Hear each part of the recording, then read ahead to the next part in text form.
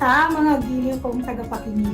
Nagbabalik ang inyong paaralang panghimpapawid Aral TarlakHenyo sa RTV Tarlac, Channel 26, at sa bayang naririnig sa DCTC 828 Radyo Pilipino Tarlac. Tayo rin ay napapanood sa FB Live ng RTV Tarlac Channel 26. Sumasahimpapawid mula sa bayan ng Pura Tarlac, mula sa bayan ng San Clemente. Mula rito sa Purok Elementary School, Pura Tarlac, sa bayan ng Kapas Tarlac. ako, ang inyong guro,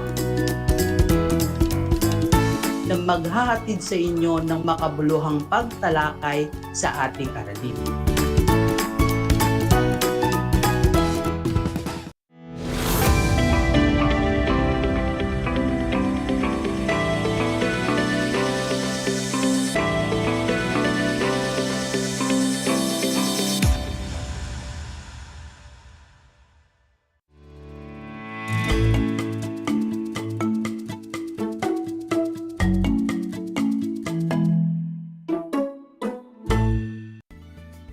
Welcome sa ating Project Shine, Aral TarlakHenyo ng SDO Tarlac Province na kasalukuyang napapanood sa RTV Tarlac Channel 26 at sa bayang napakinggan sa 8:08 AM DZTC Radyo Pilipino Tarlac. Magandang buhay, mabuting tao. Kumusta mga giliw kong tagapakinig? Ang aking pagbati at paghanga sa inyong pagpapahalaga sa edukasyon at pagpupursiging matapos ito ng nagtatagumpay sa kabila ng hamon ng pandemya. Ako ang inyong guro sa edukasyon sa pagpapakatao, Baitang 8, Gina Elvira Bungay Perez, mula sa bayan ng Santa Ignacia, lalawigan ng Tarlac. Sasamahan at gagabayan ka sa Most Essential Learning Competency na nahihinuha na dapat gawin ang pagsunod at paggalang sa mga magulang, nakatatanda at may otoridad dahil sa pagmamahal, sa malalim na pananagutan at sa pagkilala sa kanilang otoridad na hubugin, bantayan at paunlarin ang mga pagpapahalaga ng kabataan. Natitiyak kong kayo ay handang-handa na mga anak sa ating bagong aralin sa araw na ito. Maging alerto at listo sa anumang impormasyong magbibigay sa atin ng inspirasyon, pag-asa at aral sa buhay na makatutulong sa pagiging mabuting tao. Pero bago tayo dumako sa ating pinapaksa, tayo ay magbalik tanaw muna sa nakaraang aralin. Naaalala pa ba ninyo? Sa nakaraang leksyon, ating natalakay ang mga paraan upang may sa buhay ang paggalang na ginagabayan ng katarungan at pagmamahal. Ano-ano ang mga paraang ito? Una, ang pagpapanatili ng pagkakaunawaan, bukas na komunikasyon at pagkilala sa halaga ng pamilya at ng lipunang kinabibilangan.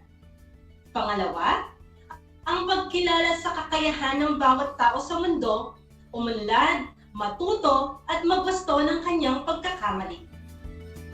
Pangatlo, pagtugon sa pangangailangan ng kapwa sa pamamagitan ng patuloy na pagtulong at paglilingkod. Pang-apat, pagsaalang-alang sa damdamin ng kapwa sa pamamagitan ng pagpapakita ng maayos at marapat na pagsasalita at pagkilos. Panlima, pagsaalang-alang sa pagiging bukod-tangi ng bawat tao. Pang-anim, pagsuri ng mabuti sa kalagayan o sitwasyon ng kapwa upang makapagbigay ng angkop na tulong bilang pagtugon sa kanyang pangangailangan. Kasama rin dito ang pagbibigay sa kapwa ng nararapat sa kanya at ito ay ang paggalang sa kanyang dignidad at ang pag-iwas sa paghuhusga sa kapwa. Para sa araw na ito ay ating tatalakayin ang tungkol sa kahalagahan ng pagsunod. Pagsunod at paggalang sa mga magulang, nakatatanda at may otoridad. Handa na ba kayo mga anak?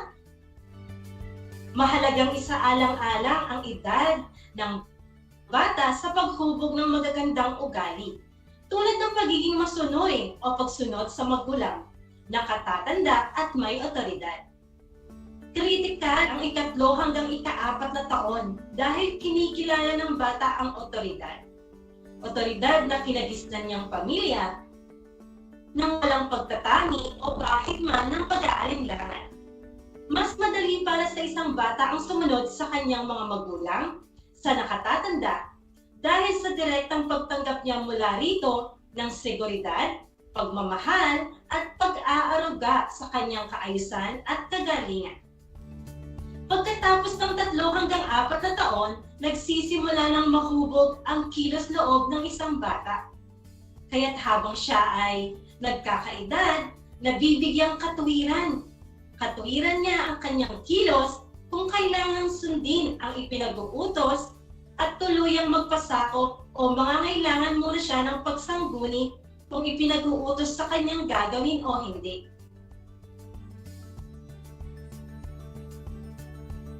Natutuhan ng bata ang paggalang at pagsunod sa pamamagitan ng una, pagmamasid sa kanilang magulang at iba pang kasapi ng pamilya kung paano sila gumagalang sa ibang tao, sa nakatatanda, sa mga may otoridad, sa pamahalaan, mga opisyal nito, at sa mga batas na kanyang ipinatutupad, maging ang paggalang sa Diyos at sa kinikilalang pananampalataya ng pamilya.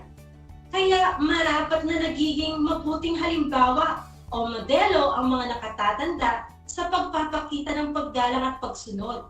Sabi nga sa kasabihan, kung ano ang ginagawa ng matatanda ay nagiging tama sa mata ng mga bata.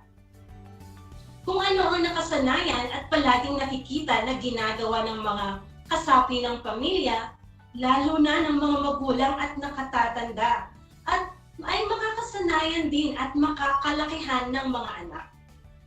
Pangalawa, ang pakikinig at pagsasabuhay ng mga itinuturong aral ng mga magulang tungkol sa paggalang at pagsunod. Ang pagtuturo at paggabay ay isa sa mga pangunahing tungkulin ng mga magulang upang mapalaki nila ang kanilang mga anak na nagagabayan ng kagandahang asal. Walang magulang ang magpapahamak sa kanyang sariling mga anak. Ang lahat ng mga pangaral na itinuturo sa mga anak ay para sa kanilang ikabubuti. Kaya mahalaga na ang mga ito ay mapakinggan at may sabuhay. Dumako tayo sa pangatlong mga anak. Ito ay ang disiplina at pagwawasto ng may pagmamahal at pagmamalasakit. Hindi maiiwasan ng mga di sinasadyang pagkakamali, kaya't mahalaga ang pagwawasto ng mga magulang at nakatatanda upang ang tunay na diwa ng pagiging magalang at masunurin ay makasanayan at may sabuhay. Walang magulang ang nagnanais na mapahamak ang kanyang anak. Ang bawat magulang ay naghahangat na mapabuti at magkaroon ng kabutihan sa pagtatamo ng mithiin ang kanilang mga anak. Sabi nga sa Kawikaan 22, versikulo 6, turuan mo ang bata sa daan na dapat niyang lakaran at kapag tumanda man siya, ay hindi niya hihiwalayan. Naunawaan niyo ang mga naibigay na paraan, mga anak. Tiyak kong nauunawaan niyo ito at kung paano natutuhan ang paggalang at pagsunod. Kung naging maayos ang paghubog sa mga naunang taon ng iyong buhay, mauunawaan mo ang kahalagahan ng marapat na paggalang at pagsunod. Dahil sa pagkilala mo sa pamilya bilang hiwaga, halaga at presensya. Sa puntong ito, ating bibigyang pansin ang kahalagahan ng pagsunod at paggalang sa mga magulang, nakatatanda at may otoridad. Handa na ba kayo, mga anak? Ang mga sumusunod ay nagpapakita ng kahalagahan ng pagsunod at paggalang sa ating kapwa. Una, naipamamalas ang kahalagahan ng buhay. Dahil sa ating pagsunod at paggalang, ay nagpakikita natin ang isang makabuluhang buhay. Isang buhay na puno ng pagmamahalan na nagbibigay daan upang ang kapwa ay igalang. Ang bawat tao ay marapat na magkaroon ng busilak na puso upang ang paggalang sa kapwa ay maisagawa. Sa makatuwid, ang isang tao nagpapakita ng paggalang sa kanyang kapwa ay may pagpapahalaga sa buhay at naiaangat nito ang halaga ng isang ugnayan o samahan. Pangalawa, napapanatili ang magandang ugnayan tungo sa magandang samahan. Ang paggalang ay isa sa mga dahilan ng pagkakaroon ng magandang samahan dahil ito ang nagsisilbing daan tungo sa isang makabuluhang at may panagunagutang ugnayan. Napapatatag nito ang ugnayan sa kapwa. Matuto kang gumalang sa iba at ikaw din ay igagalang. Payapa ang isang samahan na puno ng respeto sa isa't isa.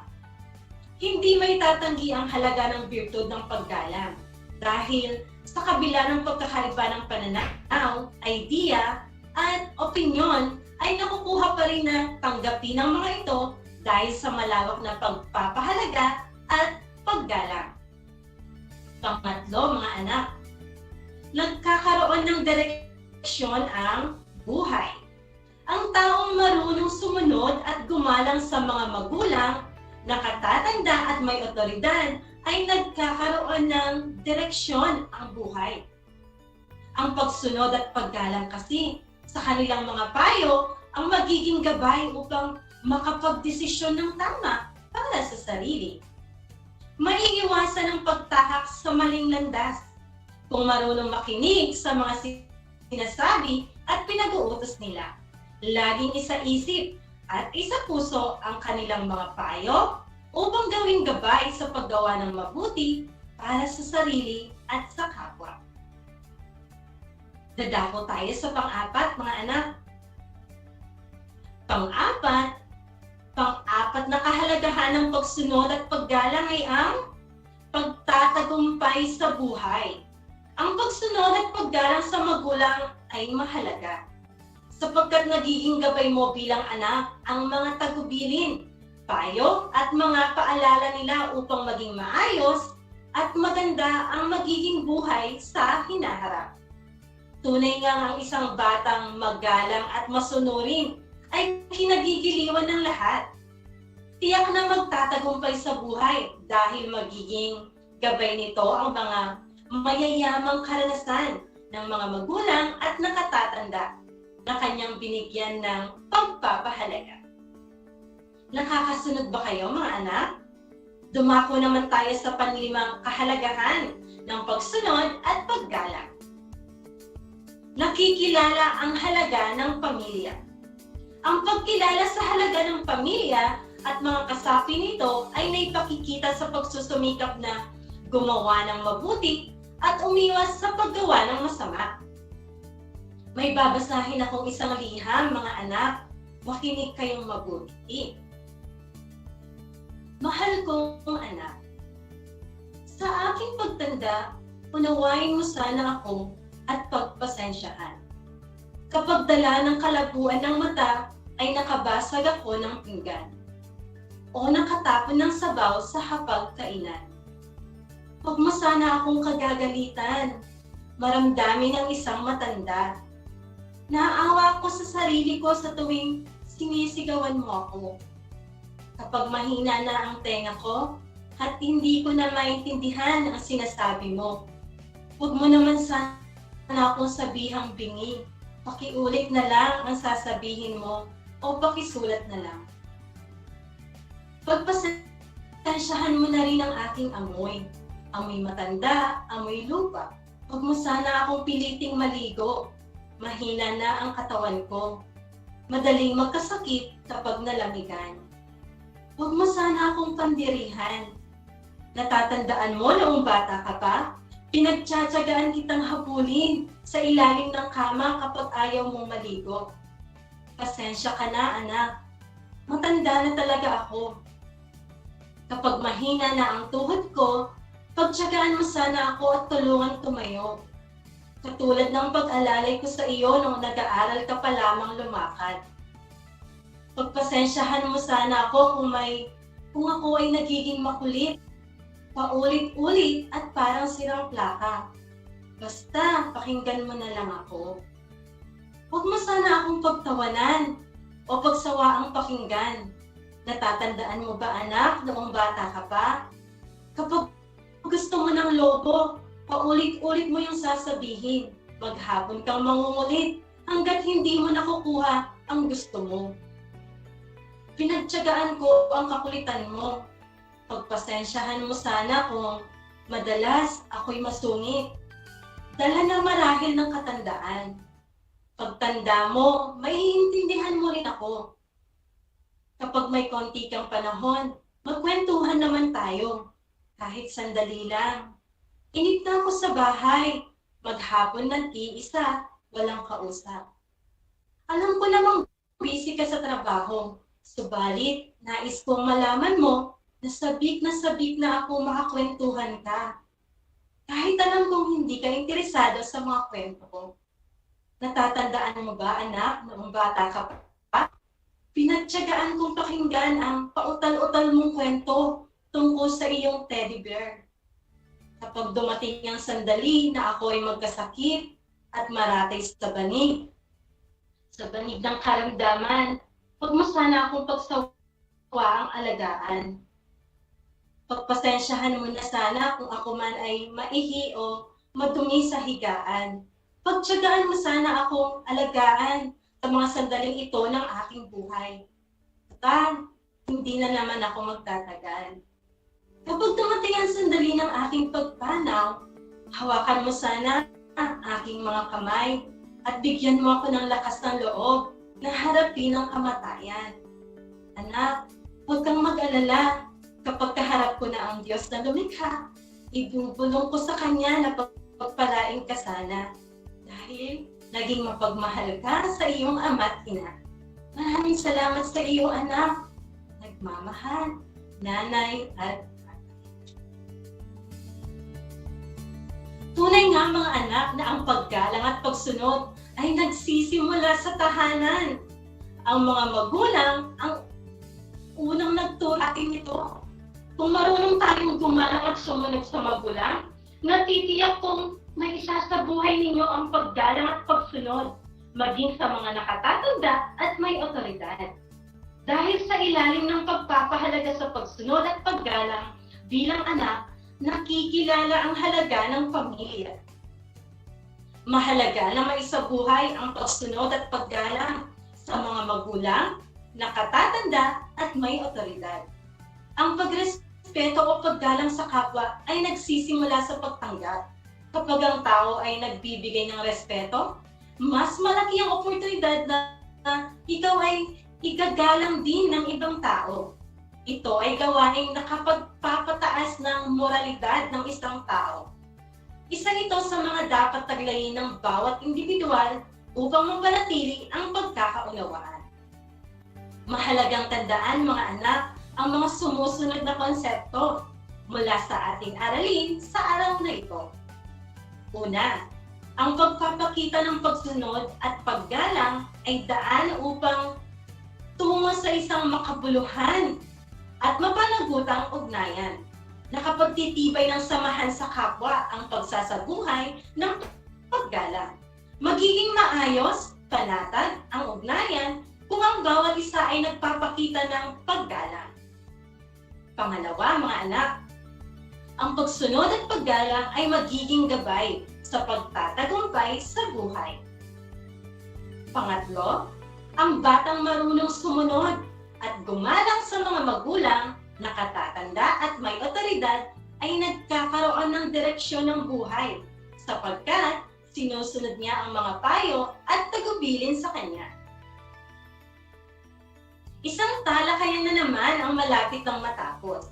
Ako ay masayang-masaya sa ipinapakita ninyong aktibong pakikibahagi sa ating aralin ngayong araw. Higit sa lahat ang inyong pagmamahal sa edukasyon. Ipagpatuloy ang kagandahang asal na ito, mga anak. hakbang tungo sa katuparan ng inyong mga pangarap sa hinaharap. Sa puntong ito, panahon na upang alamin kung kayo ay may natutunan mula sa ating aralin sa pamamagitan ng munting pagsusulit. Sa lahat ng mga nanonood sa FB Live, gamitin ang FB chat box para sa inyong mga kasagutan. Ihanda naman ang panulat at sagutang papel sa lahat ng mga nanonood sa telebisyon at nakikinig sa radyo. Mayroon tayong 5 katanungan. Isusulat lamang ninyo ang salitang tama kung wasto ang isinasaad ng pahayag at mali kung ito ay hindi wasto. Handa na ba kayo mga anak? Para sa unang bilang, sinisiguro ng pamilya Perez na naituturo nila sa kanilang mga anak ang kahalagahan ng paggalang. Sinisiguro ng pamilya Perez na naituturo nila sa kanilang mga anak ang kahalagahan ng paggalang. Ang tamang sagot ay tama. Pangalawang bilang, hindi nakakalimutan ni Jenny ang pagmamano sa mga nakatatanda. Hindi nakakalimutan ni Jenny ang pagmamano sa mga nakatatanda. Ang sagot ay tama. Mahusay mga anak. Pangatlong bilang, isinasabuhay ni Michael ang mga pangaral ng kanyang mga magulang tungkol sa paggalang at pagsunod. Isinasabuhay ni Michael ang mga pangaral ng kanyang mga magulang tungkol sa paggalang at pagsunod. Ang sagot ay tama. Mahusay mga anak. Mahalagang isabuhay ang tinuturong aral ng mga magulang sa paggalang at pagsunod upang maging matatag ang iyong pakikipagkapwa. Dadako tayo sa pang-apat. Pang-apat na bilang, pinipili lamang ni Peter ang mga taong kanyang iginagalang. Pinipili lamang ni Peter ang mga taong kanyang iginagalang. Ang sagot ay mali. Panlimang bilang, isinasa puso ni Ryan ang pagsunod at paggalang dahil alam niyang nakatutulong ito upang magkaroon ng tamang direksyon sa buhay. Isinasa puso ni Ryan ang pagsunod at paggalang dahil alam niyang nakatutulong ito upang magkaroon ng tamang direksyon sa buhay. Ang sagot ay tama. Binabati ko kayong lahat mga anak sapagkat natitiyak ko nakuha ninyong lahat ng tamang sagot sa ating munting pagsusulit. Mula sa akin, tanggapin ninyo ang mga salitang magaling at mahusay, mabuting tao. Mga anak, ako ay naghanda ng mga gawain at refleksyon sa inyong learning activity sheets. Inaasahan ko na ito ay inyong sasagutan ng buong sigasig at sa abot ng inyong makakaya. Sakali man na kailanganin ninyo ang patnubay ng inyong kapamilya at guro, huwag kayong makatubiling sila ay tawagan upang kayo ay magabayan ng tama. Panalangin ko na anumang konsepto higit lalo ang mga aral sa buhay na inyong natutunan sa araw na ito ay inyong may sasabuhay sa araw-araw. Muli, ako ang inyong guro sa edukasyon sa pagpapakatao, Baitang 8, Ginang Elvira Bungay Perez. Nagpapaalala na piliing maging mabuting tao sa lahat ng panahon at pagkakataon. Hanggang sa muli!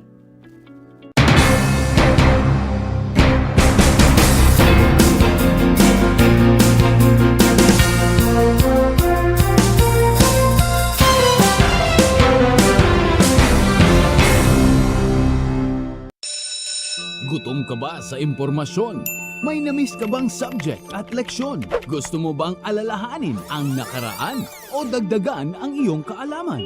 Lahat yan alamin natin because the professor is in. Professor on air and online. Kasama si Professor Willie Perez. Isang oras na kaalaman, isang oras na makabuluhan. Professor On Air, mamangha at tumawa sa mga tips at trivia. Sa gabay at tanong, sagot ka rin niya. Professor On Air and online. Kasama si Professor Willie Perez. Tuwing Sabado, alas 10 hanggang alas 11 ng umaga. Mapapakinggan sa Radyo Pilipino at mapapanood sa RTV Tarlac Channel 26. Professor On Air.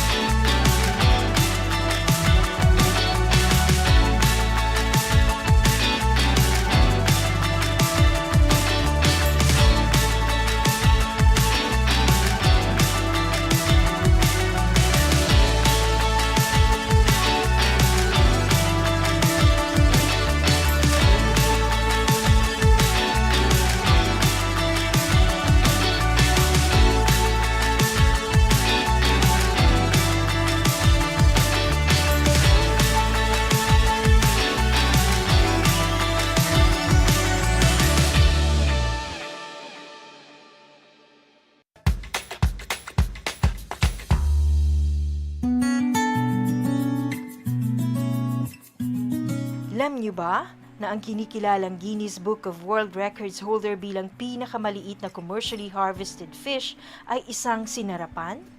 Ito ay matatagpuan lamang sa Pilipinas, sa Lake Buhi sa Bicol River.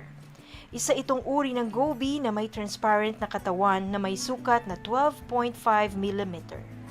Alam mo na, yan ang sinarapan.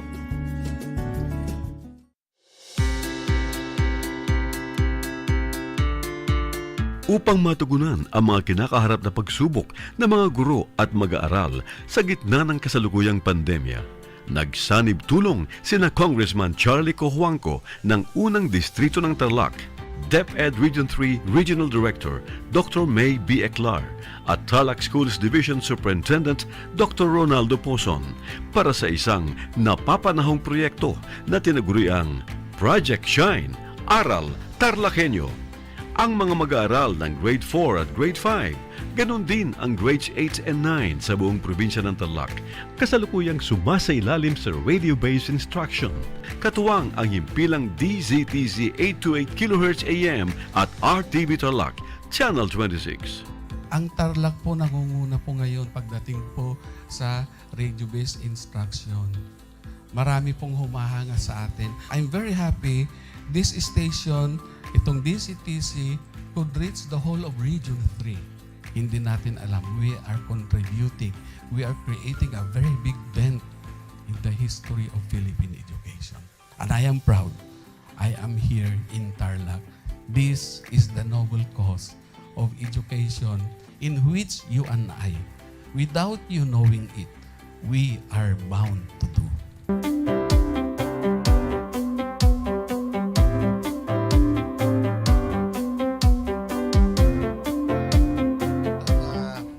Project natin na Project Shine is a natural consequence dahil sa nangyari sa buong mundo. Let's continue to work together.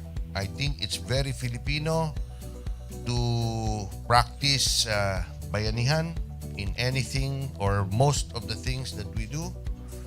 And this is a manifestation of that. No?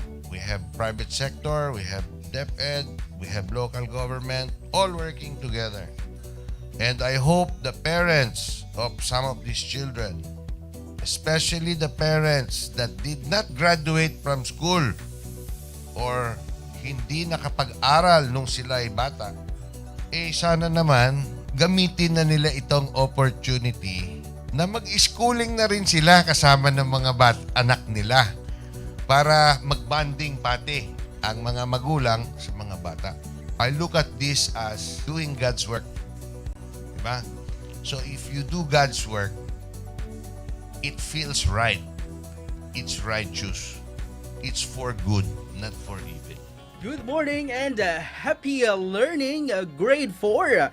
Welcome to Aral TarlakHenyo here on RTV Tarlac, Channel 26. Simulcast over DZTZ 828, Radyo Pilipino Tarlac. I am Teacher Mercy Pacheco Bognot. This is Alistair Aidatu.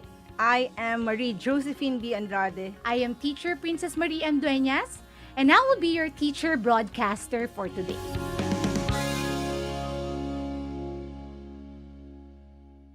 Did you know that children learn more when they initiate an activity and are actively engaged in it?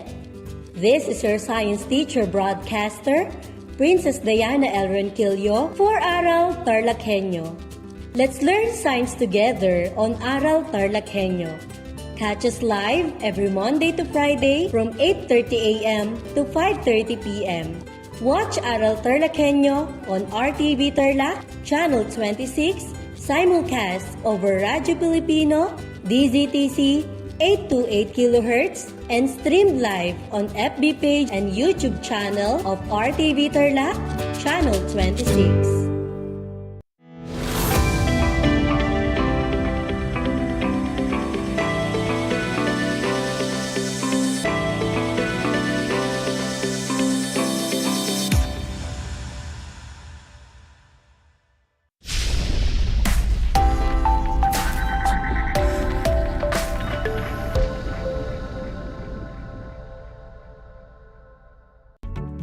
Good afternoon, grade 8 learners. Welcome to Aral TarlakHenyo here on RTV Tarlac, Channel 26, simulcast over DCTC, Radyo Pilipino Tarlac, and is also live via FB page of RTV Tarlac, Channel 26. I am Teacher Jeneline Galabia Arcadio of Balayang High School, your teacher broadcaster for Science Grade 8, broadcasting live here at Victoria, Tarlac. The weather is inviting and this is perfect for learning. How are you, dear learners? I hope that you are all doing good. I am grateful that you are here with me today and willing to learn new things. Before we start our today's discussion, make sure that you have a copy of your module, Periodic Table of Elements, and Learning Activity Sheet in Science Grade 8. So let's begin. Our today's discussion is a continuation of our lesson last Monday about the development of the periodic table of elements. Can you still remember the scientists who contributed to the development of the periodic table of elements? Okay, so let's see if you still remember them. Are you guys ready? That's great. All you need to do is to unscramble the underlined words in each sentence for you to get the correct answer. Again, all you need to do is to unscramble the underlined words in each sentence for you to get the correct answer. Is that clear? All right. For number 1, we have LEYSEOM, computed the atomic number of the elements and developed the modern periodic law. Again, for number 1, we have LEYSEOM, computed the atomic number of the elements and developed the modern periodic law. You have 5 seconds to answer. Okay, so what is your answer? Very good. The answer is muesli. For number 2, we have ANDSENWL, proposed the law of octaves. For number 2, ANDSENWL, proposed the law of octaves. All right, the answer is Newlands. And number 3, we have NERDOPEIER, formed the triads of elements. Number 3, we have NERDOPEIER, formed the triads of elements. Awesome! The scrambled word is tuberiner. And lastly, for number 4, we have ELEEVNMED, studied the chemical properties and atomic weights of elements. Number 4, we have MELCs studied the chemical properties and atomic weights of elements. If your answer is Mendeleev, then you are correct. Good job, grade 8. I am happy that you have learned from our previous discussion. And before we proceed to our discussion, let me share you first our learning objectives for today. After today's discussion, you are expected to: number 1, name the groups of or families in the periodic table of elements. Number 2, identify and describe the trends in the periodic table. Class, I have prepared an activity for us to check your prior knowledge about our topic today. All you need to do is to arrange the jumbled words for you to get the correct answer. I repeat, all you need to do is to arrange the jumbled words for you to get the correct answer. Are you ready? Okay, for number 1, we have energy ionization lowest. Again, energy ionization lowest. What is your answer? You are right. The answer is lowest ionization energy. How about this one? Number 2, electron affinity greatest. Again, electron affinity greatest. Very good. The answer is greatest electron affinity. And for number 3, we have atomic largest radius. Again, the scrambled words are atomic largest radius. So what's your answer? All right, the answer is largest atomic radius. And for number 4, the words are metallic property highest. Again, it's metallic property highest. Okay, so what is your answer? Good job. The answer is highest metallic property. And lastly, for number 5, the words are electron lowest affinity. Again, the words are electron lowest affinity. And the answer is great. It's lowest electron affinity. All right. Class, are you familiar with those words? Did you encounter those words before? Very good. Those are what we call the periodic trends, which we are going to talk about for this session. Okay? Class, can you still remember how Moseley arranged the elements in the periodic table? Very good. Moseley arranged the elements according to increasing atomic number, and elements with similar properties were put into the same column. You know, class, the periodic table is a super organized collection containing information about each element placed in rows and columns. Do you have any idea how many columns are there in the periodic table? Very good. There are 18 numbered columns in the table, and that is what we call groups or families.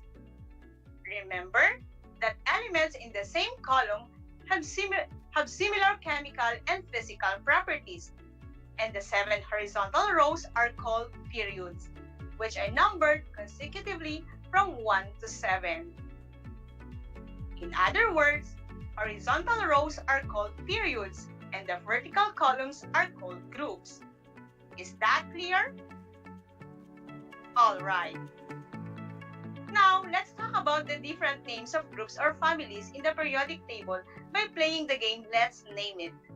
All you must do is to guess the missing letter or letters for you to get the correct names of each group or family in the periodic table. Again, all you must do is to guess the missing letter or letters for you to get the correct names of each group or family in the periodic table. Are you ready? Okay, for group 1, we have L blank. We have blank L blank A blank IME. T blank blank. Again, we have blank L blank A blank IME T blank blank. So what is your answer? Very good, class. Group 1 is named as the alkali metal. How about the group 2? we have blank L, K, A, blank I, blank, blank, earth metal. Again, we have blank L, K, A, blank I, blank, blank, earth metal. The answer here is alkaline earth metal. All right. Next is the group 17. So we have H blank blank O blank EN blank. We have H blank blank O blank EN blank. Nice. The answer here is halogens. And for group 18, we have blank O blank BL blank G blank S blank blank. For group 18, we have blank O blank BL blank G blank S blank blank. So what is your answer? Correct. Group 18 is called as the noble gases. Alright. Class, did you know that group 3 to group 12 constitutes one block, wherein elements in this block are referred as the transition metals? Group 13 to 16 are named based on the first element found in their families. Thus, group 13 is called the boron group, group 14 as the carbon group, 15 as nitrogen group, and 16 as the chalcogens.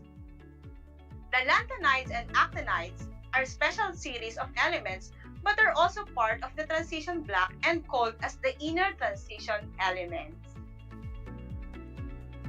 This arrangement allows us to study systematically the way properties vary the elements' position in the table. Similarities and differences among the elements are easier to understand and remember. But did you know that elements follow a trend as they move from left to right across a period or from top to bottom along a group? Yes, and this is known as periodic trend. Periodic trends are specific patterns of chemical elements that are revealed in the periodic table of elements. Do you have any idea what are those trends? Yes, you are correct. The first trend is the trend in the atomic radius or size of the elements. Scientists use the distance between two nuclei to determine the size of an atom and notice that the elements decrease in size across a period and increase from top to bottom down a group. Class, do you know the reason why the elements decrease in size across a period? Exactly. This is because moving from left to right has an increasing trend both in the number of protons and in the number of electrons. This increase causes these two particles to become bound more tightly because of their opposite charges, thus decreasing the radius of the atom. And in contrast, from top to bottom down a group, the trend increases. Class, what do you think is the reason why the trend increases from top to bottom down a group? That's right, the atom becomes bigger because more electrons are added to the outside of the nucleus, thus increasing the overall radius of the atom. Let's look at the example. Which among these elements in alkaline metal group has the largest atomic radius? Very good, it's the francium. Again, what happens to the atomic radius as you go down a column or group? Very good, the atomic radius increases. How about as you go across a period? That is from left to right. Alright, the atomic radius decreases. Did you understand? Great! Another trend is the ionization energy. Class, when we say ionization energy, it is the energy required to remove an electron from a neutral atom in its gaseous state. This electron is usually located farthest away from the nucleus. And the general trend is that ionization energy increases from left to right across a period. Do you know the reason why? You are correct, because it takes more energy to remove an electron when they are crowded together. How about from top to bottom down a group? What is the trend? Very good. The trend decreases from top to bottom down a group because it is easier to remove an electron farthest away from the nucleus since their opposite attraction is the least at that distance. Now, let's move on to the next trend, which is the electron affinity. Electron affinity is the ability of the atom to accept an electron. Again, electron affinity is the ability of the atom to accept an electron. The general trend is that electron affinity increases from left to right across a period. And what do you think is the reason why? Correct. Electron affinity increases from left to right across a period because as the atomic radius becomes smaller, the nucleus attracts electrons more strongly since they become closer. Conversely, the electron affinity decreases from top to bottom down a group as the atomic radius or size increases. Note class, the larger the atomic radius, the farther the electron is from the positive nucleus. Therefore, the nucleus attracts fewer electrons. And for the next trend, we have electronegativity. And what does electronegativity mean? That's right. Electronegativity is the ability of the atom to attract and bind electrons. This trend behaves like the electron affinity, except for the fact that in electronegativity, electrons are used for bonding with others instead of merely accepting an electron. The trend is generally the same. As you go down a group, electronegativity decreases, while as you go across a period, electronegativity increases. And the next trend is the metallic property, which shows how reactive metals are to chemical change. The general trend is that metallic property increases from left to across a period, and it increases from top to bottom across a group. Do you know the reason why? You are right. Metallic property increases from left to right across a period because elements tend to become more metallic as they move across a period. And the greater the metallic property of the metal is, the more reactive it becomes. How about for non-metallic property? What do you think is the trend? Alright, opposite trend is observed because it increases from left to right across a period and it decreases from top to bottom down a group. Why do you think so? This is pretty obvious because the nonmetals are located to the right of the periodic table of elements, and in that manner, the reactivity of nonmetals consequently increases from left to right, while it decreases from top to bottom. Okay, do you have any question or clarification, class, regarding the different trends in the periodic table? Can you identify again the different trends?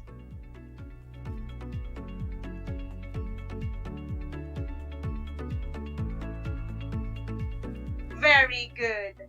The different trends in the periodic table are the trend in atomic radius, ionization energy, electron affinity, electronegativity, and the trend in metallic property. Again, the different trends in the periodic table are the trend in atomic radius, ionization energy, electron affinity, electronegativity, and the trend in metallic property. Good job, grade 8! I am happy that you understood our lesson today. With that, kindly give yourself a very good clap. 1, 2, 3, 1, 2, 3, 1, 2, 3. Very good, very good, very good. And if you don't have any question, kindly get your pen and paper. And for those who are watching, you can just type your answers in the comment section in the FB Live. Okay? Are you ready? So here's the direction. Use the concept map to describe the trend, whether it is decreasing or increasing from left to right across the period and from top to bottom down a group.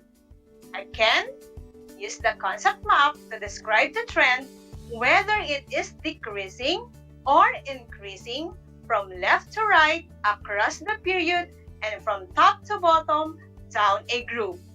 So you have 30 seconds to answer.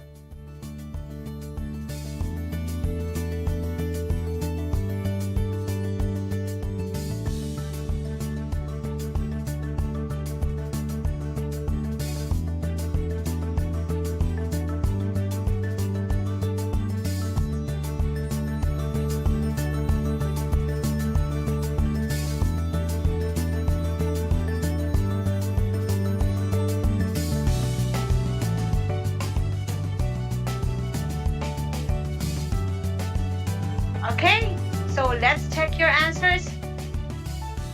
The trend in atomic radius from left to right across a period is decreasing. In ionization energy, it is increasing. How about in electron affinity? It is increasing. And electronegativity is also increasing. And lastly, for the metallic property, it's increasing. Again, the trend in atomic radius from left to right across a period is decreasing.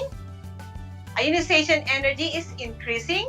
Electron affinity is increasing. Electronegativity is increasing. And metallic property is also increasing. Now, let's see the trend in atomic radius from top to bottom down a group. Okay? The atomic radius is increasing, ionization energy is decreasing, electron affinity is decreasing, electronegativity is decreasing, and metallic property is also decreasing.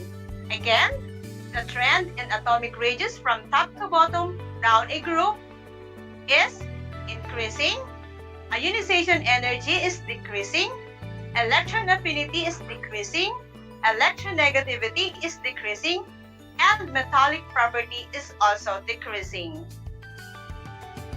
Alright! Did you get all the correct answers? Then you did a great job, grade 8. I am happy that you learned from our discussion today.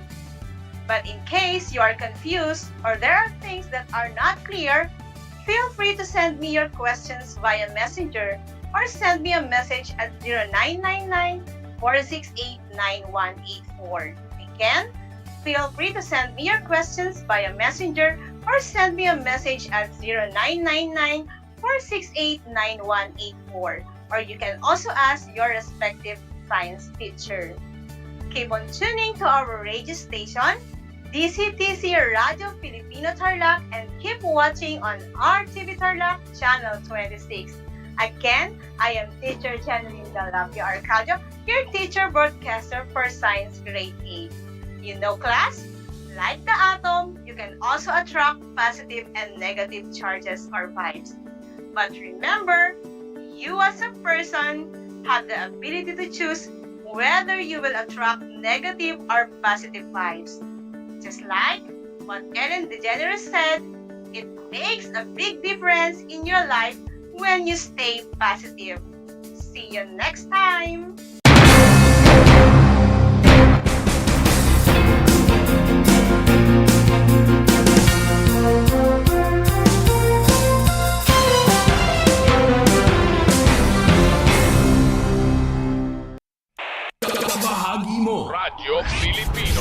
saan mang bahagi ng Pilipinas, saan mang bahagi ng mundo, anumang uri ng pamumuhay, kabahagi mo. Radyo Pilipino. Radyo Pilipino. Impormasyong may kalidad at serbisyong may halaga. Kasama, katuwang, kapinoy. Kabahagi mo. Radyo Pilipino. Radyo Pilipino.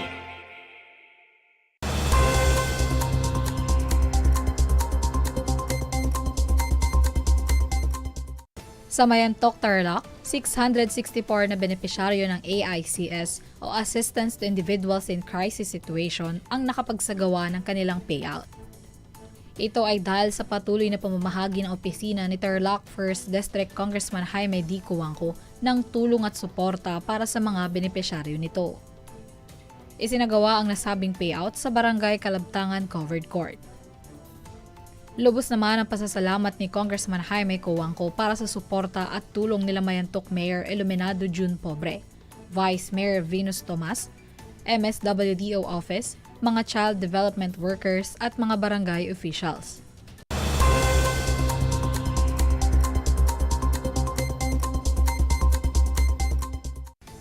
Sa Paniki, Tarlac, matagumpay ang isinagawang bloodletting activity na isinagawa sa isang mall sa bayan. Tinatayang 223 katao ang naging donors, kung saan nakatanggap ang mga ito ng gift certificates worth 300 pesos at 5 kilong bigas mula kay Paniki Mayor Max Rojas at Vice Mayor Aida Ben Rojas. Ang isinagawang bloodletting activity ay dahil sa matagumpay na pakikipagtulungan ng munisipalidad ng Paniki sa Rural Health Unit 1, DOH, Philippine Red Cross at sa Magic Star Mall kung saan isinagawa ang aktibidad.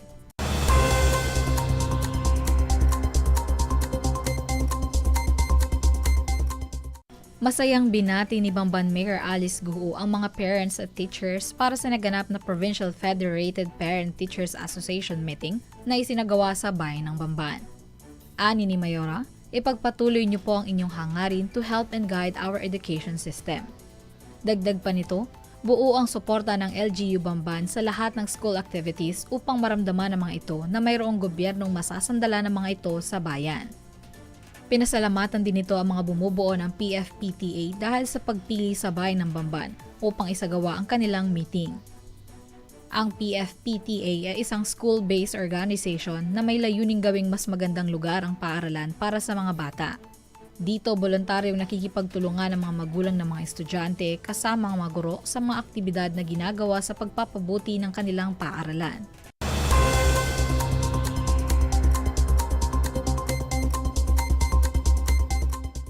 Sa Concepcion, Tarlac, tinanggap ng kaanak ng yumaong centenarian na si Nanay Filomena Shapo ang cash certificate mula sa national government kamakailan. Si Nanay Filomena ay tubong barangay Minane na umabot sa edad na 100 noong September 11, 2021. Ang pagbibigay ng cash assistance sa naiwan nitong pamilya ay pinangunahan ng Project Development Office ng DSWD at ng Office of the Senior Citizens Affairs. Personal namang iniabot ni SB members Erwin James Villanueva at Carlo Avena ang cash at certificate. Ang Centenarian Cash Award Assistance ay alinsunod sa Centenarian Act of 2016 na kung saan ang mga Pilipino na aabot sa edad na 100 o higit pa ay makakatanggap na 100,000 pisong cash gift mula sa Department of Social Welfare and Development. Para sa RTV Tarlac Channel 26, ako si Jam Torio, nagbabalita.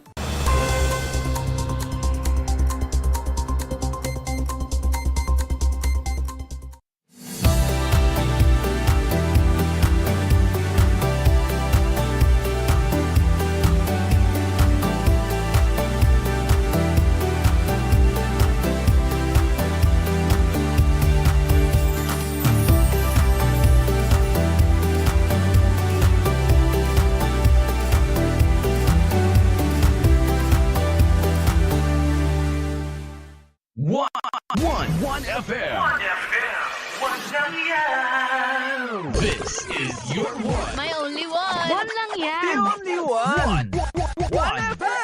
96.1 Tarlac, 98.3 Lucena, 88.3 Legazpi, 96.1 Surigao, 95.9 Butuan, 92.1 Mindoro, 96.7 Tacloban, 99.3 Baler, 95.1 Puerto Princesa, Palawan. Pinakikinggan This is your one. Your only one. Your only one. One FM.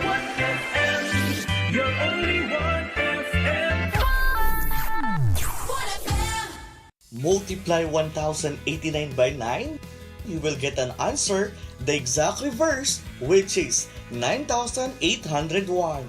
My name is JRP Duldulao, your teacher broadcaster on Aral TarlakHenyo. For more math trivia and answers to your math questions, catch Aral TarlakHenyo every Monday to Friday from 8:30 a.m. to 5:30 p.m.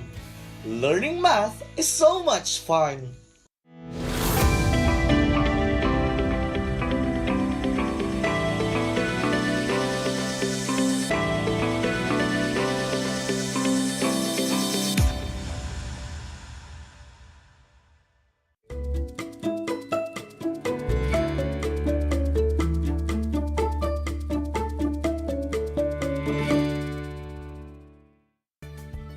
Welcome to Aral TarlakHenyo here on RTV Tarlac, Channel 26. Simulcast over DZTC, Radyo Pilipino Tarlac. Broadcasting live here at Padapada, Santa Ignacia, Tarlac. I am Catherine I. Bravo, your teacher broadcaster today for Mathematics Grade 8. Hello, Grade 8 learners! Join me for another 25 minutes discussion in Mathematics 8. I guess you are now ready to listen and learn for today's lesson as we discuss perpendicular bisector. Kindly prepare your Math 8 learning materials and learning activity sheets. Find your most comfortable place and be at your best. Last Monday, Teacher Joshua Evaristo discussed about isosceles triangle theorem. The theorem states that if two sides of a triangle are congruent, then the angles opposite these two sides are congruent.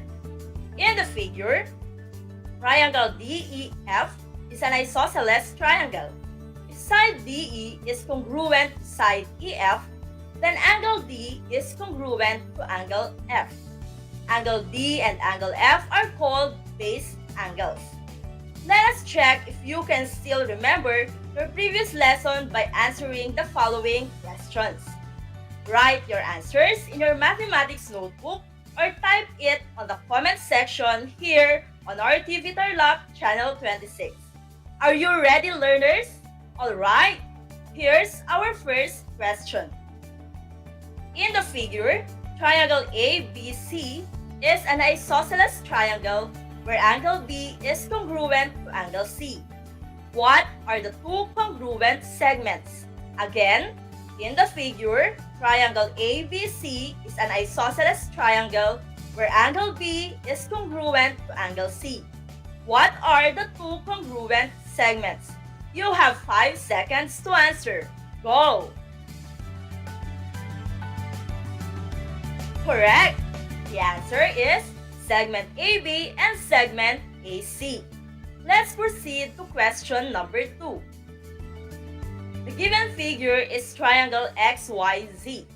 Based on the information, angle X is congruent to angle Z, and the measure of side XY is 25 units.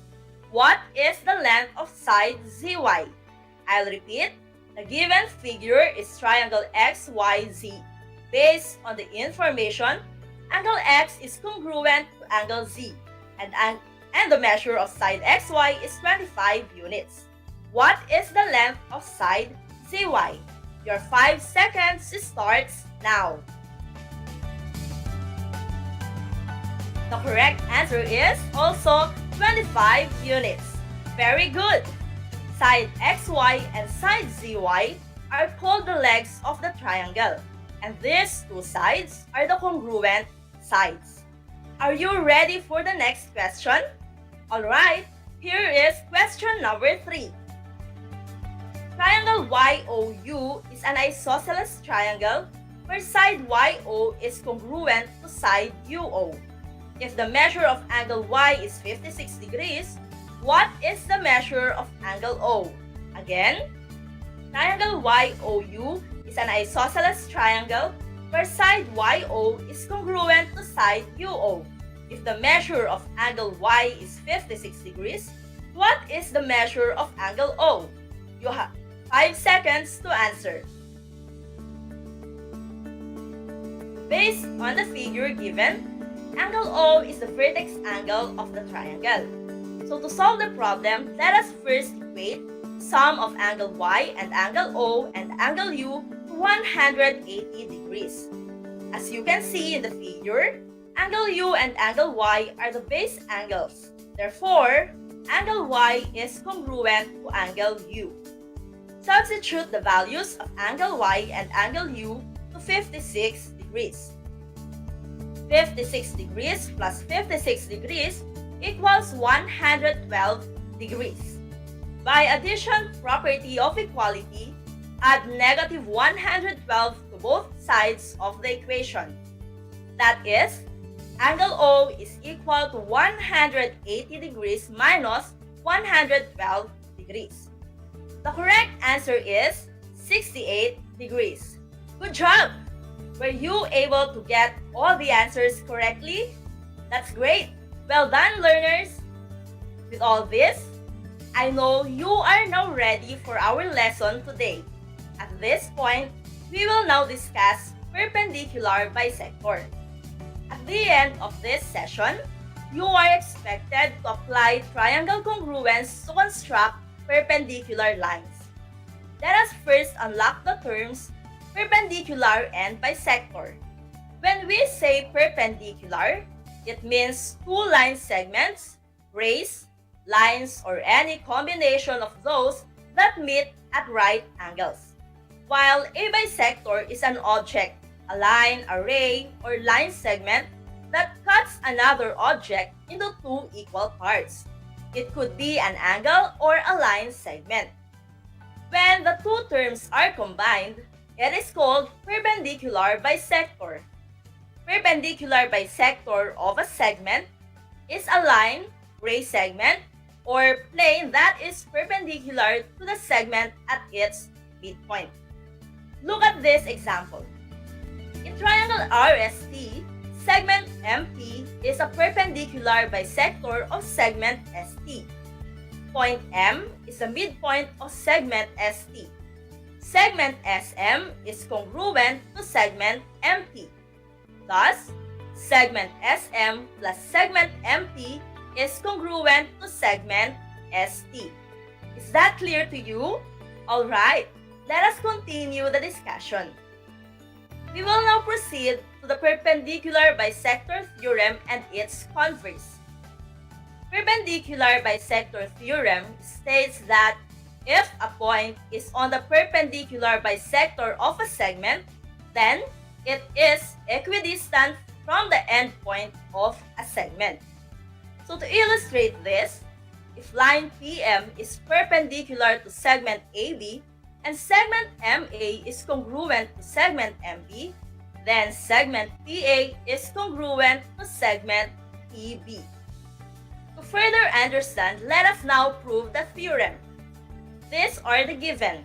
Line PM is perpendicular to segment AB. Segment MA is congruent to segment MB. Prove that segment PA is congruent to segment PB. So we will be using the two-column proof. First column for the statement and the second column for the reason. First statement is segment MA congruent to segment MB. The reason is given. For statement 2, we write the other given, which is line PM perpendicular to segment AB. The third statement is a follow-up statement of number 2, where angle PMA and angle PMP are right angles. The reason is definition of perpendicularity. From this statement, what can you conclude? Correct! Angle PMA is congruent to angle PMP because all right angles are congruent. Next, we have segment PM is congruent to segment PM. What do you think is the reason? Great! That is reflexive property. Based on the information and hatch marks, we can now say that triangle TAM is congruent to triangle TBM by side angle side or SAS postulate. What do you think will be the next statement? Alright, segment PA is congruent to segment PB by CPCTC or corresponding parts of congruent triangles are congruent. Moving on to the converse of perpendicular bisector theorem, this states that if a point is equidistant from the endpoints of a segment, then it is on the perpendicular bisector of the segment. Let's have the illustration of the theorem. If segment PA is congruent to segment PB, then line PD is perpendicular to segment AB, and segment BA is congruent to segment DB. To prove the converse of perpendicular bisector theorem, we will still use the two-column proof. Let us refer to the given information. Segment PA is congruent to segment PB. Prove that point E lies on the perpendicular bisector of segment AB. So as you can see in the given, we only have one triangle, which is triangle APB. We need two triangles to compare and to prove congruent. And so, for the first statement, let point D be the midpoint of segment AB. The reason is, every segment has exactly one midpoint. As a follow-up statement, since point D is the midpoint of segment AD and segment DB, we can say that these two segments are congruent because of the definition of midpoint. For statement 3, connect the 2 points and draw line PD. The reason for this is the line postulate, which states that 2 points determine a line. As you can see, we already have two triangles to prove congruent. Let us continue. Based on statement 3, what do you think will be the next statement? Correct. Segment PD is congruent to segment PD. The reason is reflexive property. Let us proceed to statement number 5. Segment PA is congruent to segment PB. The reason is given. We have already proven three sides congruent for both triangles.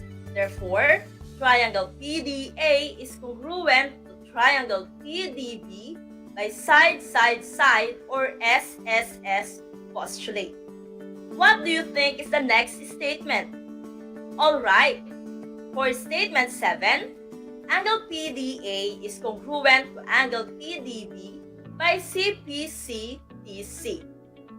I hope that you can still follow and understand the discussion. Let us continue. For statement 8, angle PDA and angle PDB form a linear pair. The reason is definition of linear pair. Linear pair is a pair of adjacent angles formed by two intersecting lines. Based on statement number 8, we can now say that angle PDA and angle PDB are supplementary because of linear pair postulate. That is, if two angles form a linear pair, then they are supplementary. For statement number 10, angle PDA and angle PDB are right angles. The reason? If two angles are both congruent and supplementary, then each is a right angle. And for the last statement, since angle PDA and angle PDB are right angles, we can say that line PD is the perpendicular bisector of segment AB because of the definition of perpendicular bisector. And that is the end of proof. Alright, grade 8 learners, let us now apply the theorems by answering some examples. Here we go. For example number 1, given that line MP perpendicular to segment NO and the measure of segment MO is 25 centimeters, find the measure of segment MN. Correct. By applying the perpendicular bisector theorem, if line MP is perpendicular to segment NO, then segment MO is congruent to segment MN. If the measure of segment MO is 25 centimeters, then the measure of segment MN is also 25 centimeters. Moving on to the second example, line UW is perpendicular to segment TV. Segment TU is congruent to segment VU by perpendicular bisector theorem. If the measure of segment TU is 3x plus 9 and the measure of segment VU is 7x minus 17, find the measure of segment TU. To answer the problem, let us first solve for the value of x. Segment TU is congruent to segment VU. Substituting the given, segment TU is 3x plus 9 equal to segment VU, which is 7x minus 17. Combining similar terms and applying addition property of equality, that is, 9 plus 17 equals 7x minus 3x. Next, we have 9 plus 17 is 26 and 7x minus 3x is 4x. Divide both sides by 4. X now is equal to 6.5. Solving for the measure of side EU, substitute x to the given measure, which is 3x plus 9. That is 3 times the value of x, which is 6.5 plus 9. Segment EU is equal to 19.5 plus 9. Therefore, segment EU is 28.5 units. For the third example, given that segment MH is 25 centimeters, segment MA is equal to 10 centimeters, and segment HA is also 10 centimeters, which theorem would you use to find segment PH? Very good! The answer is the converse of perpendicular bisector theorem. Why? Because the measure of segment MA is equal to the measure of segment HA, and line AT is perpendicular to segment MH. Let's have example number 4. Given that line AI is perpendicular to segment XI, if segment XI measures 2x plus 8 units and segment SI measures 12 units, what is the value of x? The answer is 2. Correct. Solve for it, we will be using the converse of perpendicular bisector theorem. That is, segment XI is congruent to segment SI. Substitute segment XI to 2x plus 8 equal to 12, which is the value of segment SI. By addition property, add negative 8 to both sides of the equation, leading to 2x equals 4. Dividing both sides by 2, the answer is 2. Did you get it correctly? Okay, great job learners! Let us now have a recap on the theorem that has been discussed. First, we have perpendicular bisector theorem. It states that if a point is on perpendicular bisector of a segment, then it is equidistant from the endpoint of the segment. That is, if line PM is perpendicular to segment AB and segment MA is congruent to segment MB, then segment PA is congruent to segment PB. Next is the converse of perpendicular bisector theorem, which states that if a point is equidistant from the endpoints of a segment, then it is on the perpendicular bisector of the segment. So in the given example, if segment PA is congruent to segment PB, then line PD is perpendicular to segment AB, and segment PA is congruent to segment PB. Before we proceed with our activity, don't you wonder how perpendicular bisector theorem is applied in real life? Let's look at the given pictures. The pictures show radio towers with guide wires. The wires are connected to the tower and to the ground, each with the same measures. Its purpose is to support the tower over high winds. What do you think will happen if the wires differ in measure? It is one of the best representations of perpendicular bisector theorem, wherein the tower represents the perpendicular bisector while the wires are the congruent segments.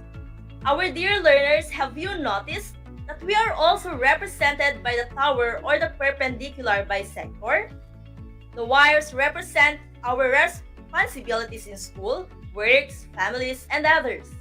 Since the wires are congruent, this means that our responsibilities should be treated balanced and handled fairly. To check if you understand the lesson, let's answer the guessing game.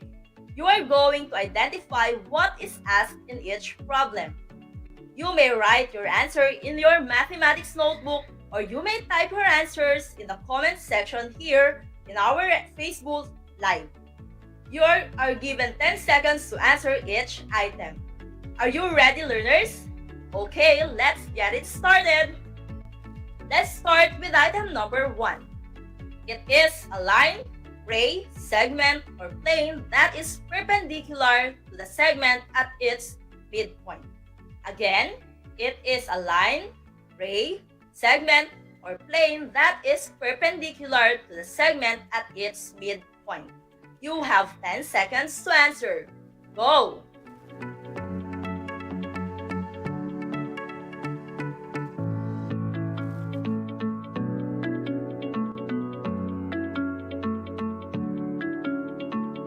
If your answer is perpendicular bisector, then you are correct. Good job! Let us proceed to item number 2. The perpendicular bisector theorem states that if a point is on the perpendicular bisector of a segment, then it is blank. Again, the perpendicular bisector theorem states that if a point is on the perpendicular bisector of a segment, then it is blank. Your 10 seconds starts now.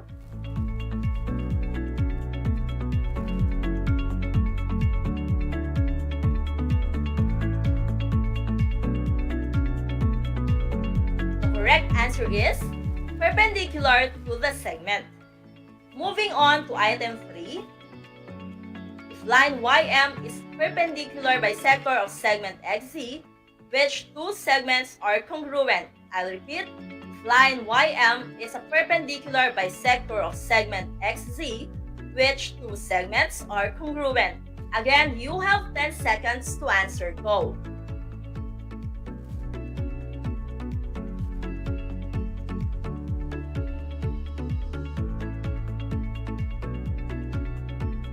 You got it right, learners. The answer is segment XY and segment ZY. For item number 4, line MP is a perpendicular bisector of segment NO. So the measure of segment NO is equal to the measure of segment OP. Angle MPN and angle MPO are right angles. Find the measure of segment MN. Again, line MP is a perpendicular bisector of segment NO. So the measure of segment NO is equal to the measure of segment OP. Angle MPN and angle MPO are right angles. Find the measure of segment MN. Your 10 seconds starts now.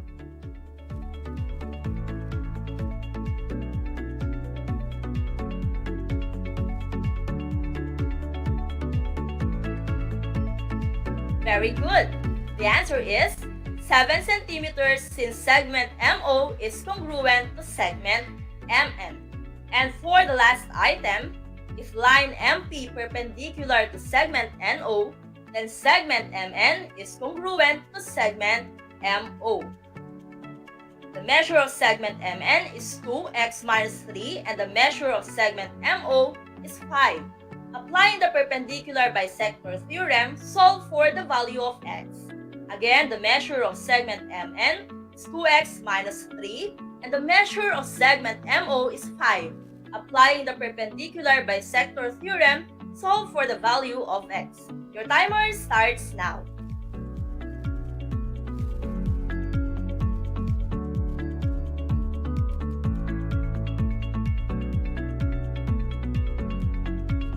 Solve for the value of x, we need to substitute the measure of segment MN equal to the measure of segment MO. That is 2x minus 3 equals 5. And by addition property, add 3 both sides of the equation leading to 2x equals 5 plus 3, and 5 plus 3 is 8.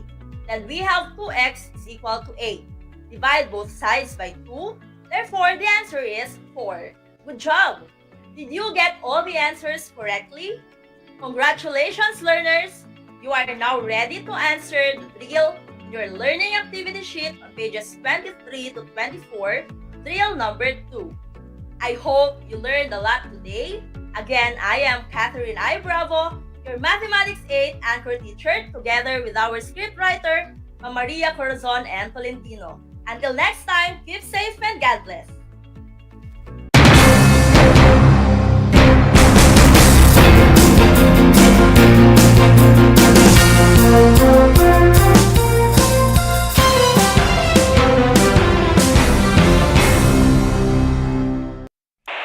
Bahagi mo Radyo Pilipino saan mang bahagi ng Pilipinas, saan mang bahagi ng mundo, anumang uri ng pamumuhay. Ito ang Kabahagi Mo Radyo Pilipino, napapakinggan on air, and online sa buong mundo sa pamamagitan ng www.radiopilipino.com. Impormasyong may kalidad at serbisyong may halaga, kasama katuwang Kapinoy. Kabahagi Mo Radyo Pilipino. Radyo Pilipino.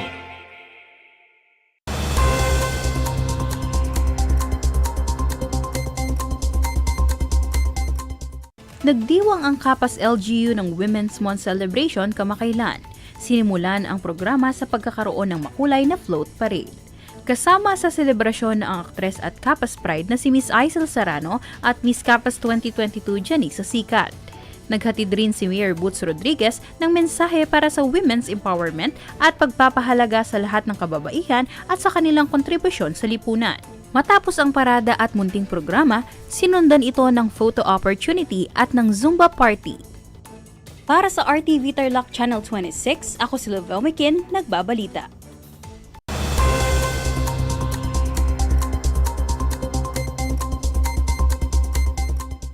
Pinarangalan kamakailan ng pamahalaang lungsod ng Tarlac ang bagong sentenarya na si Joaquin Bermudo Laneta. Kasalukuyang naninirahan si Tatay Joaquin sa Barangay Sepong Calzada, Tarlac City. Nakatanggap ng cheque si Tatay Joaquin mula sa City Government of Tarlac sa pamumuno ni Mayor Christy Angeles. Ang cheque ay naglalaman ng 25,000 pisong cash incentive at kalakip nito ay ang kanyang Centenarian Award. Ayon sa Republic Act No. 10868 o ang Centenarians Act of 2016, makakatanggap ng 100,000 piso mula sa national government ang mga Pilipino na tutungtong sa edad 100 maging ito man ay nasa Pilipinas o abroad. Para sa RTV Tarlac Channel 26, ako si Lovell McKin, nagbabalita.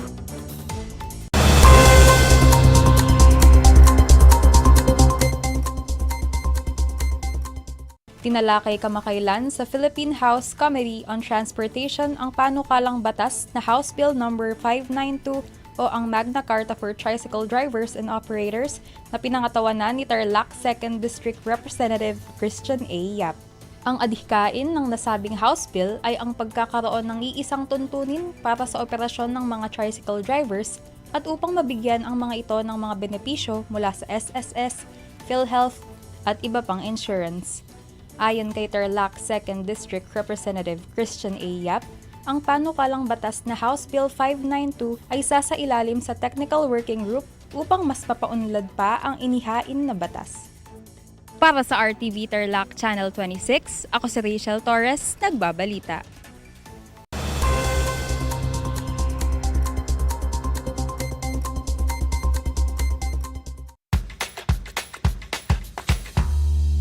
Alam niyo ba na ang whale shark ay hindi isang whale? Ang whale shark o butanding ay kinikilalang world's largest fish at tinatawag gentle giants. May sukat itong 12 meters. Maliliit ang ngipin ng butanding, kaya naman planktons o maliliit na hipon at isda lang ang kaya nilang kainin. Simula noong 2011, marami nang nahumaling mag-whale shark watching sa Oslo, Cebu. Alam niyo na, yan ang whale shark! Ang Tagalog ay ang wika ng mga taga Quezon, Batangas, Bulacan at ng iba pang katutubong nagsasalita nito. Ang Filipino ay ang pambansang wika batay sa tinadhana ng 1987 Constitution.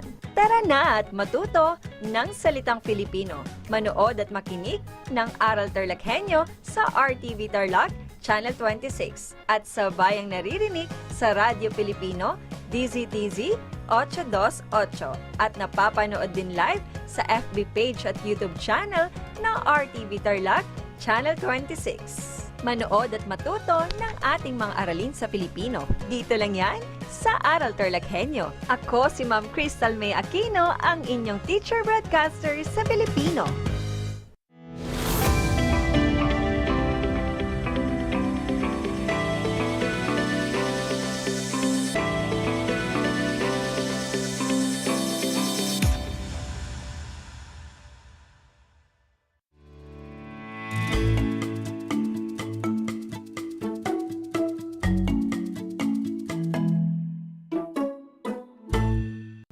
Magandang araw, Tarlac! Magandang araw, mga kapantas!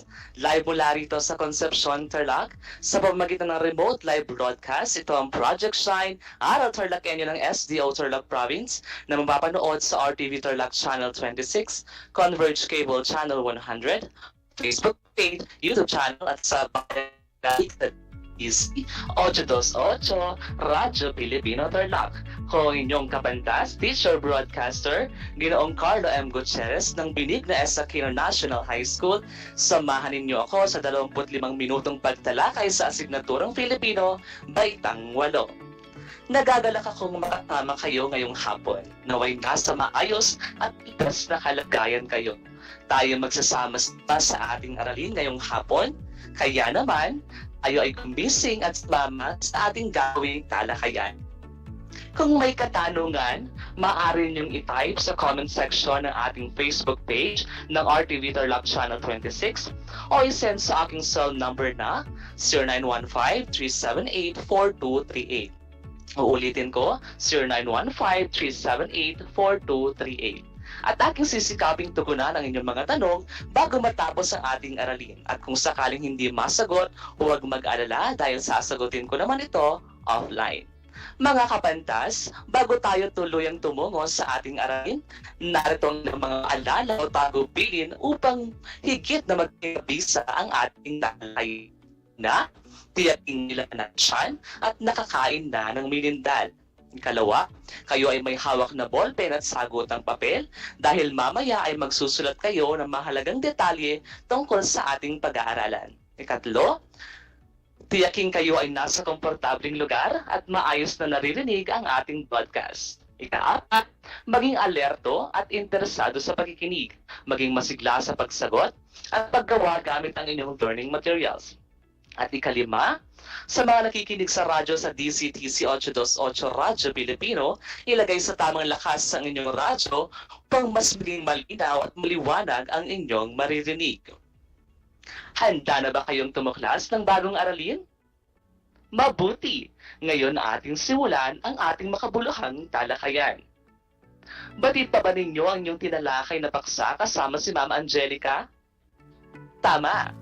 Ito ay ang pagtalakay sa suring pelikula. Ang suring pelikula ay ang analysis o reaksyon at pagpapahayag ng opinyon ng isang tao o grupo sa espesipikong pelikula. Bukod sa definisyon, tinalakay rin ninyo ang mga elementong dapat isaalang-alang sa pagsusuri ng isang pelikula. Nariyan ang kwento, tema, pamagat, tauhan, dialogo, sinematografiya, at aspektong teknikal. Kabilang dito ang paglalapat ng tunog sa pelikula, pagpapalit ng eksena, special effects, at editing. Sa mga kaantabay sa ating Facebook page, maaari ninyong i-type ang inyong sagot sa ating chat box. At sa mga nanonood sa RTV Tarlac Channel 26 at nakikinig sa DCTC 828 Radyo Pilipino Tarlac, ihanda ang inyong moderno at bulat at ating sagutin ang isang gawain bilang pagkakaon sa inyong natutuhan sa katang kainan. Balik natin. Narito ang tanong. Pili tamang sagot mula sa mga tanong na hango sa pag-review ng isang pelikula. Isulat ang wastong sagot sa iyong sagutang papel. Para sa unang tanong, ito ang paksa ng pelikula, ang diwa, kaisipan at pinakapuso ng pelikula. Ano kaya ito mga kapantas? Ito ba'y A, kwento, B, pamagat, C, cinematography, o D, tema? Ang sagot mo ba ay ang D? Kung ganoon, magaling. Ikalawang tanong, ang mga karakter na gumaganap at nagbibigay buhay sa kwento ng pelikula. Ito ay A, pamagat, B, kwento, C, tauhan, o D, cinematografiya. Ano ang iyong sagot mga kapantas? Kung ang sagot ninyo ay C, binabati ko kayo sapagkat yan nga ang tamang sagot. Ikatlong tanong, ang mga linyang binabanggit ng mga tauhan sa kwento. Ito ba'y A, tema, B, dialogo, C, cinematografiya, o D, pamagat? Ang sagot mo ba kapantas ay letrang B? Kung ganoon, mahusay. Tama ang iyong sagot. Ika-4 na tanong. Ito ay ang matapat na paglalarawan sa buhay ng pelikula. Ito ba'y A, pamagat, B, tema, C, cinematografiya, o D, tauhan? Ang tamang sagot sa ika-4 na bilang ay C. Ika-5 tanong. Ito ang naghahatid ng pinakabensahe ng pelikula. Nagsisilbi rin itong panghatak sa pelikula. Ito ba'y A, pamagat, B, tema, C, cinematografiya, o D, tauhan? At sa ika-5 tanong, ang tamang sagot ay letrang A. Nakuha ba ninyo ang mga tamang sagot? Kung ganoon, magaling. Tiyak nga kung handa na kayo sa ating bagong aralin. Dumako tayo sa ating paksa ngayong hapon. Mula ito sa Most Essential Learning Competencies na nagagamit ang kahusayang gramatikal na may tamang bantas, baybay, magkakaugnay na pangusap o talata sa pagsulat ng isang suring pelikula. Bilang panimula, alam ba ninyo mga kapantas, upang higit na maging epektibo ang pagsusuri sa isang pelikula, kailangang isaalang-alang ang pagkakaugnay ng mga salita. Tara at samahan ninyo akong linangin ang inyong kahusayang gramatikal. Simulan natin ito sa mga bantas upang makapagsulat ng tamang baybay sa pagsusuri. Nariyan ang tuldok, tandang paramdam, tandang pananong, gidling, kuwik, tutuldok, o kolon. Nariyan din ang gidling o gatlang at panibig. Bukod sa bantas, natuldok, tandang pananong at tandang padamdam na inilalagay sa ulihan ng pangusap, ay may iba pang bantas na kailangang matutuhan dahil sa mahalagang gamit ng mga ito.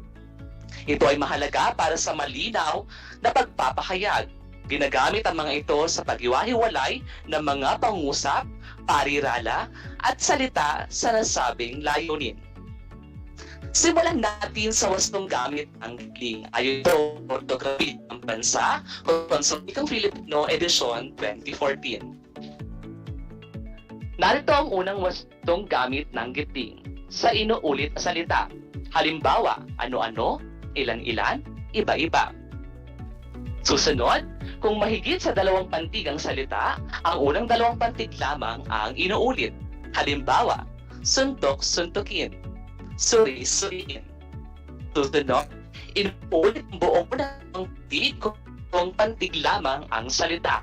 Ngunit hindi inuulit ang panghuling katinig, ang ikalawang pantig kapag mahigit 2 pantig ang salita. Halimbawa, balik-balik, wasak-wasak, bula-bulagsak.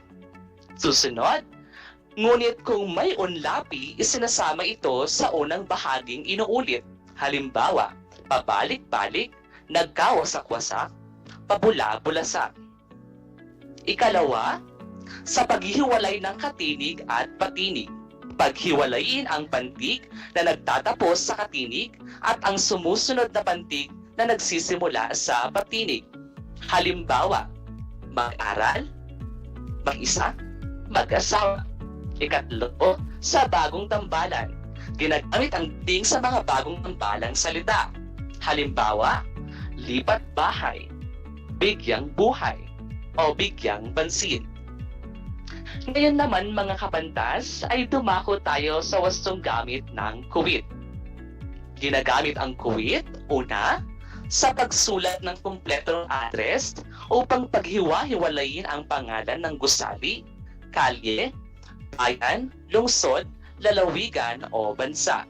Halimbawa, Watson Building, 1610, GP, Laurel Street, San Miguel, Maynila. Susunod, sa dulo ng bating pambungat sa liham pagkaibigan at ng ating wakas ng isang ating hatong generos ng ating wakas matapat sumasa inyo. Susunod, sa paghiwalay ng mga salita, parirala at iba pang sa serye o sa isang pangungusap. Bibigyang pansin ng kanyang administrasyon ang pabahay, edukasyon, pagkain at seguridad ng bansa. Bukod yan, ginagamit ang kuwit sa pagsulat ng kompletong petsa sa pagitan ng araw at taon. Halimbawa, Mayo 11, 1998. Susunod, sa pagsulat ng buong pangalan kapag nauuna ang apelyido sa pangalan. Halimbawa, Cruz, Juancho. Susunod, sa pagitan ng mga sugnay sa isang pangungusap. Halimbawa, gawa rin dito sa Pilipinas, aywan ko kung napansin mo ang mga damit na binili mo sa Amerika. Susunod naman, kabantas, ang wastong gamitin tuldok with o semicolon. Ginagamit ang tuldok with semicolon sa pagitan ng malalayang sugnay ng mahabang tambalang pangusap na walang pangatnig na ginagamit. Halimbawa, sa pag-upo sa katungkulan ng bagong Pangulo upang unang inaasam ng karaniwang mamamayan ang pag-angat ng kabuhayan ng bansa. Ito'y ayon sa pangakong bintiwan niya noong panahon ng pangangampanya. Trabaho para sa masa at kontra pagtaas ng presyo. Tiyak na hihintayin at aasahan ng publiko ang pangakong ito. Sunod naman nating talakayin mga kabantas ang wastong gamit ng tutuldok o kolon. Ginagamit ang tutuldok o kolon, una, sa ulihan ng bating pambungad ng formal na liham. Halimbawa, mahal na punong komisyoner, mahal na senador de la Cruz. Ikalawa, sa pagsulat ng oras o sa pagitan ng oras at minuto. Halimbawa, ikapito ng gabi, 6:20 ng umaga. Ikatlo, upang paghiwalayin ang lugar na pinaglathalaan at ang tagapaglathala o publisista sa isang entity ng mga sanggunian. Quest City, Freedom House Incorporation, 2011. Susunod, sa pagbibigay ng halimbawa o paglalahad ng item sa isang serye. Halimbawa, mga dumalo, punong komisyoner, Director 4, mga pang ng Sanjay at mga pang unit. Upang ipakita ang bilang ng talata at bersikulo sa isang sipi sa Biblia. Halimbawa, 1 chapter 3 verse 16. Unang Samuel chapter 16 verse 7. Mga kapantas, narito naman ang wastong gamit ng gatlang. Ginagamit ang gatlang upang ipakita ang sakop na bilang, petsa o oras. Halimbawa, 1991 hanggang 1998. O kaya naman, printed 5 hanggang 9. Susunod, upang ipakita na wala pang tiyak na petsa hanggang kailan o di alam kung kailan nagsimula. Halimbawa, 1930 simula at hindi alam kung kailan matatapos o kaya naman nagtapos ng 1998, hindi alam kung kailan nagsimula. Mga kapantas, narito naman ang wastong gamit ng panipi. Ginagamit ang panipi, una, upang kulungin ang tuwirang sinasabi ng nagsasalita. Halimbawa, magparaya, isipin mo na lang na dumagsa ang kamag-anak na by waste. Wikang mahinaong, mabuti ni Tandang Seli. Susunod, upang kulungin ang pamagat ng isang artikulo o kwentong hango sa isang katipunan. Halimbawa, isa sa mga kwentong nakapaloob sa umaga sa dapit hapon at iba pang akda ni S.P. Beats ay ang ulan. Pansinin, ang tuldok ay inilalagay bago ang panghuling panipi. Bukod sa pag-alam sa kahusayang gramatikal sa paggamit ng bantas at wastong baybay, kailangan din nating malinang ang kagalingan sa wastong gamit ng mga salita at pagnay ng pangusap upang maging mabisa ang ating lilikhaing pelikula. Simulan natin sa wastong gamit ng maikling nang at mahabang nang. Unang gamit ng nang at nang, ginagamit na pananda ang maikling nang na sa pantukoy ng pangalan o noun sa wikang Ingles. Halimbawa, alam ng direktor ng pelikula kung saan anggulo ng kamera kukunan ang eksena. Ginamit naman ang nang na mahaba bilang pangatnig. Bawa, kaya palitan na ng modernong jeep ang lumang jeep nang maibsan ang problema sa trapiko. Ginagamit ang nang na mahaba bilang pang-abay na pamaraan. Halimbawa, umalis ng dahan-dahan si Brian upang hindi lumala pa ang away nilang magkakapatid. Susunod, ginagamit ang nang na mahaba sa pag-uulit ng mga salitang pandiwa. Halimbawa, tumawa ng tumawa ang mga bata sa napanood niyang pelikula ni Vice Ganda. Ngayon mga kapantas, alamin naman natin ang wastong gamit ng pantukoy at panghalip. Gamit ng pantukoy at panghalip. Una, ang mga pantukoy na si, sina, ni, nina, kina, at kay ay sinusundan ng pangalan ng tao. Halimbawa, nagtungo si Catherine sa bahay ng kanyang kaibigan. Dumalaw ang pinsan niya kina Anthony dahil may sakit ito.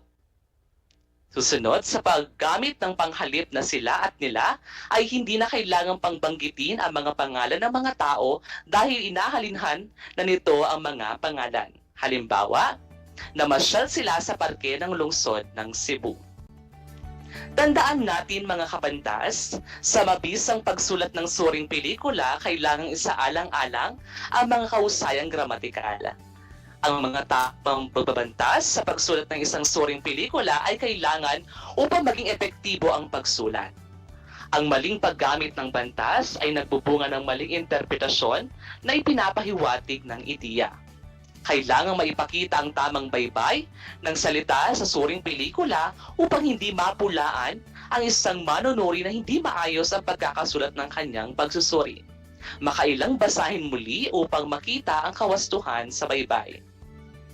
Upang maging pagkakabuo ng pangusap at data, kailangan wasto ang gamit ng mga salita sa loob ng pangusap. Gayon din ang organisasyon ng mga ideya. Batid kong sapat na ang inyong kaalaman sa natutuhan ninyong talakayan tungkol sa gramatika. Kaya naman ihanda na muli ang inyong sarili sa pagsusuri ng isang pelikula na pinamagatang 7 Sundays. Tara, mga kapantas, ating basahin at sikaping unawain ang buod ng pelikulang 7 Sundays. Ito'y tumatalakay sa pamilya Bonifacio. Si Manuel Bonifacio ang ama ng tahanan, isang balo at dating kapitan ng kanilang barangay. Ang tanging kasakasama lang sa bahay ay si June. Siya ay mayroong 4 na anak na sina Alan, Brian, Cha at Dex. Sa kanyang kaarawan ng mga ito ay di nakapunta. Malaking kalungkutan sa ama na hindi makasama ang kanyang mga anak sa mahalagang okasyon ng kanyang buhay. Ngunit ano ang kanyang magagawa? May kanya-kanya ng buhay ang mga ito. Isang gabing pumunta ang kanyang kaibigang doktor. Dito ay napag-alaman niya na siya ay mayroong malubhang karamdaman o lung cancer. Ito ay dagli niyang ipinagbigay alam sa kanyang mga anak. Dumating ang kanyang mga anak at pinag-usapan ang problemang kinahaharap. Hindi pumayag si Manuel na siya ipagamot pa ng kanyang mga anak, kaya siya ang humiling sa mga ito na sila'y magkakasama-sama sa 7 linggo habang siya ay nabubuhay. Pumayag ang mga ito, ang mga anak at ang mga pamilya ng mga ito ay pumupunta tuwing 6 ng linggo upang makapiling ang amang may sakit. Masalimot man na naging umpisa ng kanilang pagsasama-sama, ito'y naging maayos din kung kaya't ang ama ay nangihinayang na mawala ang masayang pangyayari sa kanilang pamilya. Hindi niya maamin na nagkaroon ng pagkakamali sa naging resulta ng kanyang medikal. Isang gabing di pagkakasundo ng kanyang mga anak, lumabas ang inanakit ng bawat miyembro ng bawat isa. Dito napag-alaman din na ang kanilang ama pala ay walang mablubhang karamdaman. Nagulat ang lahat at isa-isang nagsialisan ang mga ito. Sa paglalabasan ng mga hinanakit, napagtanto na nila na sila ay mayroong kamaliang nagawa. Kung kaya't pinasimulan ang panganay na anak na si Alan na buuin muli ang pamilyang binalot ng hinanakit. Pinuntahan niya ang kanyang kapatid na si Brian upang humingi ng paumanhin at magipagkasundo dito. Nagkapatawaran ang magkapatid at nagkasundo sila na puntahan ang iba pa nilang kapatid upang ayusin ang gusot sa pamilya. At sa huli, ang kanilang ama naman ang kanilang pinuntahan. Nagkaroon ng pagkakasundo-sundo ang bawat isa. Kaya't ang suliranin ng kanilang kinahaharap ay nalutas na. Nagtulungan ang bawat isa sa paglutas. Ito, nagkaroon man ng hindi pagkakaunawaan sa pamilya, ito'y kanilang inayos upang sila'y magkasundo-sundo. Pagmahal, pagkakaunawaan, pagkakasana ng miyembro ay isang solusyon upang bigyan ni malagsan. Ngayon, mga kabantas, kung sapat ng inyong kaalaman sa ating paksa, ihanda ang inyong sarili at sagutin ang unang gawain. Narito ang panuto. Lagyan ng tamang bantas ang bawat kahon upang pakita ang kausay matikal ng bawat pangungusap na hango sa pelikula 7 Sundays. Para sa unang bilang, si Manuel Bonifacio ang ama ng tahanan, isang balo at dating kapitan ng kanilang barangay. Ano kaya kabantas ang angkop na bantas sa pahayag? Ikalawa, ang tanging kasakasama lang ng kanilang ama ay si June. Ikatlo, napag-alaman niya na siya ay mayroong malubhang karamdaman o lung cancer. Ikaapat, ang bawat pamilyang Pilipino ay kumakaharap sa iba't ibang suliranin sa buhay. Kaya sikaping manaig ang pagmamahalan sa bawat isa. Nagkaroon man ng di pagkakaunawaan sa pamilya nila, sa huli ay nagkasundo-sundo rin sila.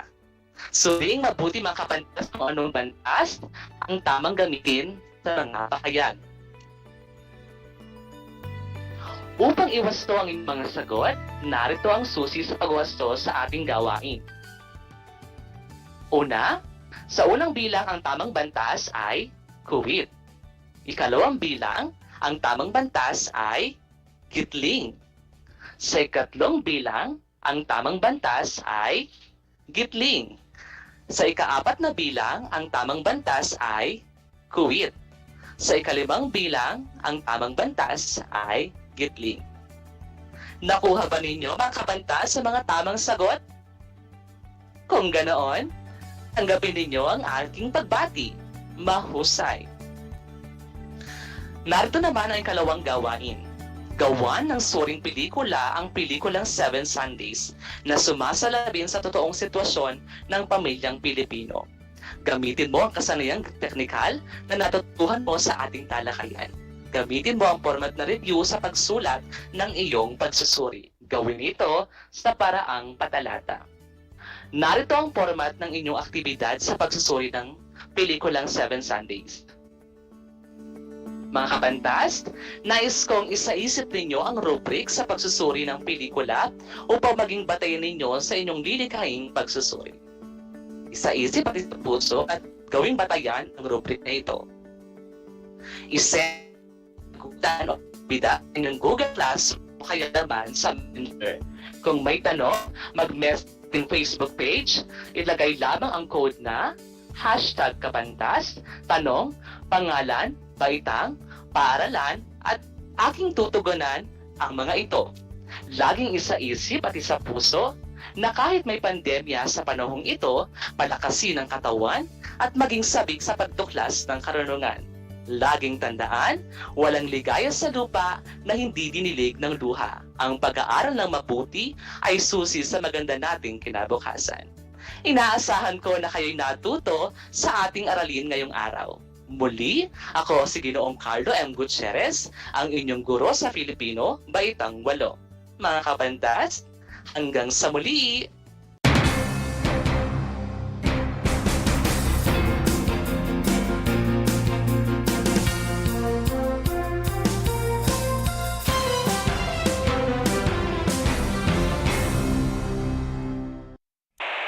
Bahagi mo Radyo Pilipino.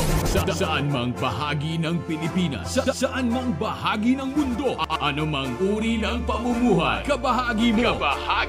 Radyo Pilipino. Radyo Pilipino. Sumasahim papawid sa DWPR 1296 Dagupan, DZTC 828 Tarlac, DZLT 1188 Lucena, DZYM 1539 Mindoro, DWRL 1080 Legazpi, DWRN 657 Naga, DYRB 540 Cebu, DYRL 1035 Bacolod, DYRN 1134 Dumaguete, DXCO 1044 Cagayan de Oro, DXGS 765 General Santos, DXOC 1494 Ozamis, DXOW 981 Davao at Radio Filipino Podcast Center Manila. Ito ang kabahagi mo, Radio Filipino, napapakinggan on air and online sa buong mundo sa pamamagitan ng www.radiopilipino.com. Impormasyong may kalidad at serbisyong may halaga. Kasama, katuwang, kapinoy, kabahagi mo, Radio Filipino. Radio Filipino.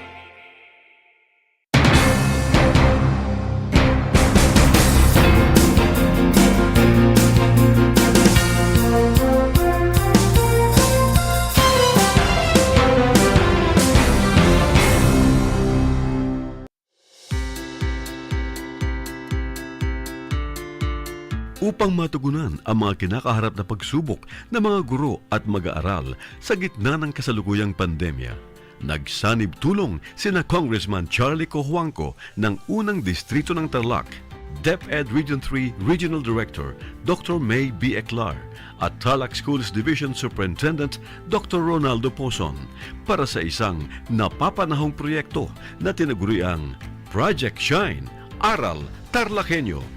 Ang mga mag-aaral ng Grade 4 at Grade 5, ganon din ang Grades 8 and 9 sa buong probinsya ng Tarlac, kasalukuyang sumasailalim sa radio-based instruction. Katuwang ang himpilang DZTC 828 kHz AM at RTV Tarlac, Channel 26. Ang Tarlac po nangunguna po ngayon pagdating po sa radio-based instruction. Marami pong humahanga sa atin. I'm very happy this station, itong DCTC, could reach the whole of Region 3. Hindi natin alam. We are contributing. We are creating a very big dent in the history of Philippine education. And I am proud. I am here in Tarlac. This is the noble cause of education in which you and I, without you knowing it, we are bound to do.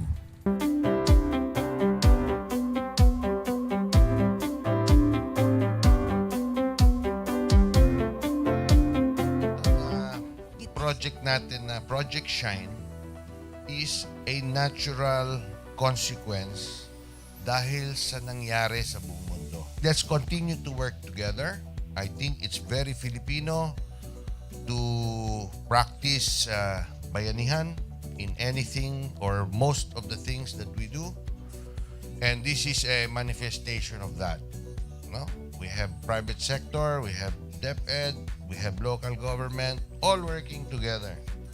And I hope the parents of some of these children, especially the parents that did not graduate from school or hindi nakapag-aral nung sila ay bata, sana naman gamitin na nila itong opportunity na mag-schooling na rin sila kasama ng mga anak nila. para magbanding pati ang mga magulang sa mga bata. I look at this as doing God's work. Diba? So if you do God's work, it feels right. It's righteous.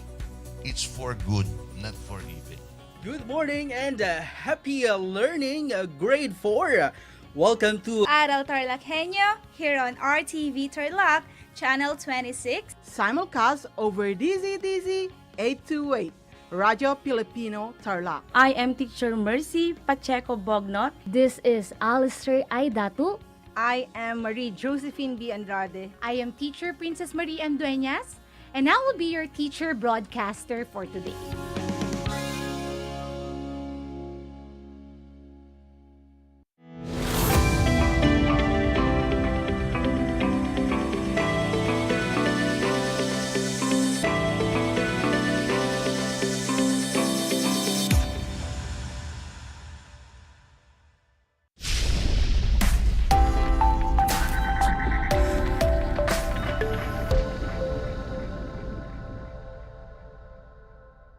Welcome sa ating Project Shine Aral TarlakHenyo ng Schools Division of Tarlac Province na kasalukuyang napapanood dito sa RTV Tarlac Channel 26 at Converge Cable Channel 100 at sa bayang napapakinggan sa 828 AM DCTC Radyo Pilipino Tarlac. Magandang buhay, mabuting tao. Kumusta na kayo mga ginigiliw naming tagapakinig? Ang aking pagbati at paghanga sa inyong pagpapahalaga sa edukasyon at ang pagpupursiging matapos ito na nagtatagumpay sa kabila man ng hamon ng pandemya.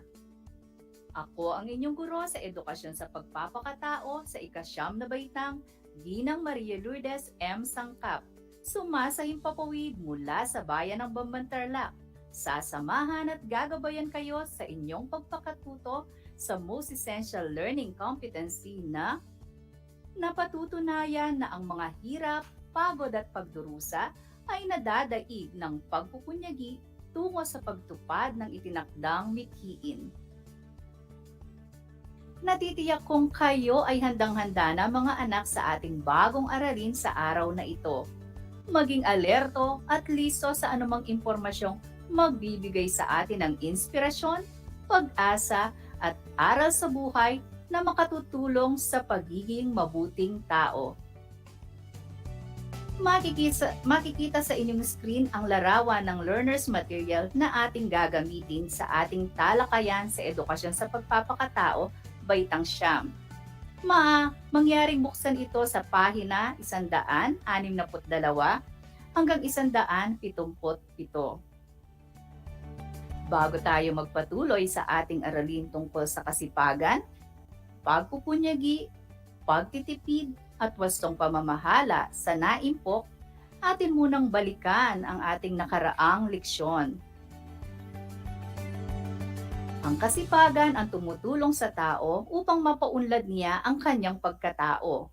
Nagagamit niya ito sa mabuting pakikipagrelasyon niya sa kanyang kapwa. Mula sa kasipagan at taglay niya, makatutulong ito na mapaunlad ang bansa at lipunan na kanyang kinabibilangan. Tinalakay din natin sa nakaraang aralin ang mga palatandaan ng taong nagtataglay ng kasipagan. Ano-ano ang mga palatandaan na ito? Una, nagbibigay ng buong kakayahan sa paggawa. Pangalawa, ginagawa ang gawain ng may pagmamahal. Pangatlo, hindi umiiwas sa anumang gawain. Tunay nga na mahalaga na taglayin ng isang tao ang kasipagan sapagkat isa itong susi sa magandang kinabukasan. Nais kong magbahagi rin ng ilan sa mga ginawa ninyong journal tungkol sa inyong natapos na gawain ayon sa pamantayan at motibasyon ninyo sa paggawa. Narito ang kasagutan ni Ezekiel James ng ST Oxygen ng Dapdap High School. Isa sa hindi ko po malilimutang activities na ginawa namin ay ang paggawa ng video tungkol sa mga suliranin sa kapaligiran at kung ano ang mga solusyon dito. Nagplano at nagtulong-tulong po kami ng aking kagrupo. Mahirap po ang gawain, pero pinagsikapan namin na magawa ito gamit ang iba't ibang gadget na mayroon kami. Nahirapan man po, pero natapos namin ang aming proyekto bago ang itinakdang pagsusumite sa aming guro. Salamat, Ezekiel James, sa iyong kasagutan. Ito naman ang sagot ni Jimmy ng STE Oxygen pa rin. Sa kasalukuyan, nakalagayan ng pag-aaral na modular distance learning, isa sa minimithi ko po ang matuto sa kabila ng kailangang mag-self-study. Nasasagutan ko po ng maayos ang aking mga learning activity sheets at naipapasa sa takdang araw ng pasahan. Nahihirapan din po ako dahil kung minsan ay hindi ko po lubos na maunawaan ang mga lessons ko. Idagdag pa po ang mga gawaing bahay na dapat kong tapusin. Subalit sa tulong ng aking mga magulang at gabay ng aking mga guro, nasasagot ko naman po. Di ko rin po kinakalimutan ang magdasal upang humingi ng karunungan sa Panginoon. Salamat, Jimmy, sa iyong kasagutan. Ito naman ang sabi ni Jed. Sa aking pong pagsagot sa mga learning activity sheets, binubuhos ko po ang lahat ng aking makakaya. Nagtitiis kahit medyo nahihirapan, nagsisipag at nagpupunyagi. Pumipili ng preskong lugar upang matapos ng maayos ang mga dapat sagutan. Ang resulta po nito ay naipapasa ko ang aking mga last sa takdang araw ng retrieval of learning activity sheets. Salamat mga anak sa inyong mga ginawang journal. Sa episode natin ngayon, ipagpapatuloy natin ang pagtatalakay sa aralin tungkol sa kasipagan, pagpupunyagi, pagtitipid at wastong pamamahala sa naimpok. Pagtutuunan natin ang pansin ng paksang, ang disiplinado at produktibong gawain na nilakipan ng pagpupunyagi, susi tungo sa pagtupad ng itinakdang mithiin. Bilang kabataan ay dapat lagi mong ipakita sa lahat ng oras at pagkakataon ang iyong kasipagan sa iyong gawain. Ngunit lagi mo ring tatandaan na sa isang gawain ay tiyak na makakaramdam ka ng hirap, pagod ng katawan at isipan, mga pagsubok at mabibigat na problema. Ano ang iyong gagawin sa ganitong sitwasyon? Magmumukbok ka na lang ba sa isang tabi? Susuko ka na ba sa ganitong kalagayan? Alalahanin ang bahagi ng awit ng Orient Pearl na pagsubok. Hindi lang ikaw ang nagdurusa at hindi lang ikaw ang lumuluha. Pasakit mo'y may katapusan, kaya mo yan. Pagkabigot, alin lang ang gumugulo sa isipan. Mga pagsubok lamang yan, huwag mong itigil ang laban. Huwag mong isuko at iyong labanan. Huwag mong isuko at iyong labanan. Ang bahagi ng awit na ito ay nagsasaad na parte ng buhay ng tao ang mga pagsubok at problema, ngunit ang mahalaga ay huwag susuko, bagkus kailangan na magpatuloy. Ang pagpapatuloy sa gawain kahit ikaw ay nahihirapan, ang pagpapatuloy kahit minsan ikaw ay nasasaktan o nagdurusa, ang pagpapatuloy kahit maraming natatanggap na mga puna mula sa iba. At sa pagpapatuloy sa kabila ng matinding pagod at hirap, makamit mo lamang ang iyong minimiti sa buhay ay palatandaan ng pagpupunyagi. Ang pagpupunyagi ay pagtitiyaga na maaabot o makukuha ang iyong layunin o mithiin sa buhay. Ito ay may kalakip na pagtitiyaga, pagtitiis, kasipagan at determinasyon. Ito ay pagtanggap sa mga hamon o pagsubok ng may kahinahunan at hindi nagrereklamo. Ito ay patuloy na pagsubok ng mga gawain hanggat hindi nakakamit ang mithiin. Ang pagpupunyagi ay mahalagang katangian na makatutulong upang magtagumpay ang isang tao. Sa kabila ng mga balakid at mga problema na kanyang susuungin, ay hindi siya dapat panghinaan ng loob. Bagkus, kinakailangan na magpatuloy at maging matatag. Sabi nga ng koro na may pamagat na kung may hirap, may ginhawa. Kung may hirap, may ginhawa, habang may buhay, mayroong pag-asa.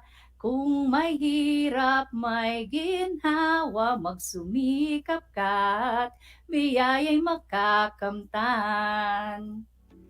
Mga anak, nais kong maunawaan ninyo na ang hirap, pagod, pagdurusa at mga pagsubok ay nadadaig ng pagpupunyagi tungo sa pagtupad ng itinakdang mithiin. Sa kabila ng mga hirap, pagod, pagsubok at pagdurusa sa buhay, hindi ka ba nagtataka kung bakit marami pa rin na nagpapatuloy sa buhay at nagiging matagumpay?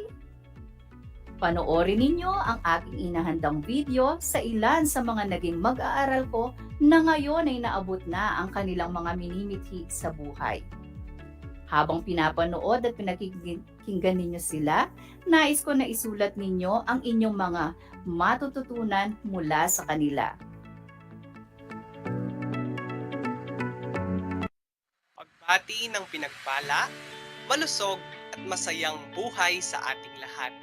Ako po si Ginoong Justin Paul S. Maristela, isang guro sa mataas na paaralan ng Tarlac State University sa Kolehiyo ng Panggurong Edukasyon. Pagpupunyagi sa kabila ng mga hamon ng buhay. Upang matapos at mapagtagumpayan ng isang mithiin, ang aking paniniwala ay dapat taglayin ng mga sumusunod. Una, ilagay ang ating puso sa bawat nating ginagawa. Pangalawa, aking tinatanggap na ako'y limitado lamang. Kinakailangan ko rin ang tulong at ideya ng iba. At ang panghuli, ako'y maglalaan lamang ng panahon upang matapos ang aking gagawin at sisikaping hindi ako lalampas. Alam ko na sa bawat layunin ay may nakaambang balakid o hadlang. Ngunit sa aking palagay, hindi ito ang dahilan upang itigil ko ang aking ginagawa at abutin ang nais kong maabot. Sa aking personal na palagay at karanasan, nakatulong at nakatutulong ang pagsunod ko sa mga hakbang na ito upang matapos at mapagtagumpayan ang aking ginagawa. Dahil dito, nakikitaan ko ang aking sarili ng sistematikong paraan sa paggawa. Kagaya na lamang ng mithiing makatapos ng pag-aaral. Sa kabila ng mga ibang bagay, mas pinili ko na maabot ito sa pamamagitan ng una, pagtulong sa aking sarili. Pangalawa, paghahanap ng marangal na paraan upang matustusan ang aking pag-aaral. At kasama na rin ang maging mabuting ehemplo sa aking pamilya at bilang anak ng aking mga magulang. Tunay nga na ang kasipagan ay may magandang maidudulot hindi lamang sa aking sarili, bagkus kasama na rin sa aking kapwa. Sa ating bayan, sa bawat proyekto o gawain na natatapos, masaya ang bawat isa. Sa bawat gawaing na pagtatagumpayan, ang resulta nito ay kaayusan at kagalakan sa ating sarili at sa kapwa natin.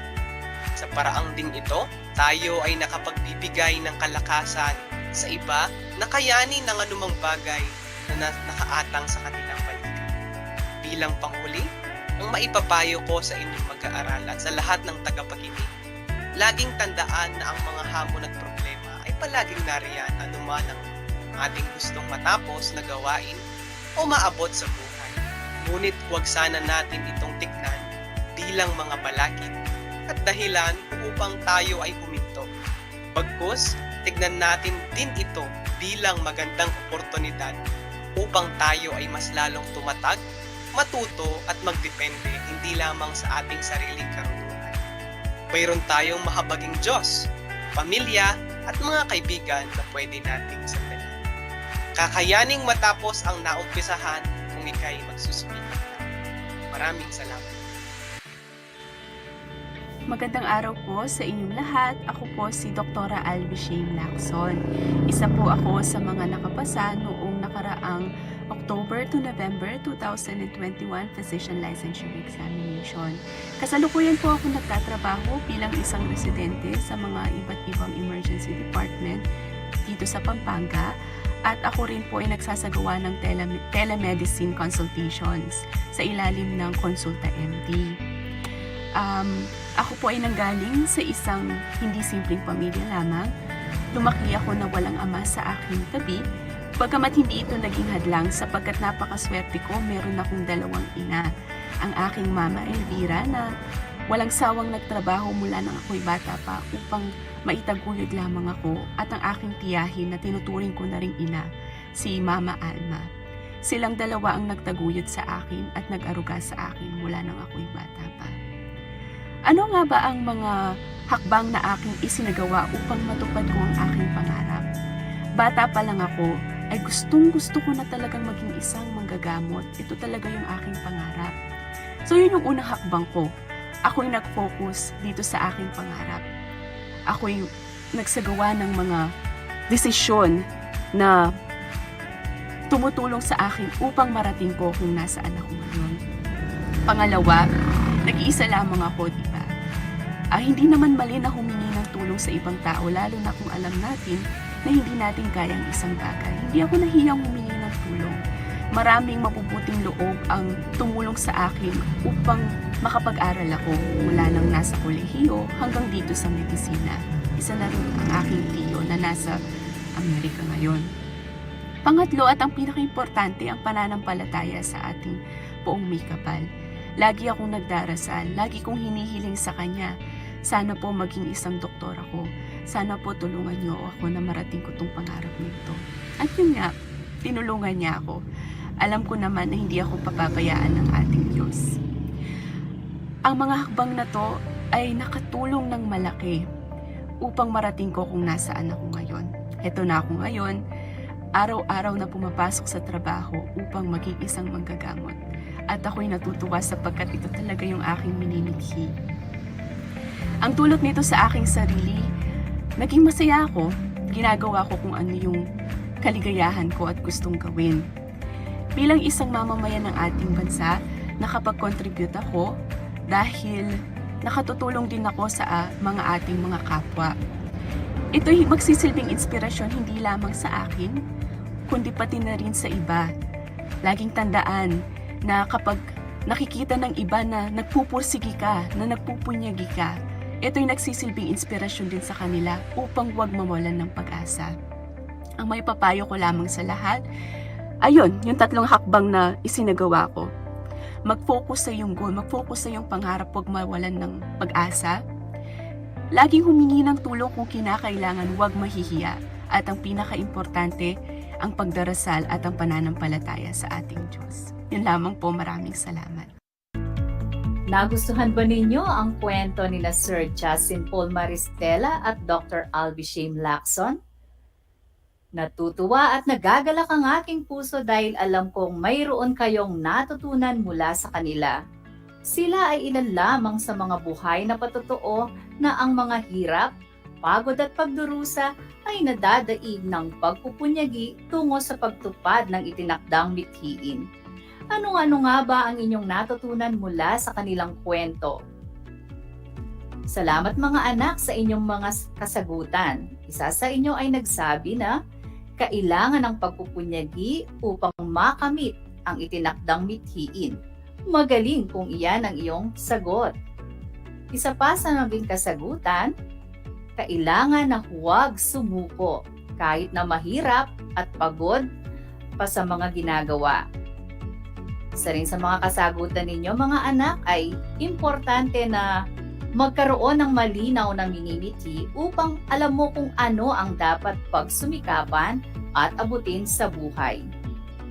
Higit sa lahat mga anak, salamat sa kasagutang ito, magtiwala at manampalataya sa plano ng Diyos para sa iyong buhay.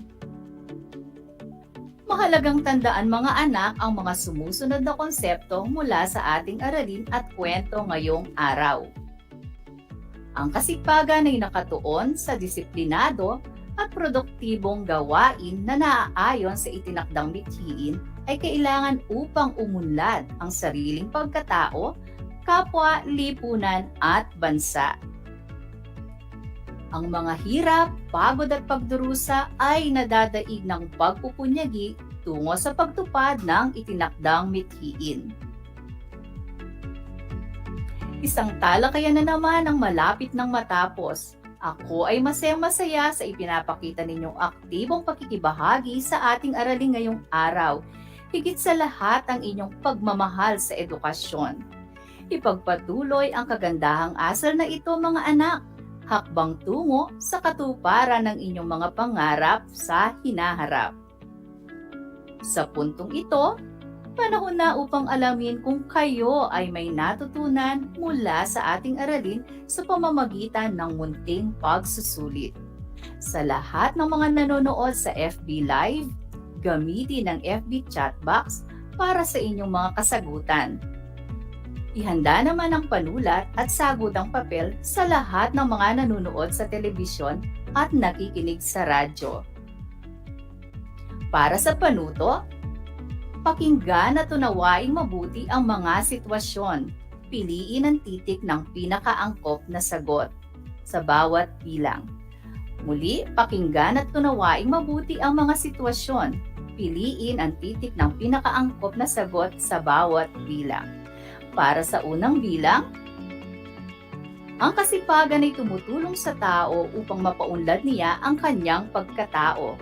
Ano ang ibig sabihin nito? A. Magkaroon ng mabuting ugnayan sa kapwa. B. Gagawa ng isang bagay na makapagpapasaya sa sarili. C. Ipagmayabang sa buong mundo ang sariling kakayahan. D. Malinang ang mabuting katangian tulad sa pagtitiwala sa sarili, mahabang pasensya, katapatan, integridad at disiplina sa sarili. Kung ang inyong sagot mga anak ay titik D, binabati ko kayo mga anak, tama ang inyong kasagutan. Para sa pangalawang bilang, ulila na si Merlita at nais niyang makatapos sa pag-aaral. Ano ang kanyang dapat gawin upang maipamalas ang taglay niyang kasipagan? A. Nahihirapan tapusin ang pag-aaral at humanap ng mabuting paraan upang matususan ito. B. Tumulong sa mga gawaing bahay kapag inuutusan. C. Magmalasakit sa mga gawaing bahay. D. Magsipag sa pag-aaral. Kung ang inyong kasagutan ay titik A, mahusay, magaling. Para sa pangatlong bilang, marami ang nagtuturing na mahirap itong buhay. Araw-araw ay paggawang tila rin walang humpay. Datapot isang pantas ang nagbadya at nagsatsat. Tagumpay ay nakakamit kapag tao ay masikay. Ano ang ibig sabihin nito? A. Mahirap ang buhay, ang tao ay dapat maging marangal. B. Mahirap ang buhay, kaya't ang tao ay kailangang magtiis. C. Sa kabila ng kahirapan, ang tao ay kinakailangang magtiis. D.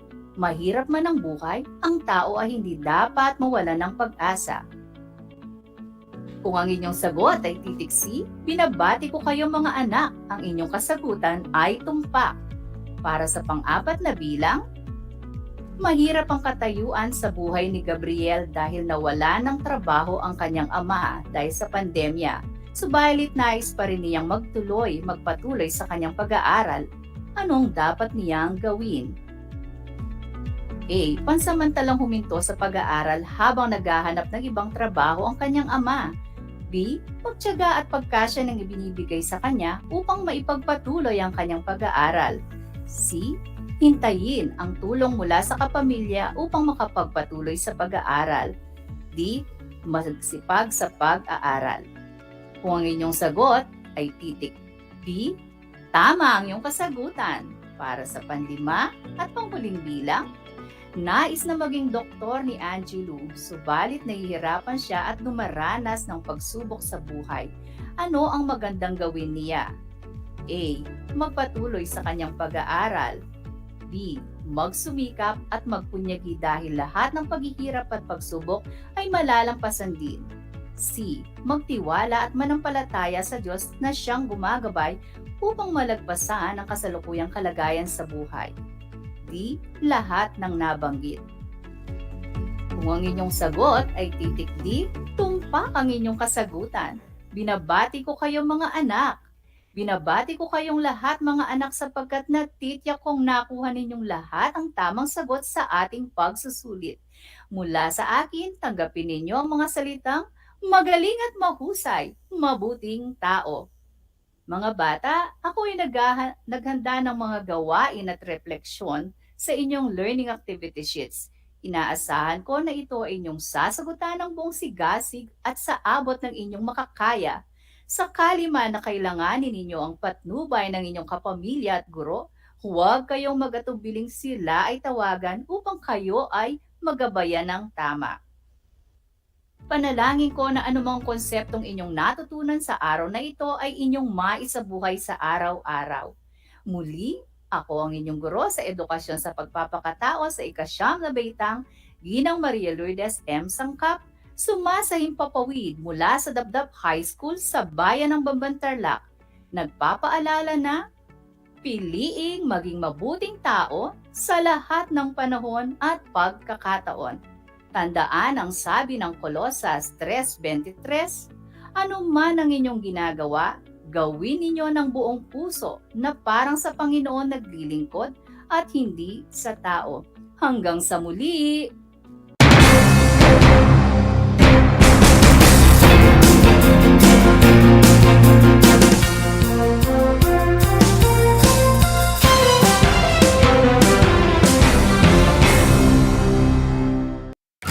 Alam mo na ba, ang mental health ay isang mahalagang bahagi ng ating pangkabuoang kalusugan.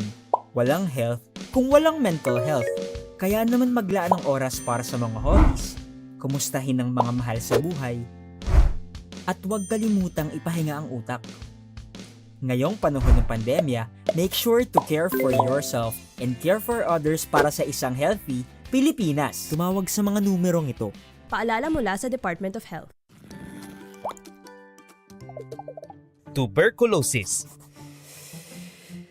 Gaano katagal ang gamutan ng TB? Ang tuberculosis treatment ay umaabot ng 6 hanggang 8 buwan na pag-inom ng gamot. Kapag naman ito ay naantala, maaaring umabot ng 2 taon ang gamutan. Tandaan, ang TB ay hindi namamana, hindi nakukuha sa pagpapagod, pagpupuyat o pagkatuyo ng pawis sa likod. Hindi na ipapasa sa paghawak ng gamit ng taong may TB. Hindi nakukuha sa kagat ng lamok. Kaya kung may suspetsa, agad kumonsulta. Libre ito. Maging bahagi ng TB-Free Pinas.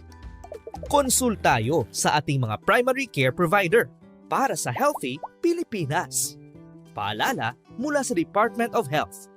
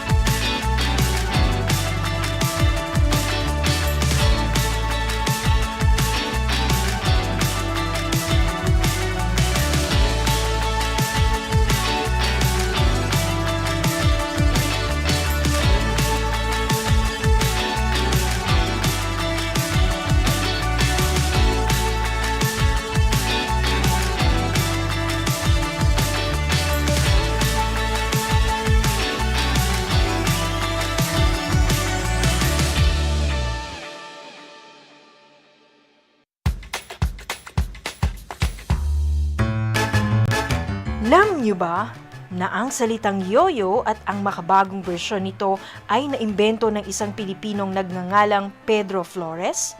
Taong 1920s nang dinala ni Flores ang laruang ito sa Estados Unidos. Sinimulan niya ang paggawa nito sa kanyang maliit na pabrika sa California at ipinakita sa mga tao ang iba't ibang tricks ng paggamit nito. Alam mo na, yan ang yoyo!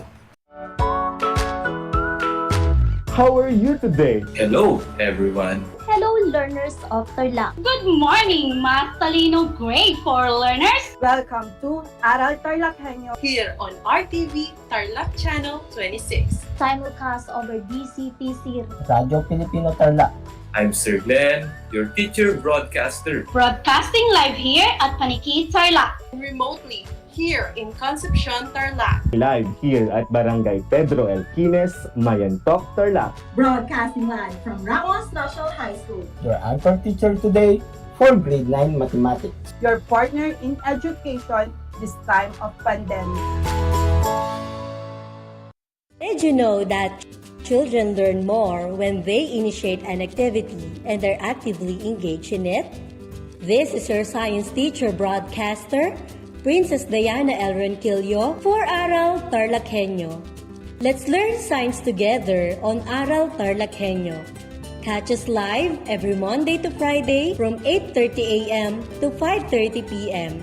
Watch Aral TarlakHenyo on RTV Tarlac, Channel 26, simulcast over Radyo Pilipino, DZTC, 828 kHz, and streamed live on FB page and YouTube channel of RTV Tarlac, Channel 26.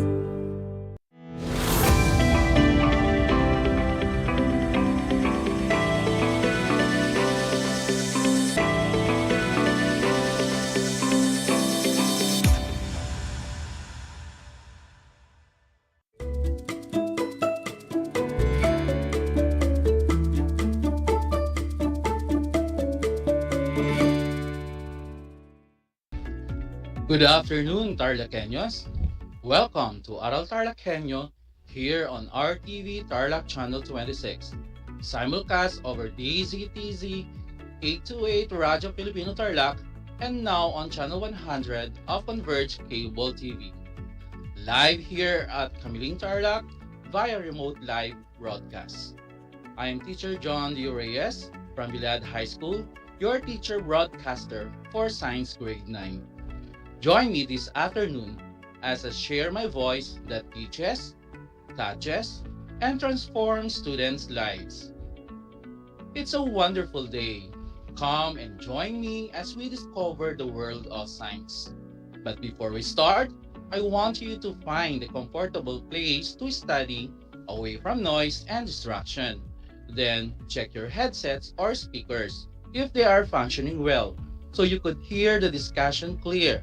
And lastly, prepare your science learning modules, your compendium of notes, your learning activity sheets, and of course, your pen. If you need to take some time to refresh yourselves, please do so, because in a couple of minutes, we will discuss our new lesson for today.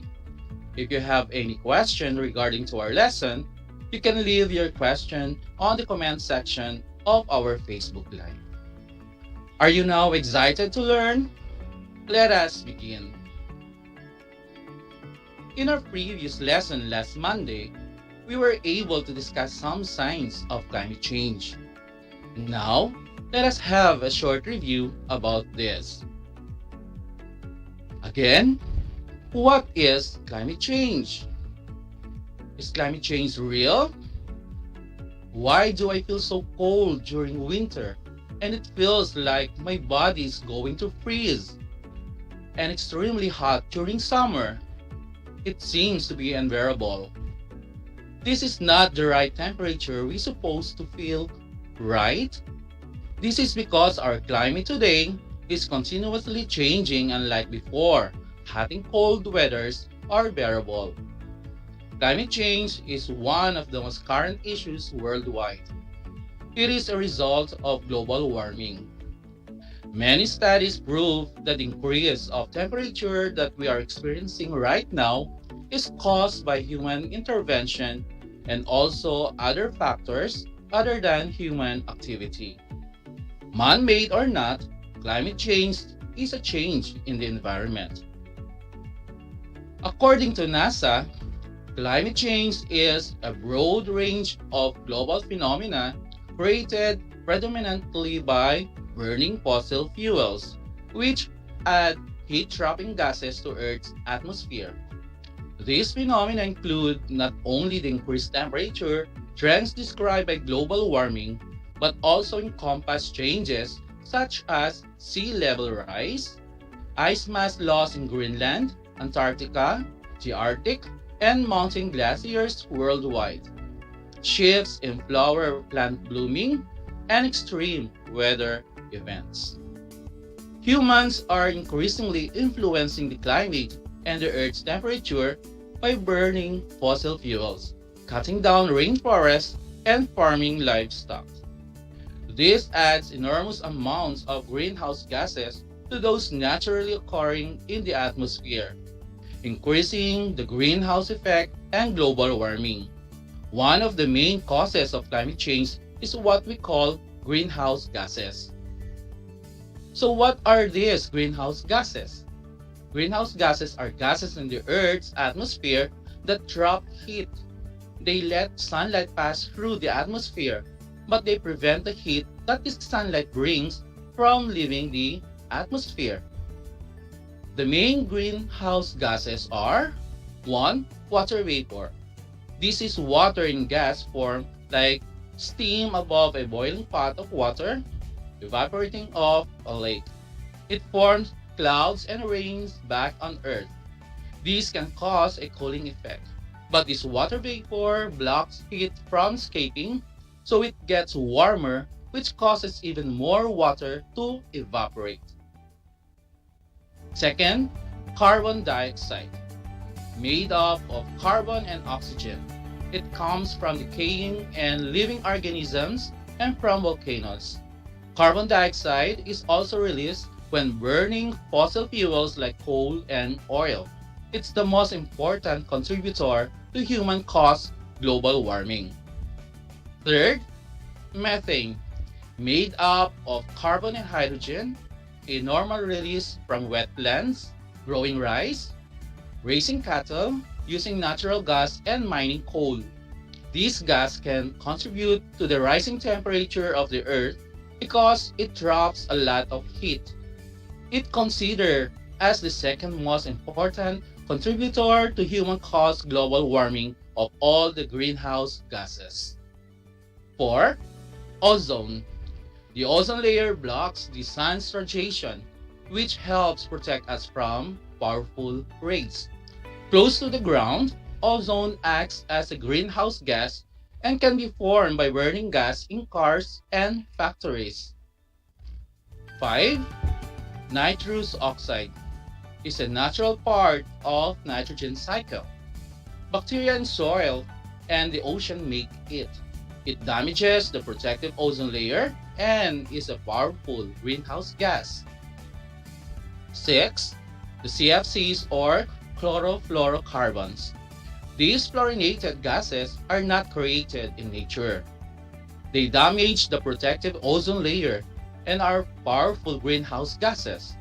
The most common source of CFCs is refrigerants, but fire suppression systems for aircraft and aerosols also emit CFCs into the atmosphere.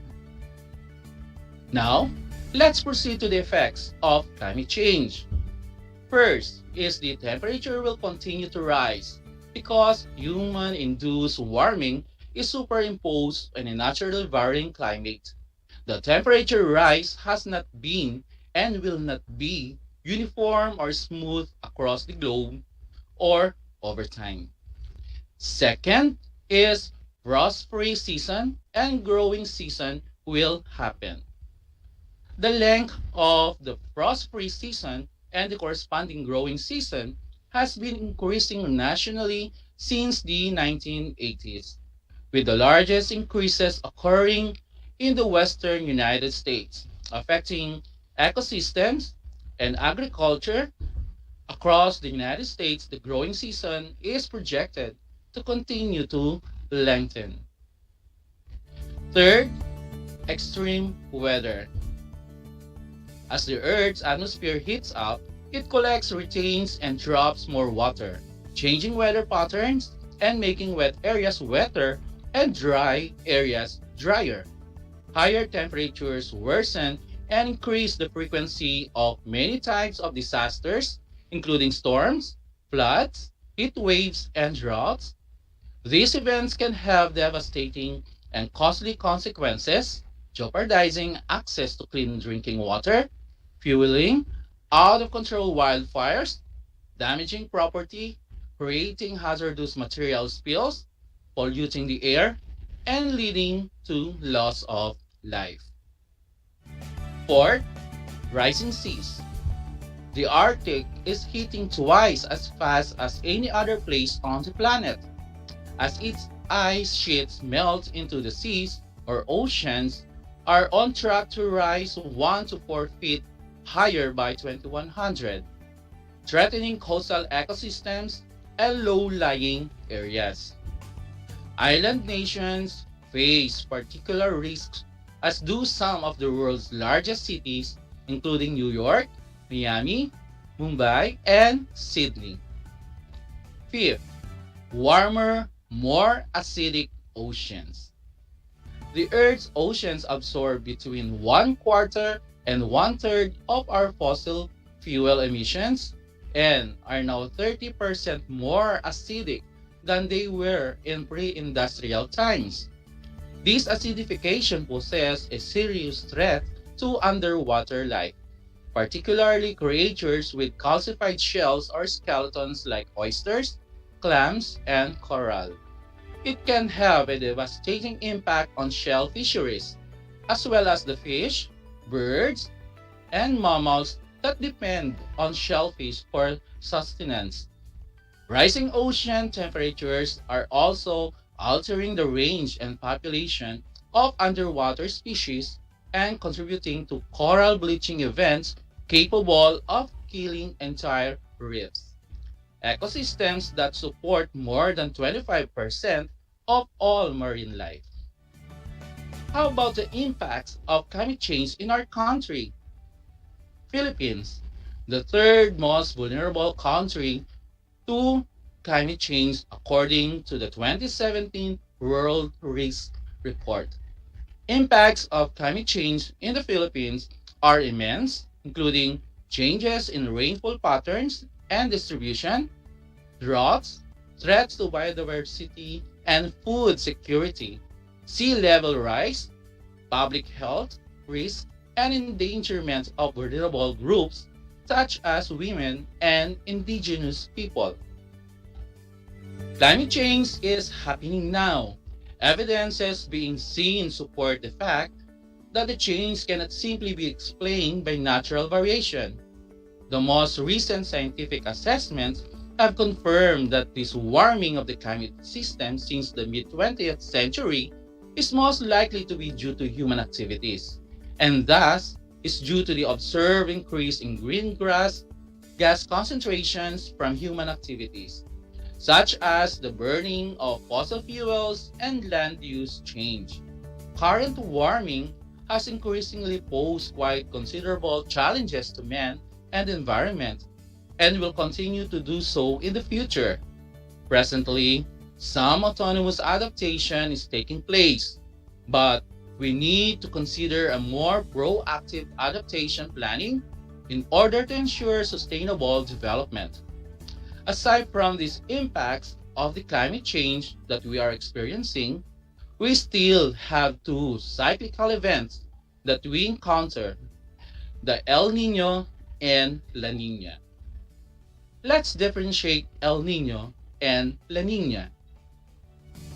El Nino and La Nina are opposite phases of what is known as the El Nino Southern Oscillation or ENSO cycle. The ENSO cycle is a scientific term that describes the fluctuations in temperature between the ocean and atmosphere in the east central equatorial Pacific, approximately between the international dateline and 120 degrees west. La Nina is sometimes referred to as the cold phase of ENSO, while El Nino as the warm phase. These deviations from normal surface temperatures can have large-scale impacts not only on ocean processes, but also in global weather and climate. El Nino and La Nina episodes typically last 9 to 12 months, but some prolonged events may last for years. While their frequency can be quite irregular, El Nino and La Nina events occur on average every 2 to 7 years. Typically, El Nino occurs more frequently than La Nina. Let's get started with El Nino. El Nino is a Spanish word which means little boy and connected with the celebration of the Christian holiday marking the birth of Jesus. It is an abnormal and lengthy warming in the eastern part of the Pacific Ocean. This natural phenomenon occurs at irregular intervals of 2 to 7 years and lasts for 9 months or 2 years at most. Usually, it starts at the end of the year or during the Christmas seasons, December to February. Normally, as trade winds move from east to west, they collect warm air. But when trade winds are weakened, they cause the piling up of warm surface water and making the part of the Pacific Ocean warmer, leading to the El Nino phenomenon. This happens when the upwelling of colder water is blocked by the large quantities of warm surface water. Since the Pacific Ocean is to the east of the Philippines, the El Nino phenomenon will affect the country. There will be an increase of the temperature on the eastern part of the Pacific Ocean, and it is expected that some areas in the Philippines will experience near to above average rainfall, and some areas may experience drier than normal. El Nino will most likely bring severe drought. The El Nino phenomenon is characterized by extreme climatic condition, extreme temperature rise with a little rainfall, and at the opposite extreme, there is unusually heavy rainfall. It also causes the diseases related to water scarcity or shortage such as diarrhea and skin diseases, paralytic shellfish poisoning, disorders associated with high temperatures, heat cramps, heat exhaustion, exertional heat injury, and heat stroke. While La Nina is a Spanish word which means little girl, it is the opposite climatic disturbance to El Nino. This natural phenomenon does not always follow El Nino events. It starts September or October that may last for 9 to 12 months, but in some cases, it lasts for 2 years. This event is triggered by cooling of the eastern part of the Pacific Ocean. That is why it is sometimes called cold Pacific. Trade winds that move from east to west are strengthened. Upwelling of colder water intensifies, moving air brings along too much water vapor. When it reaches the landmass such as Philippines, precipitation is experienced. There would be an increase of rainfall in some areas in the Philippines. For instance, areas that experience severe drought caused by El Nino may encounter above normal rainfall, but in some cases, areas that experience dry season will have drier than normal conditions. La Nina is characterized by unusually cold ocean temperature in the equatorial Pacific, which causes increased numbers of tropical storms in the Pacific Ocean. When flooding occurs due to La Nina, water might get contaminated by either bacteria or viruses that could infect people and may cause diseases like acute gastroenteritis, typhoid fever, cholera, and hepatitis A, leptospirosis, dengue, and malaria. How El Nino and La Nina phenomena affects global climate? Well, El Nino and La Nina events are natural occurrences in the global climate system resulting from variation in ocean temperatures in the equatorial Pacific. In turn, changes in the atmosphere impact the ocean temperatures and currents. The system oscillates between warm or El Nino to neutral or cold La Nina conditions. El Nino is caused by the warming of sea surface temperature in the Pacific and can affect air and sea currents. It creates stronger wind shear and more stable air over the Atlantic, which makes it harder for hurricanes to form, while La Nina affects atmospheric pressure and temperature, rainfall, and ocean temperature. It unusually has a positive impact on the fishing industry of Western South America. There are some ways to prevent climate change or lessen the effect of climate change. 1. Reduce carbon emission.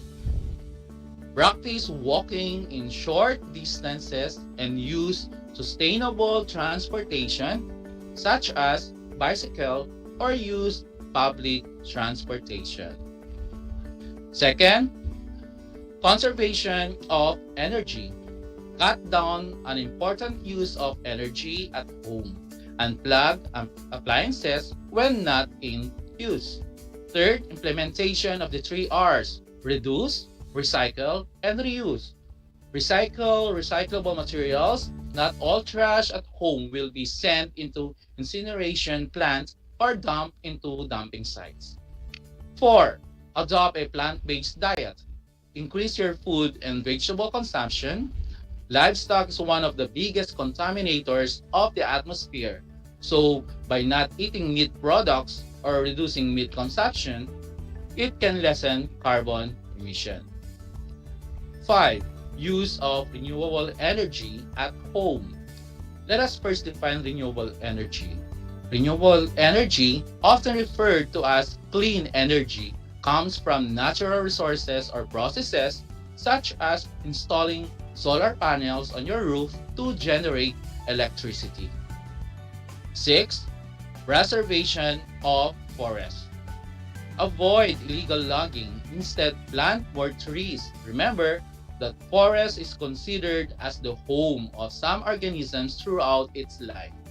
A single tree can absorb up to a ton of carbon dioxide. 7. Educate people.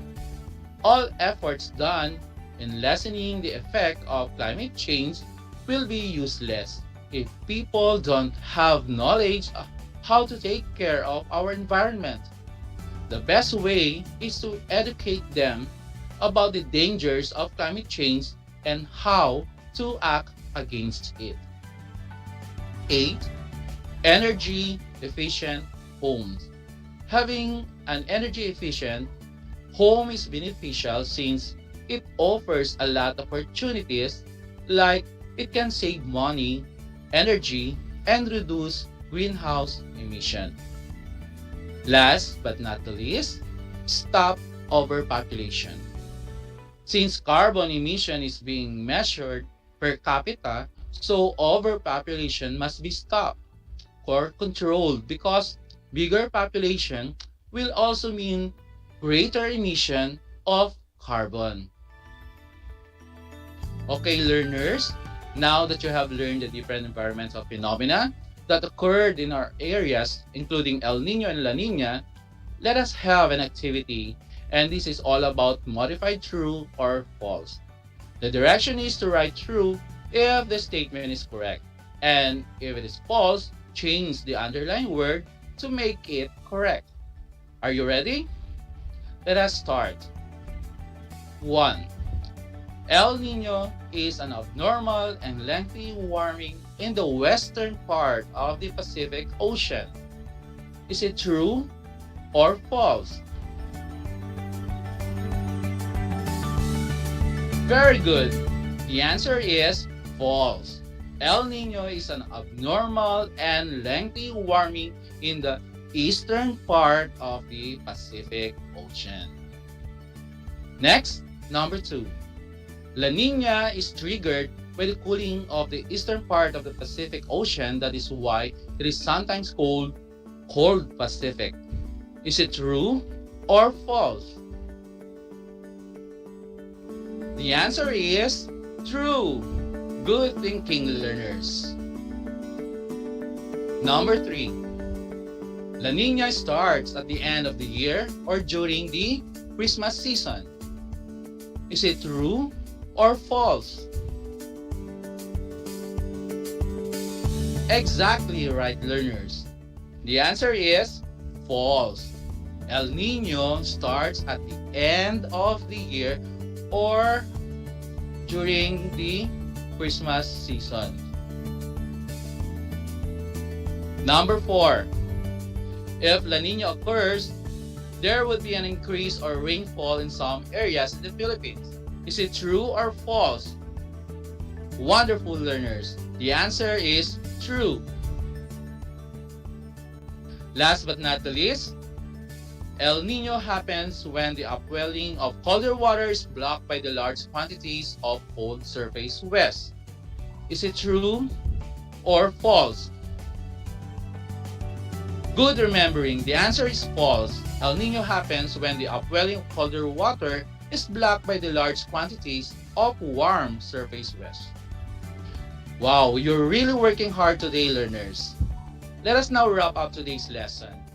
El Nino and La Nina are opposite phases of what is known as the El Nino Southern Oscillation or ENSO cycle. The term El Nino refers to the large-scale ocean-atmosphere climate interaction linked to a periodic warming in sea surface temperatures across the central and east-central equatorial Pacific, while La Nina is simply a cold event. So during a La Nina year, winter temperatures are warmer than normal in the southeast and cooler than normal in the northwest. I also mentioned some actions that help lessen the effect of climate change, and these are reduced carbon emission, conservation of energy, implementation of the 3 Rs, adopt a plant-based diet, use of renewable energy at home, preservation of forests, educate people, energy-efficient homes, and stop overpopulation. Okay? I hope that you learned something substantial from today's lesson. Time flies really fast. Just keep on tuning to our radio station, DCTC, Radyo Pilipino Tarlac, and keep watching on RTV Tarlac Channel 26. In this time of pandemic, stay home, keep safe, and keep on learning. I hope you learned a lot today. I'm Teacher John, your Science Grade 9 Anchor Teacher for today. I would like to share this quotation.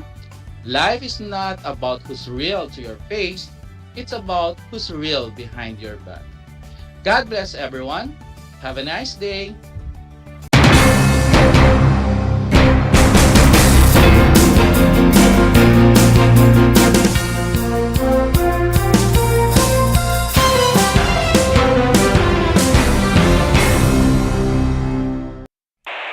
Bahagi mo Radyo Pilipino saan mang bahagi ng Pilipinas, saan mang bahagi ng mundo, anumang uri ng pamumuhay. Ito ang Kabahagi mo Radyo Pilipino, napapakinggan on air and online sa buong mundo sa pamamagitan ng www.radiopilipino.com.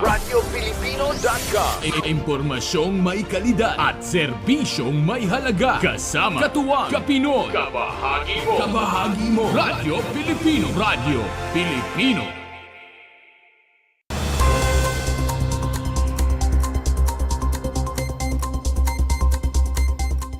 Ilang daang mga residente ng Paniki ang natulungan ng isinagawang medical at dental mission sa bayan.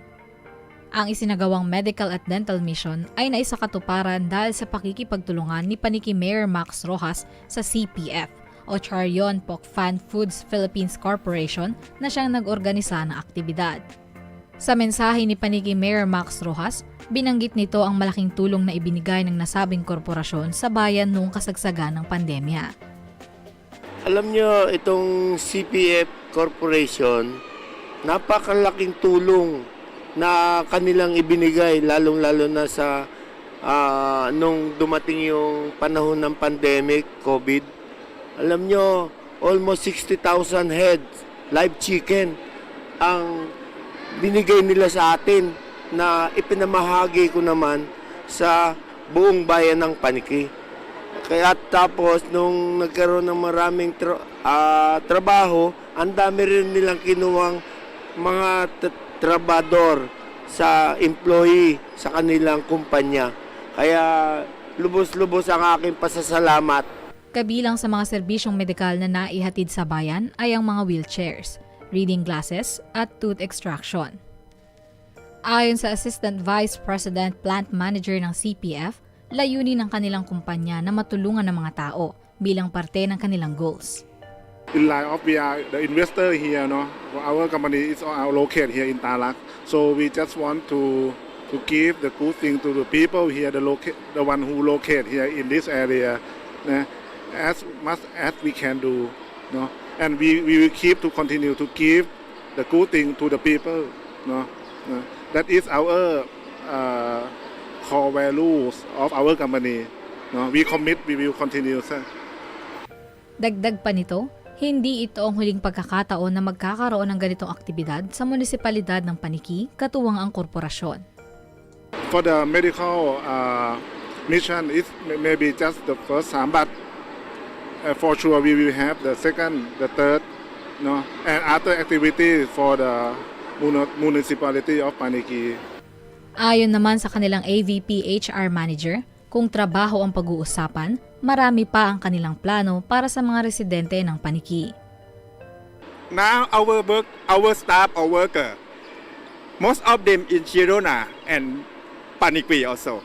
Because if we investment, we have the factory, we must to recruit the staff from the close with factory first. For example, we recruit in Paniki. I request my team, you must to recruit our staff from Paniki area first, after that Girona area also. Ang naganap na dental at medical mission ay nakapagbigay ng serbisyo sa napakaraming residente ng Paniki. Para sa RTV Tarlac Channel 26, ako si Jam Torio, nagbabalita.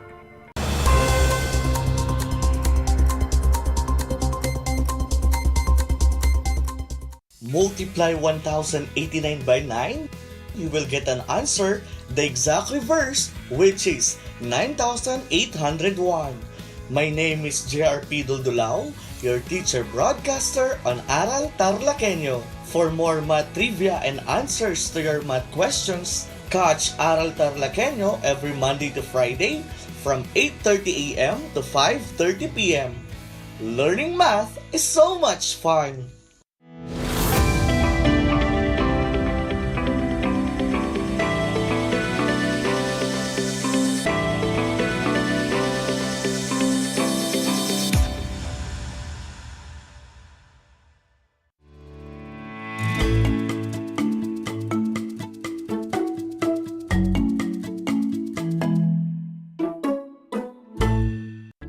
Good afternoon. Welcome to Aral TarlakHenyo, here on RTV Tarlac, Channel 26, simulcast over DZTC Radio Filipino Tarlac, and we are also live on Channel 100 of Converge Cable TV. This is Bianca Marie Dugay, your anchor teacher today for Mathematics Grade 9. Get ready to listen and try to be focused and be at its best. In today's lesson, we will be proving Pythagorean theorem. And you are expected to define Pythagorean theorem, remember the formula for Pythagorean theorem, calculate the unknown side of a right triangle given the lengths of the other two sides, and prove the Pythagorean theorem. Before we go through in today's lesson, let us have a quick recap of what was discussed last Monday about applying theorems to show that the given triangles are similar. Let us have a short activity to refresh our minds about the theorems from the previous topic. I will show a figure, and you must determine if triangles are similar or not by answering yes or no. Again, I will show a figure, and you must determine if triangles are similar or not by answering yes or no. Number 1, we have triangle RTS and triangle PTQ. Are the two triangles similar? Again, are the two triangles similar? Very good. Yes, they are similar because angle S and angle Q are congruent, and angle QTP and angle STR are congruent by vertical angle theorem. Therefore, triangle RTS and triangle PTQ are similar by AA or angle-angle similarity theorem. Next figure, there's the triangle EFG and triangle HIJ. With the length of the given sides of two triangles, are they similar? Yes or no?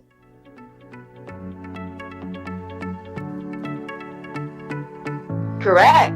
The given triangles are not similar because the corresponding sides are not proportional. Last number, are the given triangle BYS and triangle ITS similar? Again, are the given triangle BYS and triangle ITS similar?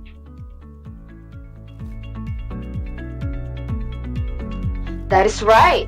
They are similar because two corresponding angles are congruent and two pairs of corresponding sides are proportional. 13:39 is equal to 10:30. By cross multiplication, we can prove that these two pairs of corresponding sides are proportional, for they have the common ratio 1/3. Therefore, triangle BYS and triangle ITS are similar by SAS or side angle side similarity theorem. You did a great job, dear students.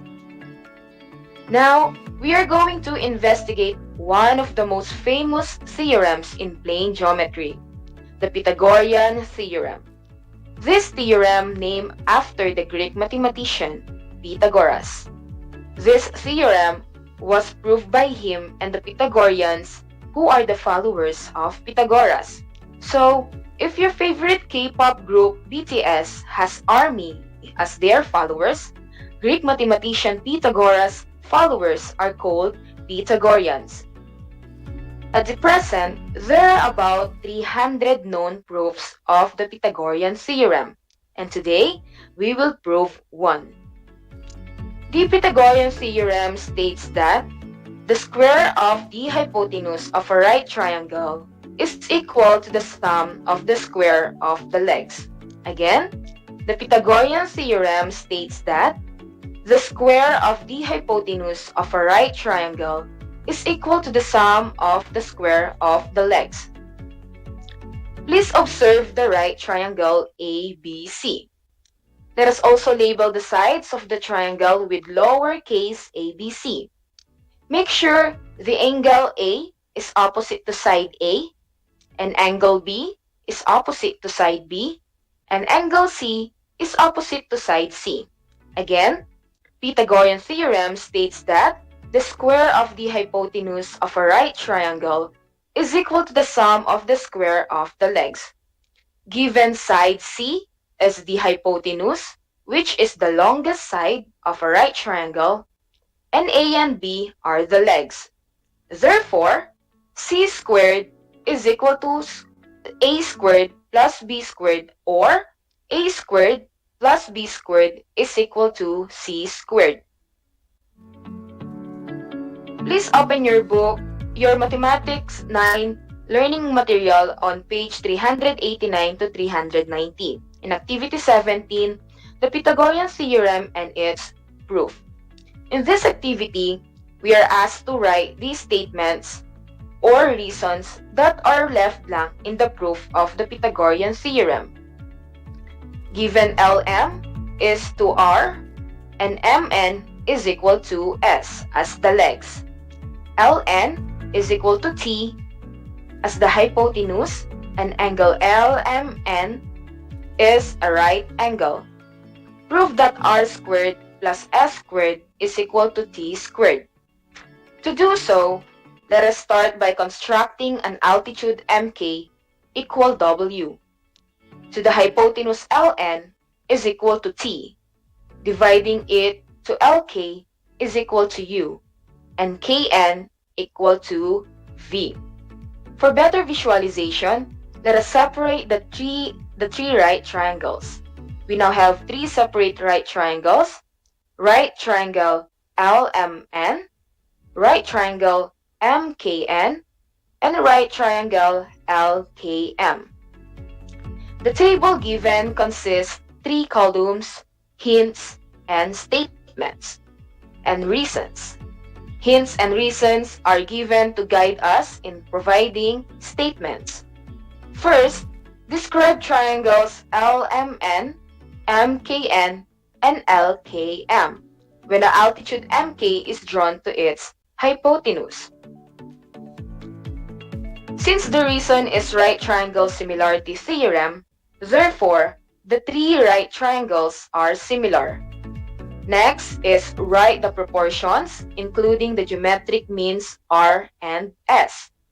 Let us get the proportion of triangle LKM and triangle MKN. Let us determine the corresponding sides of R.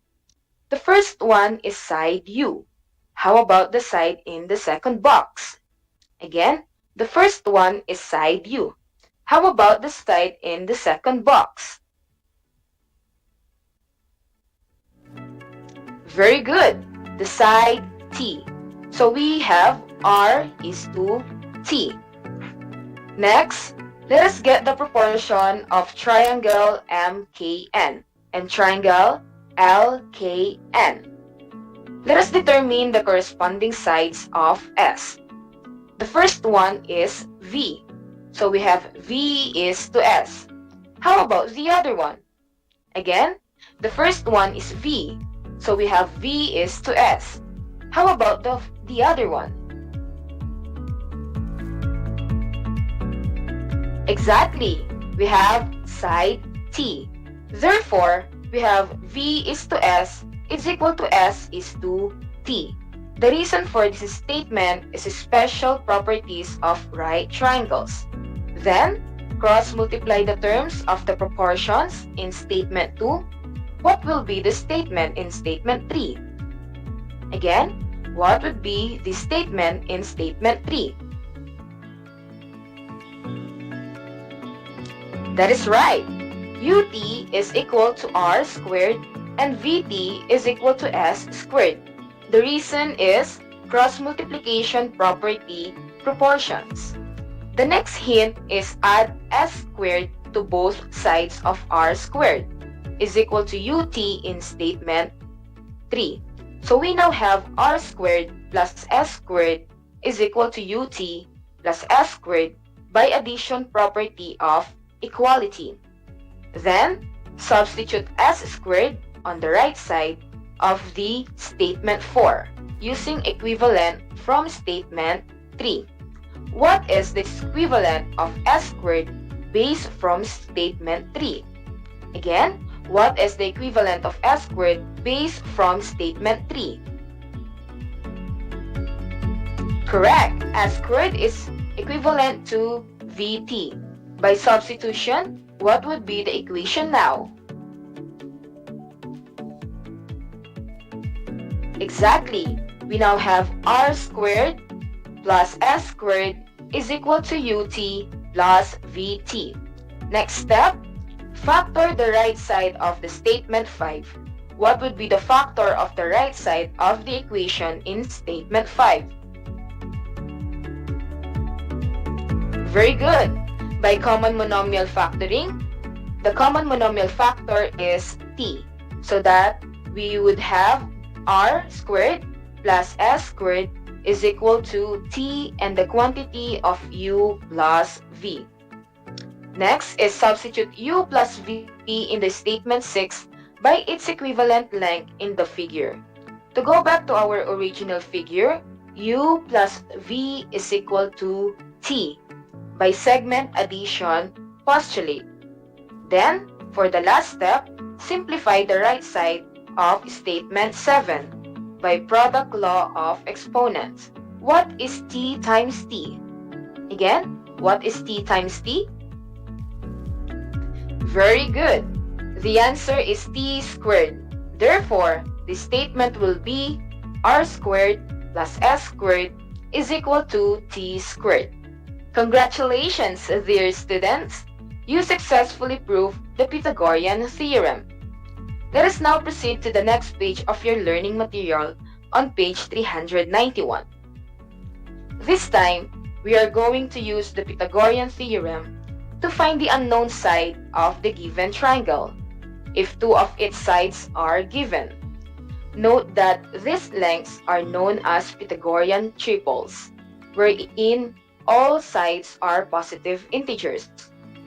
A triangle with a given leg, lengths G and F, and hypotenuse H.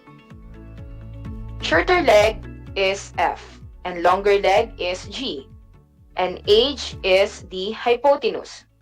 In this case, F squared plus G squared is equal to H squared will be the formula used. For right triangle A, the given sides are leg F and hypotenuse H, and the missing side is the longer leg G. What formula are we going to use to find for the unknown value? Again, what formula are we going to use to find for the unknown value?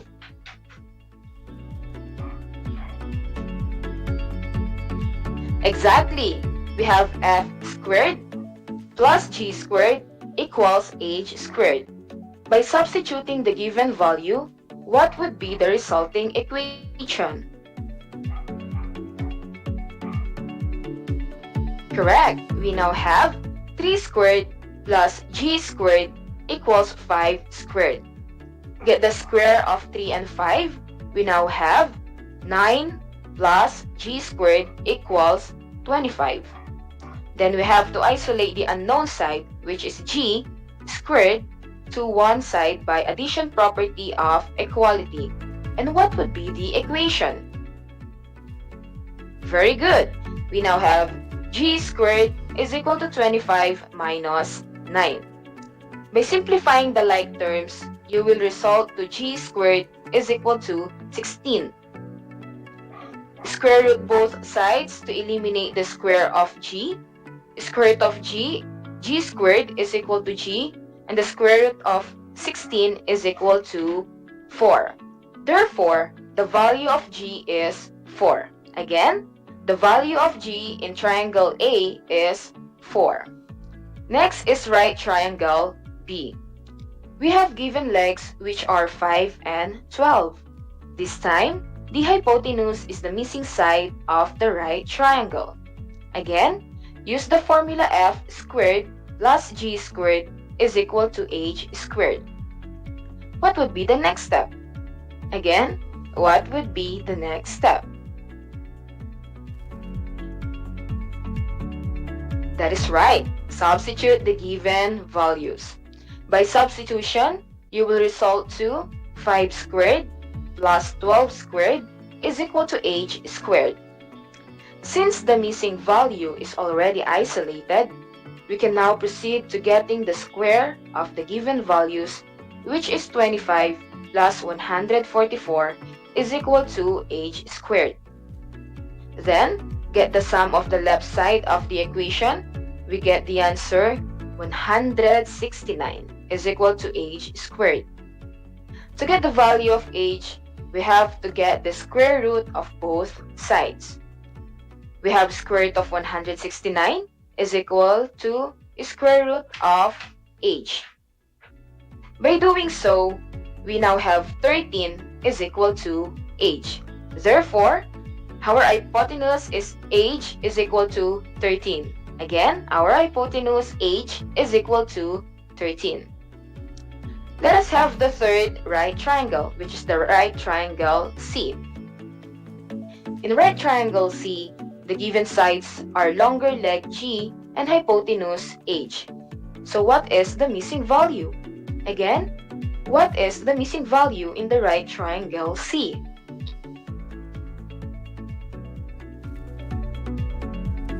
That is right. We will be solving for the value of shorter leg F. Are we going to solve for the missing side again? Correct. By using the formula F squared plus G squared is equal to H squared. By substitution, let us substitute the value of G with 24 and value of H with 25. We now have F squared plus 24 squared is equal to 25 squared.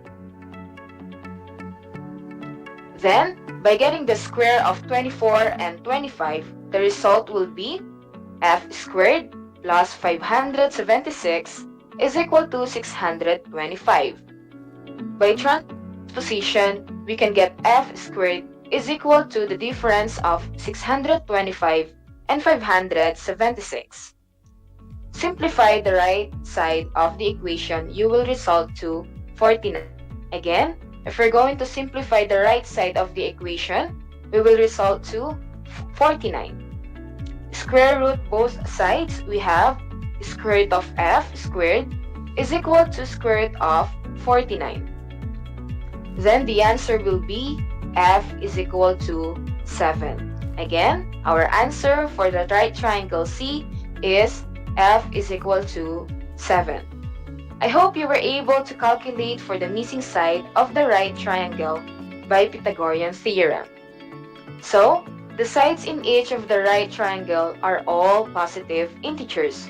So these are some of the examples of the Pythagorean triples.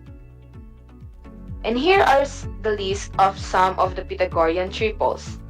It will be helpful if you might have a given sides which are positive integers and you do not have to solve for it because it is included in the list of Pythagorean triples.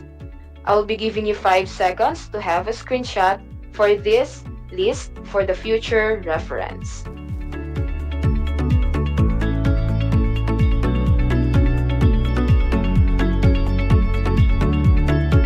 Okay, for you to appreciate more today's lesson, let us solve real-life problems using the Pythagorean theorem. The problem is, a 20-foot ladder is leaning against a vertical wall. If the foot of the ladder is 8 feet from the wall, how high does the ladder reach? Include an illustration in your solution. Let's start this problem by showing the illustration. A wall and a ladder leaning against it. We know that the ladder is 20 feet and the distance between the base of the ladder to the base of the building is 8 feet. And we are asked how far above the ground is the point where the ladder touches the wall, and notice that we have right triangle, so we can use the Pythagorean theorem. Again, notice that we have a right triangle, so we can use the Pythagorean theorem. Let us use lowercase a, b, and c to denote the sides. A as distance between the base of the ladder to the base of the building, b as missing side, and c as the hypotenuse and the length of the ladder. The formula we will be using is a squared plus b squared is equal to c squared. Substitute a with 8 and substitute c with 20. We now have 8 squared plus b squared is equal to 20 squared. 8 squared is equal to 64, and 20 squared is equal to 400. So we have 64 plus b squared is equal to 400. To get the b squared term by itself, we apply addition property of equality. And the equation will be, that is right, b squared is equal to the difference of 464. And the difference is 336. We now have b squared is equal to 336. Square root both sides. The square root of b squared is b.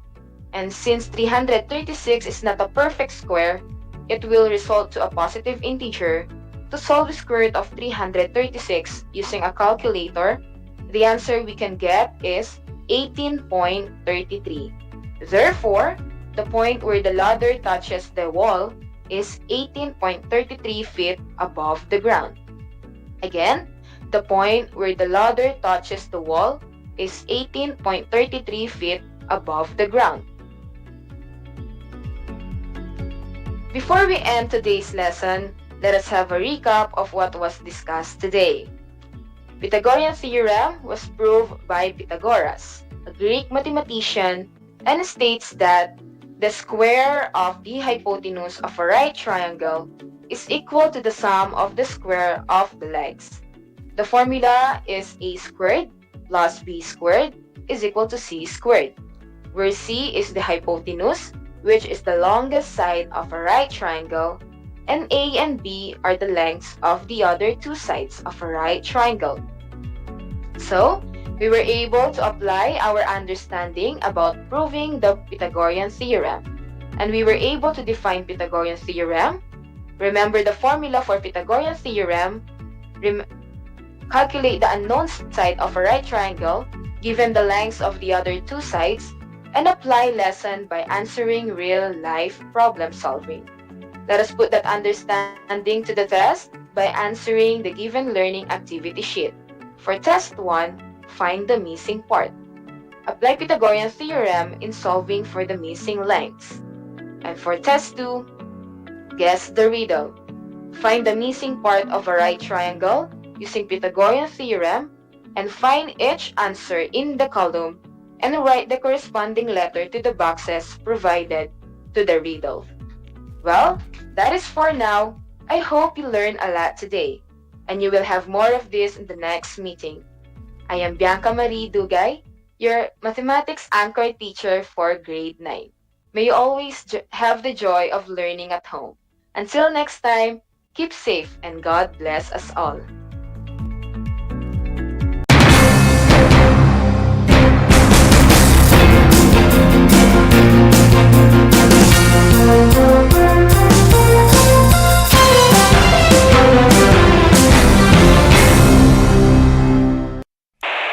Bahagi mo Radyo Pilipino saan mang bahagi ng Pilipinas, saan mang bahagi ng mundo, anumang uri ng pamumuhay.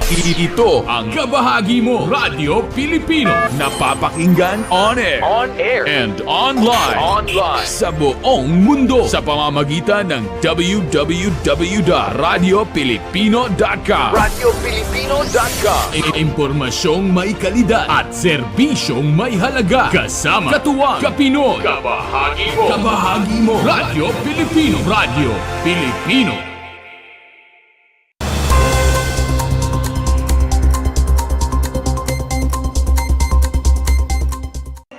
Your Miss Paniki 2023 is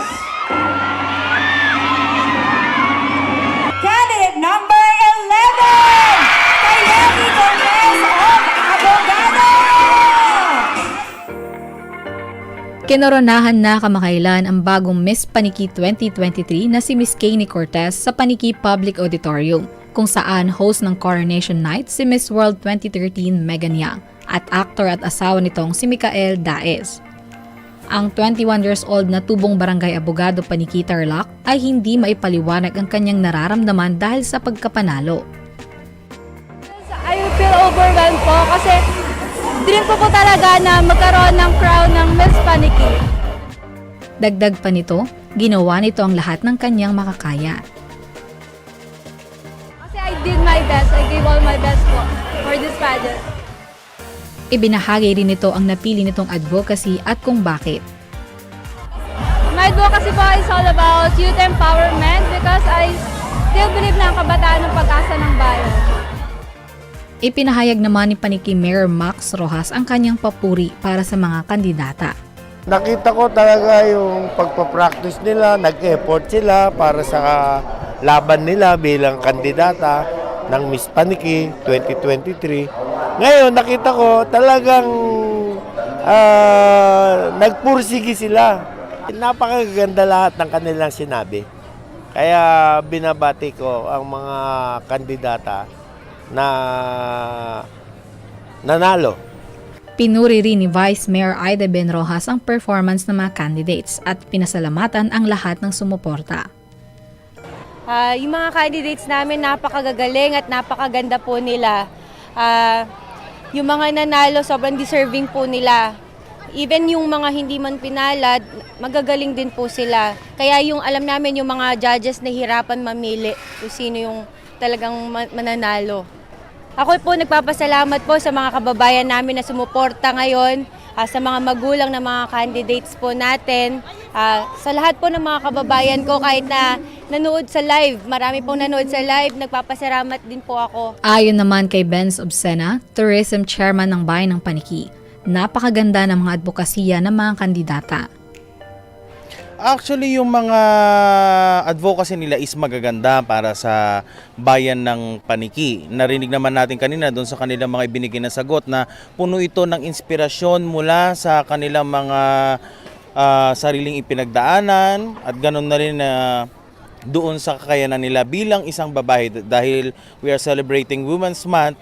Maganda yung ipinakita nilang mga advokasya para sa ating mga kababayan. At we are looking forward na yung mga advokasya nila malaki ang maitutulong ng pamahalaang bayan ng Paniki nang sa ganon maging makatotohanan ito hindi lamang sa mga kababaihan kundi sa lahat ng mamamayang Panikenyo dito sa ating bayan.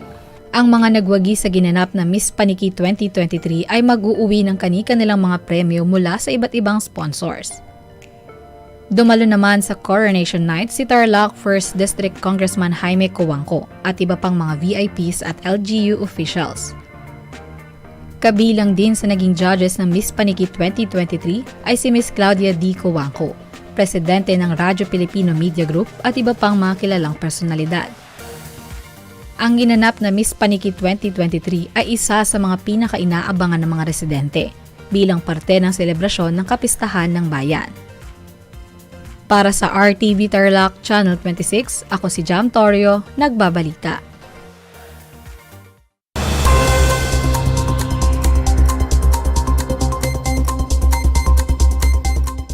Ang Tagalog ay ang wika ng mga taga-Quezon, Batangas, Bulacan at ng iba pang katutubong nagsasalita nito. Ang Filipino ay ang pambansang wika batay sa tinadhana ng 1987 Constitution. Tara na at matuto ng salitang Filipino. Manood at makinig ng Aral TarlakHenyo sa RTV Tarlac Channel 26 at sa bayang naririnig sa Radyo Pilipino DZTZ 828 at napapanood din live sa FB page at YouTube channel ng RTV Tarlac Channel 26. Manood at matuto ng ating mga aralin sa Filipino. Dito lang yan sa Aral TarlakHenyo. Ako si Ma'am Crystal May Aquino, ang inyong teacher broadcaster sa Filipino.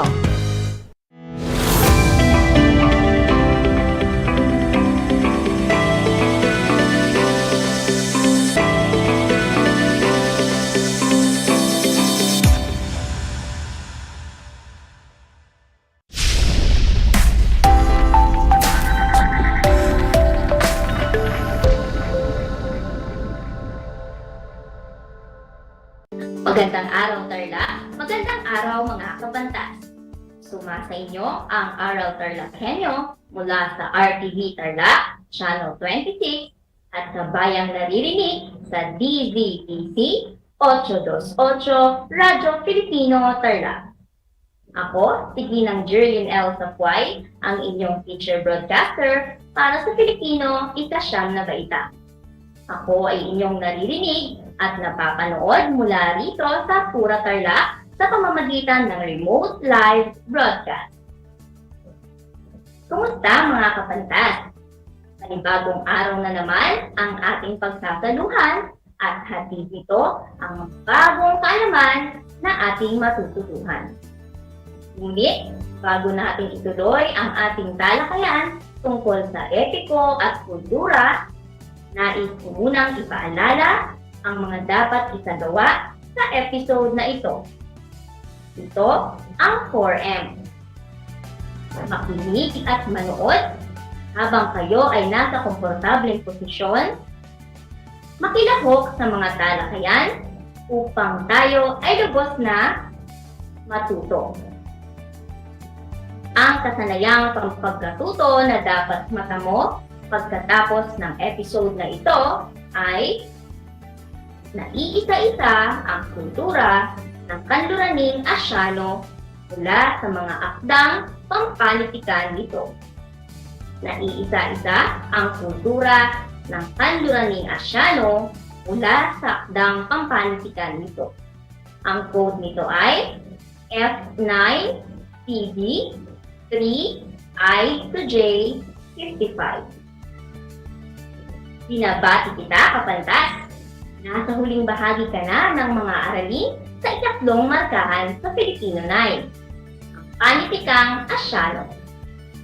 Simulan natin ang huling aralin sa isang pagbabalik-aral sa mga panitikang tinalakay sa kabuuan ng ikatlong markahan. Naaalala pa ba ninyo ang mga uri ng panitikan na tinalakay natin? Tara na at isa-isahin natin. Sa unang linggo ay isang ginintuang aral ang ating natutuhan sa parabola ng alipughang anak mula sa bansang Israel. Kalungkutan naman ang bumalot kasabay sa pagbasa natin ng tulang Elehiya sa kamatayan ni Kuya mula sa Butan.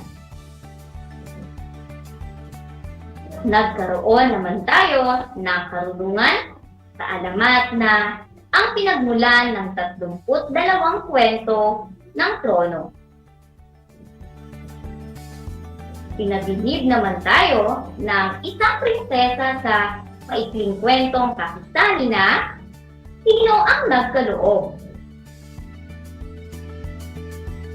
At namangha naman tayo sa mga bidang bayani ng mga epikong Ramayana ng India at Ibalon ng Pilipinas. Kaysa yang matuto sa mundo ng pantasya, hindi ba? Marahil ay may mga ganito ring pakikipagtapalaran sa mga pelikula at palabas na napanood na ninyo. Pamilyar ba kayo sa mga pelikula at palabas na Thor, Frozen, Moana, at Naruto? Alam niyo ba na may pagkakatulad ang mga ito sa mga tinalakay natin? Ito ay dahil ang mga tinalakay natin ay bumatay sa tinatawag na mitolohiya. Ang mitolohiya ay ang katawagan sa koleksyon ng mga salaysay ng isang kultura. Ang mga alamat, kwentong bayan, at epiko ay bahagi lamang ng malawak na mitolohiya ng bawat kultura at bansa. Kung tutuusin, hindi lamang ang mga paborito ninyong mga kwento at panood ang pinag-uugnay-ugnay ng mitolohiya. Pinag-uugnay rin nito ang bawat bansa. Mula sa mga silangang bansa tulad ng Japan at China hanggang sa mga kanluraning bansa tulad ng Amerika at Israel, maging ang ating bansang Pilipinas ay may pagkakatulad sa mga mitolohiya. Kung paano ay ating aalamin. Ang mga pagkakatulad at pag-uulit ng tauhan, pangyayari, at simbolismo sa magkakaibang mitolohiya ay tinatawag na archetype. Simulan natin ang talakayan sa palagiang bida. Ang mga hero o bayani. Ang mga bayani ay mga nilalang na may naisakatuparang pakikipagsapalaran at pagligtas ng mga tao. Kilala ba ninyo si Jiraiya sa Naruto? Alam niyo bang ibinatay ang karakter niya sa isang bayaning ninja mula sa isang kwentong bayan sa Japan? Ang mga paborito ninyong mga superhero sa pelikula na sina Thor at Maui ng Moana. Si Thor ay ibinatay na Diyos ng kidlat ng mitolohiyang Norse. At si Maui naman ay sa mitolohiyang Polynesia. Samson naman ng Israel ay kagila-gilalas ang lakas. Gaya rin lang ni Lamang sa epiko ng mga Ilocano. Lahat ng mga nabanggit ay mga bayani na ang pagkakatulad ay kanilang pakikipagtapatan at pagtulong sa mga tao. O kung may bida, syempre may mga kontrabida rin. O di kaya ang mga nilalang na pasaway. Alam niyo ba, sa mitolohiya, ang kadalasang gumaganap nito ay mga tinatawag nating trickster o manlilinlang. Minsan, sila ay kaibigan, pero kadalasan ay kaaway. Kadalasan din, may kakayahan silang magbagong anyo bilang isang halimaw o kaya maliliting mga hayop. Sa mga kwentong bayan ng Pilipinas, mayroon tayong makulit na pilandok. Ang Japan naman ay may Kyuubi no Kitsune o nine-tailed fox. Maiilap na hayop din ang manlilinlang ng Korea na kuneho. Gayon din ang Amerika na ang manlilinlang ay coyote.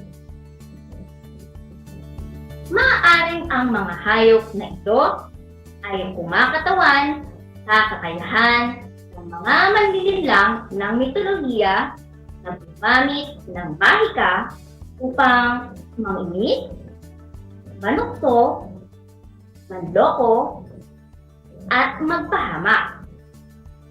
O, kung ikaw ay magiging isang bayani ng isang mitolohiya at may makakasalamuha kang manlilinlang, ano ang nais mong maging anyo niya at kapangyarihan? Siya ba ay kaibigan o kaaway? Paano mo tatalunin ang kanyang panluloko o panlilinlang? Pag-isipan mo at maya-maya iguhit ito sa inyong kwaderno. Pabago-bago kamakailan ang panahon, hindi ba?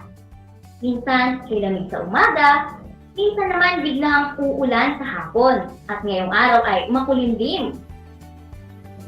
Baka narinig na ninyo ang mga terminolohiyang habagat at amihan sa mga ulat panahon.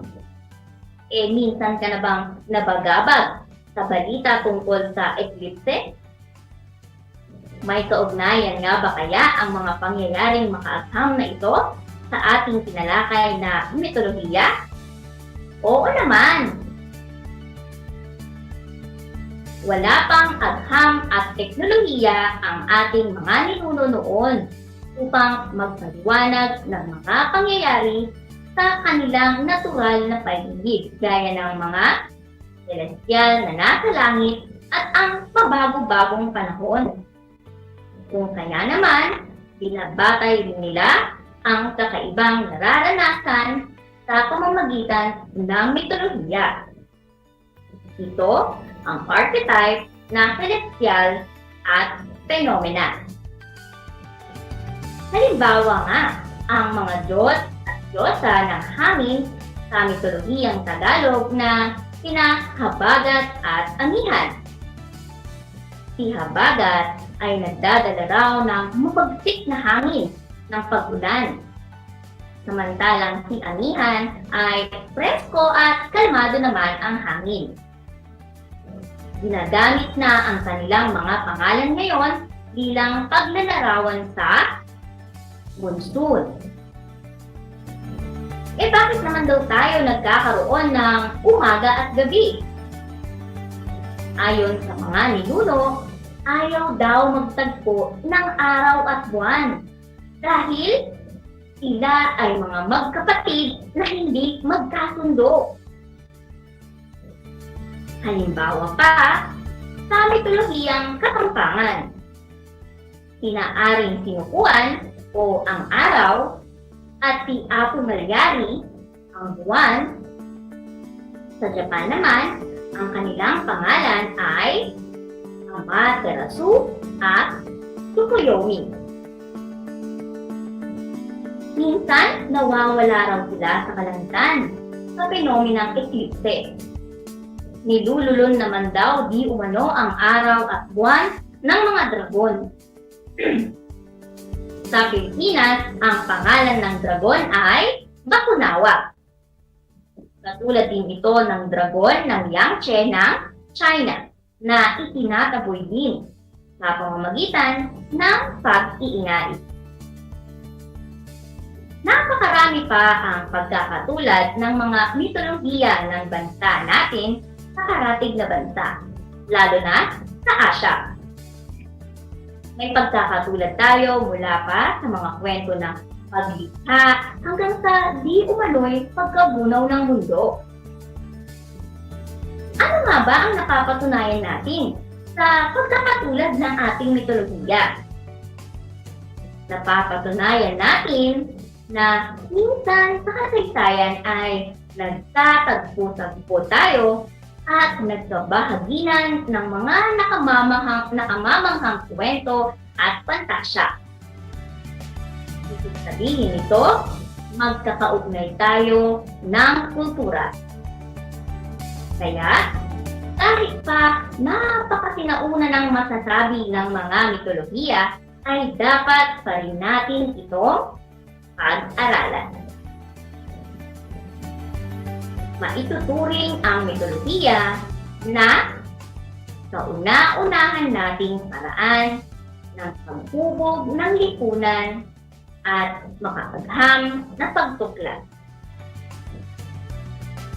Ang magkakatulad at magkakaugnay nating mitolohiya sa ibang bansa ay universal na paglalarawan ng ating takbo ng isip at pagiging tao. Magkakaiba man ang ating wika sa iba't ibang panig ng mundo, ay magkakapareho pa rin tayo ng kultura. Subukin natin ngayon ang inyong natutuhan. Kumuha kayo ng papel at panulat at sagutin ang aming katanungan. Batay sa ating kasalukuyang sinalakay, maging ang mga nakaraang panitikan. Una, sino ang bayani sa kwentong Sino ang nagkaloob? Sino ang bayani sa kwentong Sino ang nagkaloob? Bibigyan ko kayo ng 1 minuto upang sagutin ang mga katanungan sa ating gawain.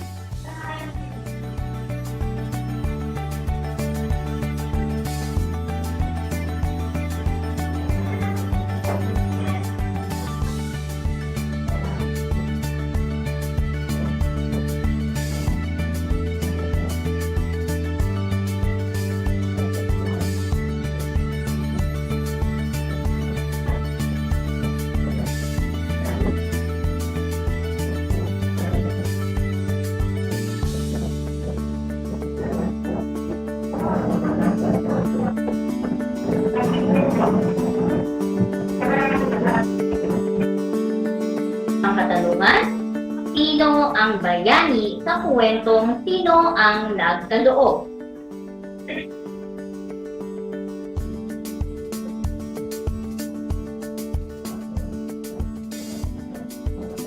Ikalawang katanungan, bakit nasabi mo siya ang mga bayani, siya o sila ang mga bayani sa kwentong ito? Paliwanag. Bakit nasabi mong siya ang bayani sa kwentong ito?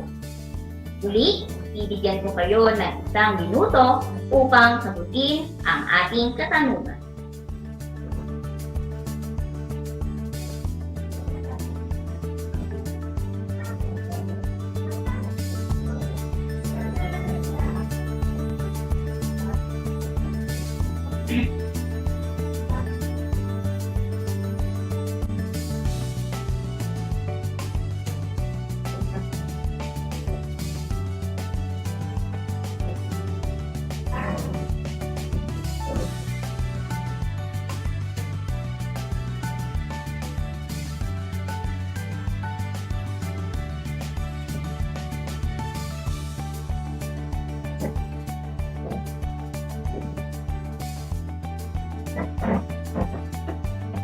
Ang ikatlong katanungan, anong kakaibang fenomena ang inilarawan sa Sino ang nagkaloob?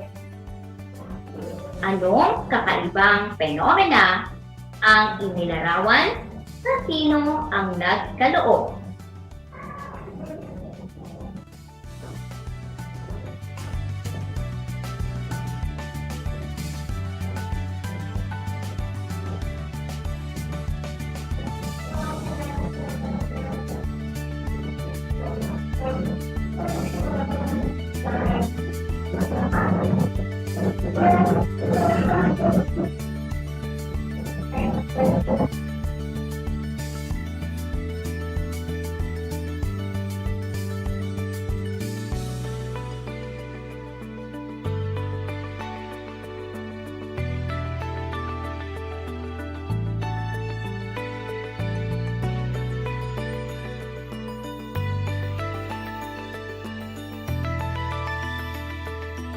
Susunod na katanungan, sino naman ang masasabing manlilinlang sa alamat na ang pinagmulan ng 32 kwento ng trono?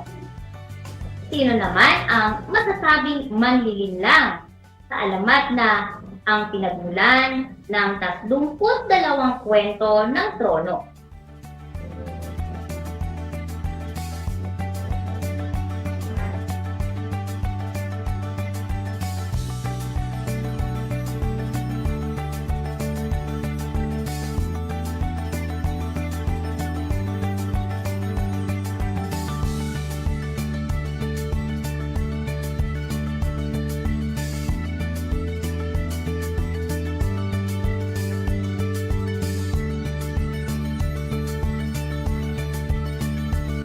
Punto tayo mga kapantas. Susunod, isa-isahin ang mga bayani sa bahagi ng epikong Ramayana, ang Rama at Sita. Isa-isahin ang mga bayani sa bahagi ng epikong Ramayana, ang Rama at Sita.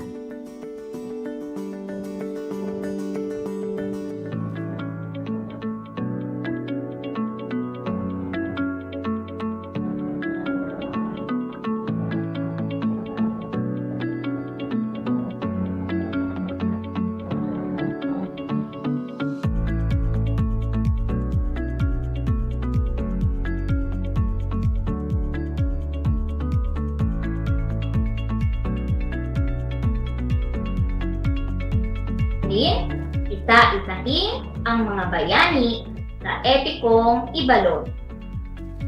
Isa-isahin ang mga bayani sa epikong Ibalod. Muli, mayroon kayong 1 minuto upang sagutin ang mga katanungan ating ibibigay.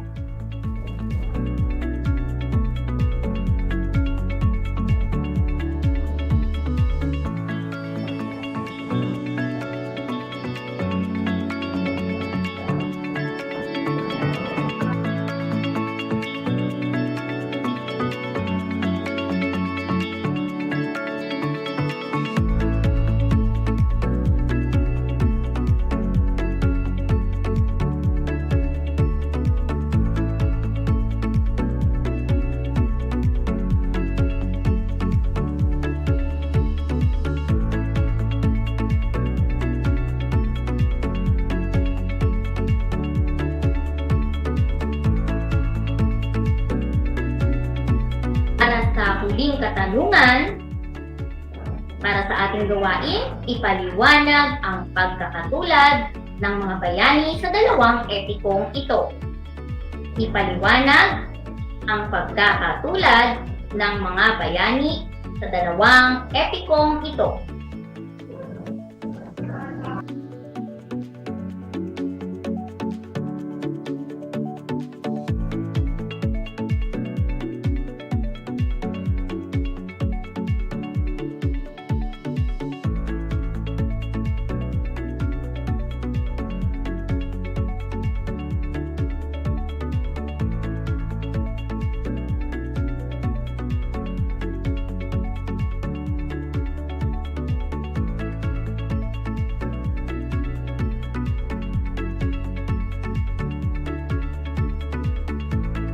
Ko'y sapat na ang 1 minuto upang masagutan ninyo ang lahat ng ating mga Katanungan, nasagutan ba lahat, kapantas?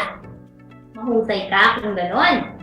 Ngayon ay dumako naman tayo sa pangwakas ng gawain. Kung ikaw ay magiging isang bidang karakter o bayani sa isang mitolohiya, ano ang gusto mong maging anyo? Sigurit ito sa inyong sagutang papel at ipasa sa inyong guro. Maaari nyo rin itong kunan ng larawan at i-post sa inyong Facebook account gamit ang hashtag na mitolohiya at Filipino 9 pangwakas na gawain. At dyan nagtatapos ang talakayan natin ngayong araw. Nawa ang lahat ng mga aral na napulot ninyo ay maisagawa at maibahagi sa iba. Baunin mo ang lahat ng aral na natutuhan sa ikatlong markahan para sa mga darating na pagsusulit at maging sa pang-araw-araw mong buhay. Muli, ako si Ginang Jerlyn L. Sapuay, ang inyong guro sa Filipino 9. Laging tandaan mga kapantas, walang ligaya sa lupa ang hindi dinilig ng lupa. Ang pag-aaral ng mabuti ang susi sa ating magandang kinabukasan. Hanggang sa muli!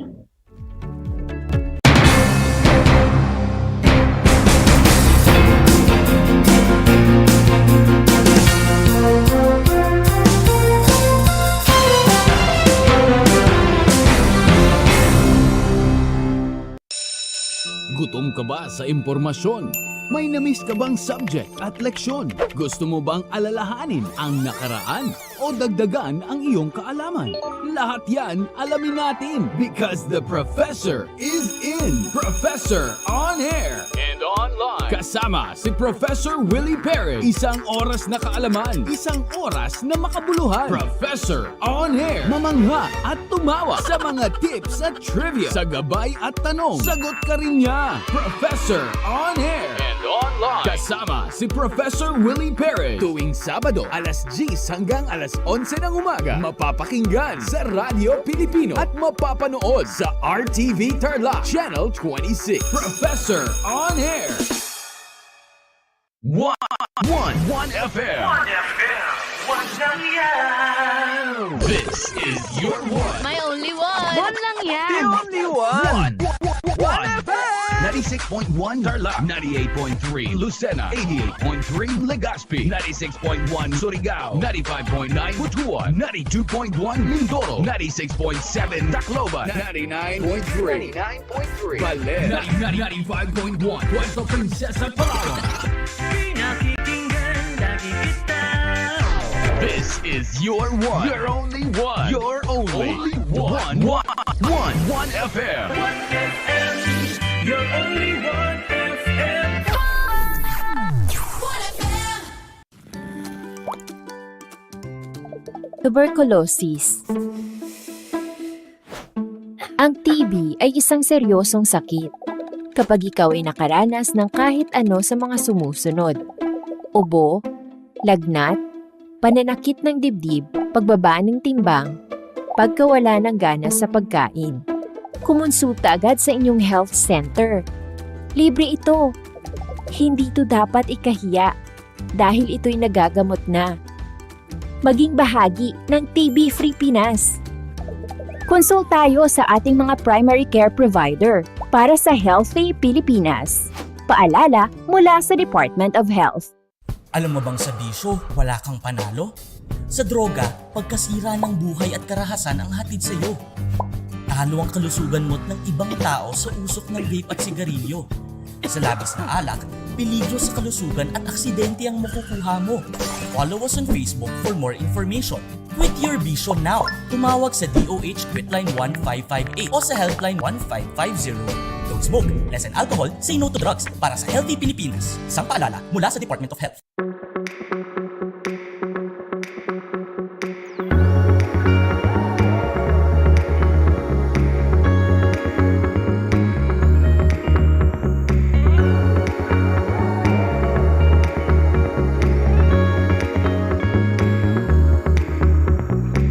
Traveled to Herona. and see how big North Shine has grown?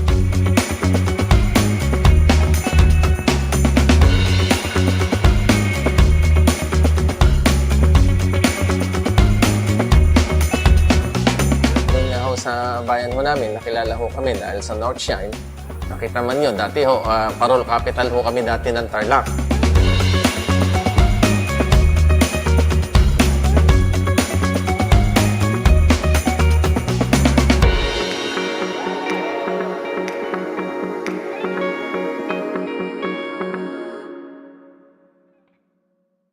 Ang Tagalog ay ang wika ng mga taga Quezon, Batangas, Bulacan at ng iba pang katutubong nagsasalita nito. Ang Filipino ay ang pambansang wika batay sa tanaghana ng 1987 Constitution. Tara na at matuto ng salitang Filipino. Manood at makinig ng Aral TarlakHenyo sa RTV Tarlac, Channel 26 at sa bayang naririnig sa Radyo Pilipino, DZTZ 828 at napapanood din live sa FB page at YouTube channel ng RTV Tarlac, Channel 26. Manood at matuto ng ating mga aralin sa Filipino. Dito lang yan sa Aral TarlakHenyo. Ako si Ma'am Crystal May Aquino, ang inyong teacher broadcaster sa Filipino.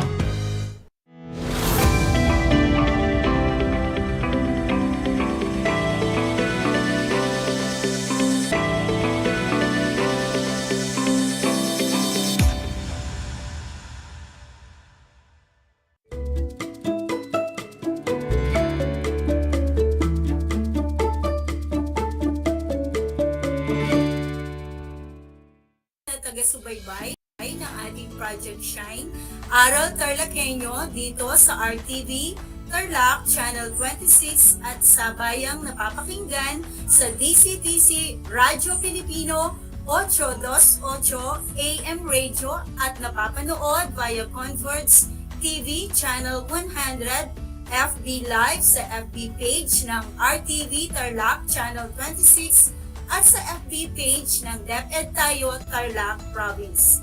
Ako po ang inyong segment host, Ginang Jennifer S. Escoto, Master Teacher 1 ng Daplap High School at Guro ng Kasalo. Ngayong hapon po, mapalad po tayong makakasama ang mga pinagkakapitagang tagapagtaguyod ng Project Kasalo, ang Head Teacher 6 ng Senior High School Department ng Capas High School. Walang iba kung hindi si Dr. Mark Anthony C. Pimentel.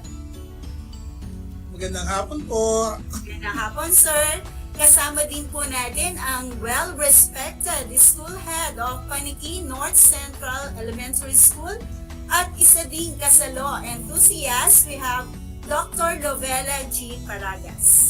Ma'am? Magandang hapon po ang aking mainit at maalab, masayang pagbati po sa lahat ng mga ating mga taga-subaybay, tagapakinig ng RTV at DZTC. Pagbati po sa lahat ng mga mag-aaral at mga guro ng Paniki, Tarlac at Santa Ignacia po sa hapon na ito. Okay. So magandang hapon po muli, Sir Mark. Welcome po and Ma'am Love sa ating Project Shine, Aral TarlakHenyo sa Division Virtual Project Kasalo sa radyo. Pero bago po natin simulan ang ating paksa ngayong hapon, batiin muna po natin, although nagbati na si Ma'am Love, so siguro bigyan natin ng chance si Dr. Mark, okay, para sa ating mga tagapakinig at taga-subaybay ng ating episode ngayong hapon. Maraming salamat, Ma'am Jen, at pagbati rin at tagsaludo kay Dr. Love Paragas, ang ating principal mula sa Paniki. Binabati ko po lahat ng taga-Kapas, lalong-lalo na ang Kapas National High School sa pamumuno po ng aming principal, si Dr. Marilito Magalas, at lahat ng mga nakikinig at nanonood sa ating programa sa hapong ito, lalong-lalo na sa Kapas East District. Kapas East, Kapas Finest. Good afternoon po! Okay. Ma'am Love, baka meron po kayong gustong idagdag na batiin? Pagbati din po sa ating founder ng Kasalo, si Dr. Lamberto Gamurot, ang aking PSTS, Dr. Arlene Facun, syempre ang ating STS, Dr. Ronaldo Ipozons, at ang ating Chief Executives, Dr. Armando Capili, Madam Maria Celina Vega Sese, Dr. Noel Elvisao, and Sir Paulino D. Depano. Magandang hapon po. Okay, so thank you po sa mga pagbati. So ngayong hapon po, tatalakayin at pag-uusapan natin sa araw na ito para sa ating kasalo sa radyo ang kasaysayan ng bayan ng Santa Ignacia. At bilang ating panimula, paano nga ba nagsimula o nabuo ang bayan ng Santa Ignacia? Paano kaya at saan ito nakuha ang kanyang pangalan, Ma'am Love? Maari ba ninyo itong ilarawan sa amin? Opo, Madam Jennifer. Ang Santa Ignacia ay dating lugar na kung tawagin ay Binaka, na ang kahulugan po ay maraming baka. Ito ngayon po ay sityo ng Nambalan na dating Namagbagan, isang salitang Ilocano na ang kahulugan po ay bagbag. Siyempre, ang ibig sabihin po nito, bagbag ay sirain at iwanan. So, ang bayan po ng Santa Ignacia ay isang lugar na may matabang lupa. Marami itong mga burol na pastulan ng libu-libong mga baka na nagbibigay ng magandang tanawin. Ito rin po ang natatanging bayan sa lalawigan ng Tarlac na walang dayuhang nakatira. Wow! Okay, so ganun pala nagsimula ang bayan ng Santa Ignacia. Binaka dahil sa maraming baka nito. Okay? So alam ko meron pang gustong ibahagi ang maalamat na panimula ng Santa Ignacia at kung paano namuno o ang mga namuno para mabuo ito. Sir Mark? Yes, Ma'am Jen. Sa ibang tala naman ng kasaysayan, ayon sa mga naunang tao, ang Santa Ignacia ay galing sa pangalan ng isang matalunging babae, kamukha ni Ma'am Love, mula sa Maynila at Cebu, na si Ignacia. Ang iba ay nagsasabing ito ay kay Ignacia na isang magandang babae o dalaga sa lugar na ito. Ang mga Ita, ang mga unang nanirahan dito, sinundan ito ng mga Ilocano mula sa Kabugaw, Sarap, Tagundin, Bacara, Handon at Paway sa Ilocos na sakay ng mga kariton. Ang mga namuno sa kanila o ang namuno sa kanila ay si Pedro Madriaga. Nilinis nila ang makubon at matalahib na lugar sa pamamagitan ng pagkakaingin. Ginamit nila ito upang sila ay makapagtanim ng kanilang mga pangkabuhayan. So ganun ang ibang version ng kasaysayan na meron tayo. Okay, thank you, Sir Mark. So, napag-alaman po natin na sa isang pilantropo pala hango ang pangalan ng bayan ng Santa Ignacia. Paano naman po ito naging bayan na, Ma'am Love? At sino-sino po ang mga nagsumikap na maging bayang muli ito? Ma'am Love? Opo, magandang katanungan po yan, Madam Jennifer. Ang Binaka ay naging baryo ng Kamiling noong 1845 sa pamamahala po ng mga Dominikanong pari.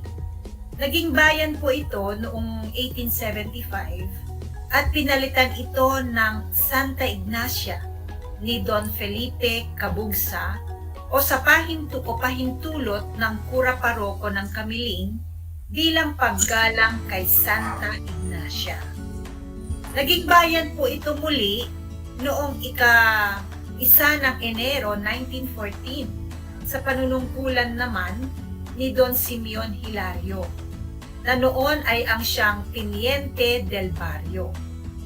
Kabilang po sa mga nanguna upang maging bayan ito ay sina Don Silvestre Laquin na lalong kilala noon sa tawag na Don Teting. Kasama din po dito ay sina Don Eulogio Madriaga, Don Alipio Pascasio, si Don Santiago Aviguetero, si Don Florencio Antonio, at si Don Simeon Hilario.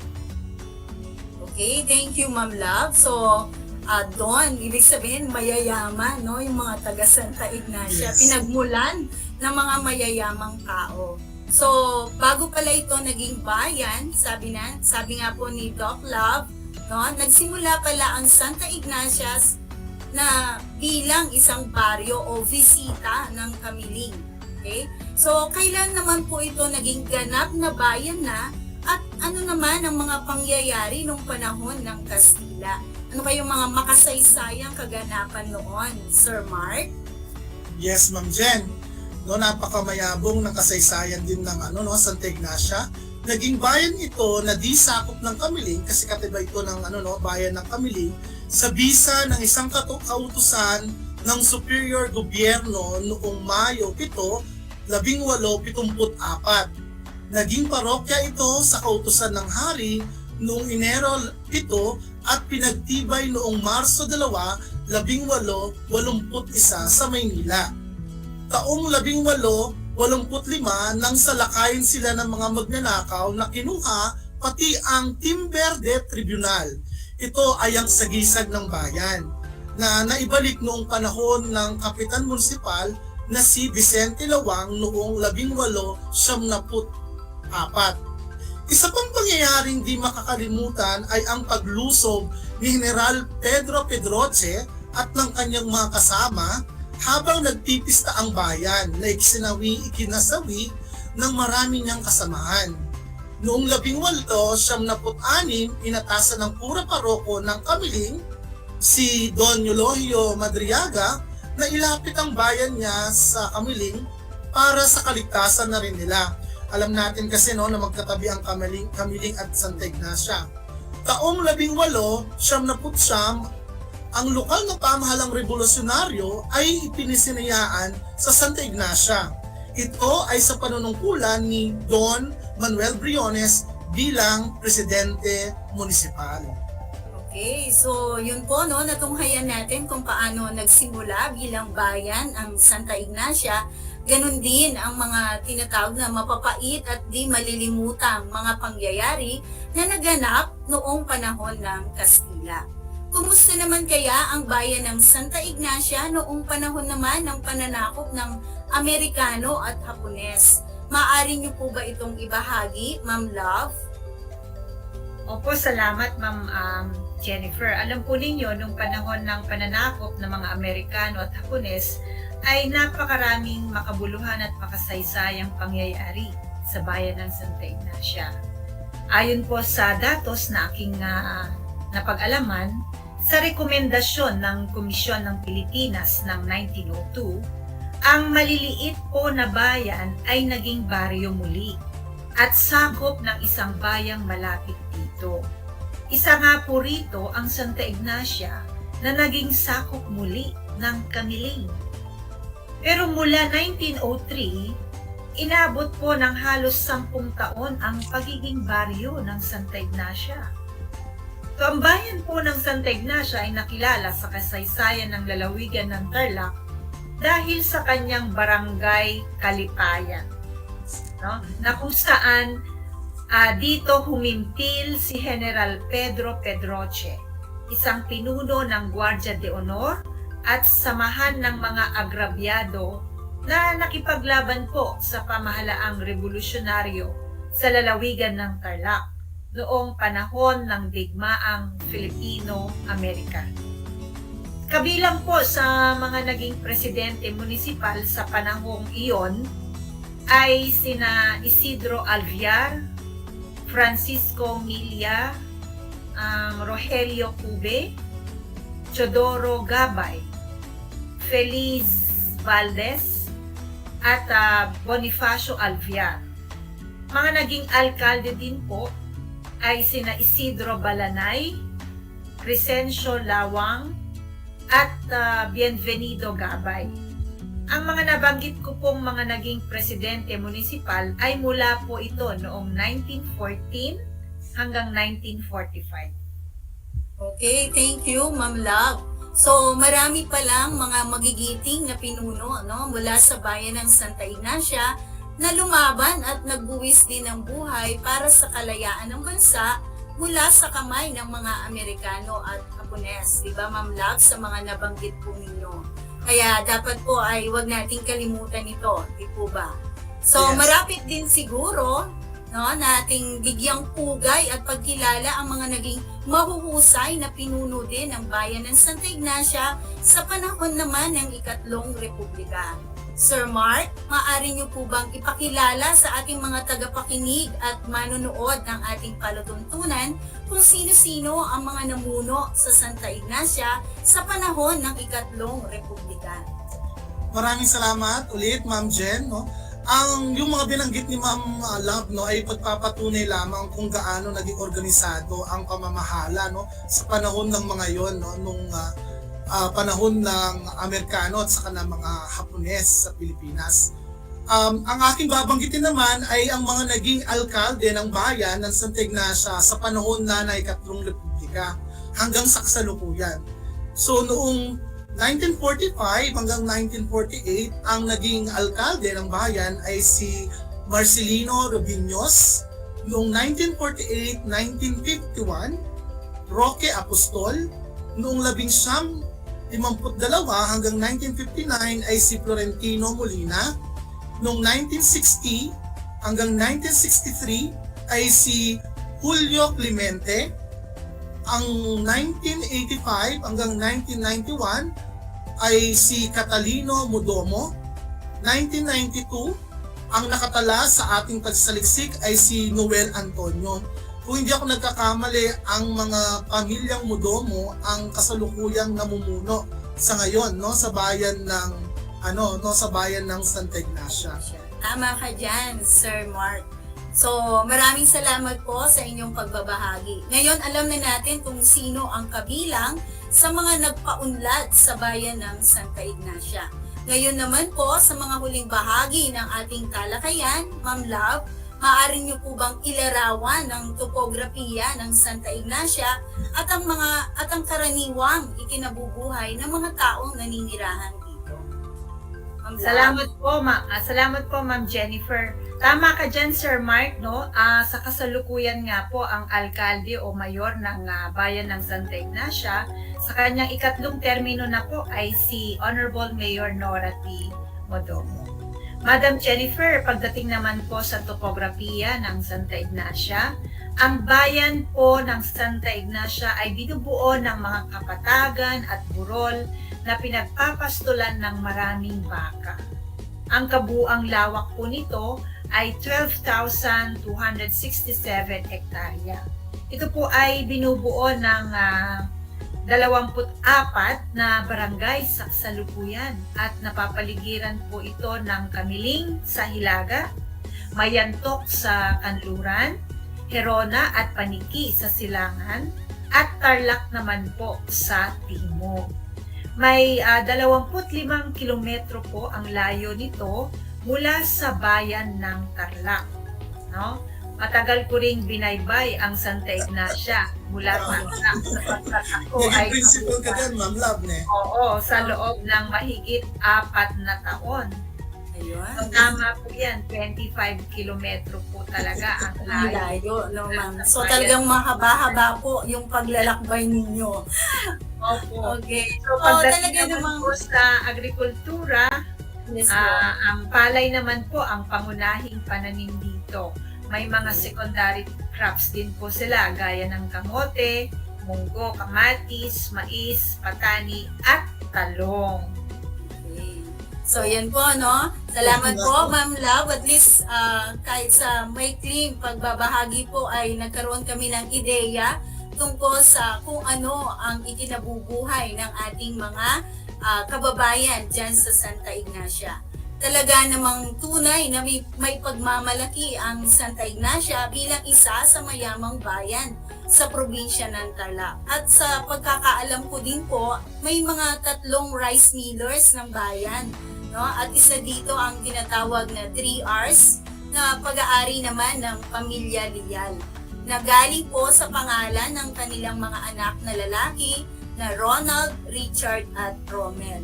Okay, so dagdag po yan kasi isa po dyan ay manugang namin. Ayan. So, minsan po, punta na tayo ng Santa Ignacia. Diba, sir? Nakakapasyal din doon. At the same time po, pamilya sila ng mga talagang professional.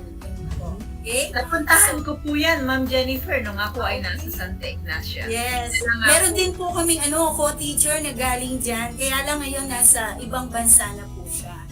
Okay, si Ma'am Laila. Shout out sa kanya.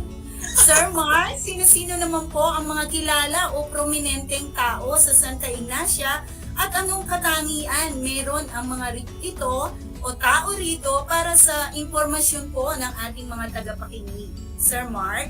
Napakalawak pala ng Santa Ignacia, no? Ako pag nagpupunta ko sa Santa Ignacia, para ang pinakakilala, no, ay yung pag bumibili kami dyan ng fresh na karne ng baka, laging fresh yung kanilang mga baka dyan, eh, no? Kasi nga Kasi po bakahan maraming yun, baka. diba? Okay. Oo nga. So aside doon, sa side trip ko na yun, no, ilan sa mga kilalang tao, syempre hindi mawawala yan pag pinag-uusapan natin ang kasaysayan ng isang lugar, no? Nandiyan si Dr. Romano Ubaldo na naging embahador sa Pakistan. Isa rin dyan ay si Ginoong Pedro Cube na meron siyang relasyon, no, sa kagawaran ng imprenta. Si Dr. Jose Bacnis, komandante ng Hukbong Pandagat ng Pilipinas, at si Dr. Henry Cube.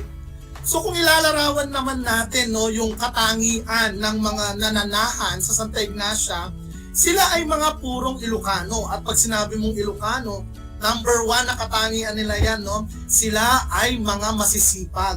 So ang mga taga Santa Ignacia ay walang halong dayuhan. Kaya naman masasabi natin sila ay tunay na maka-Pilipino. Sila ay may magandang katangian tulad ng pagiging matipid. Matipid yan, no? Pag sinabi mong matipid yan ay nasa maayos na pamamaraan ng pagsisinop ng kanilang mga kagamitan o kanilang mga ari-arian. Masisipag na nakikita sa anumang trabaho. Di sila mayabang, simple lang kanilang kilos at hindi palakibo. Sila ay mapag-aruga at lagi nilang iniisip, lalong-lalo na sa atin, no? Sa mga Pilipinong tulad natin, number 1 ang ating pamilya. Matyaga sila sa anumang gawain, lalo na sa kanilang pag-aaral.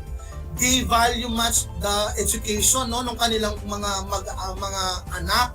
Kaya naman ito ang naging susi kung bakit sila mauunlad at mga profesional sa iba't ibang mga larangan. So yun ang ilan sa mga katangian, no, Ma'am Lab, na dapat ay Ma'am Lab and Ma'am Jen, na pwede nating makita at makuha din sa ating mga kasamahan, no, mula sa Santa Ignacia.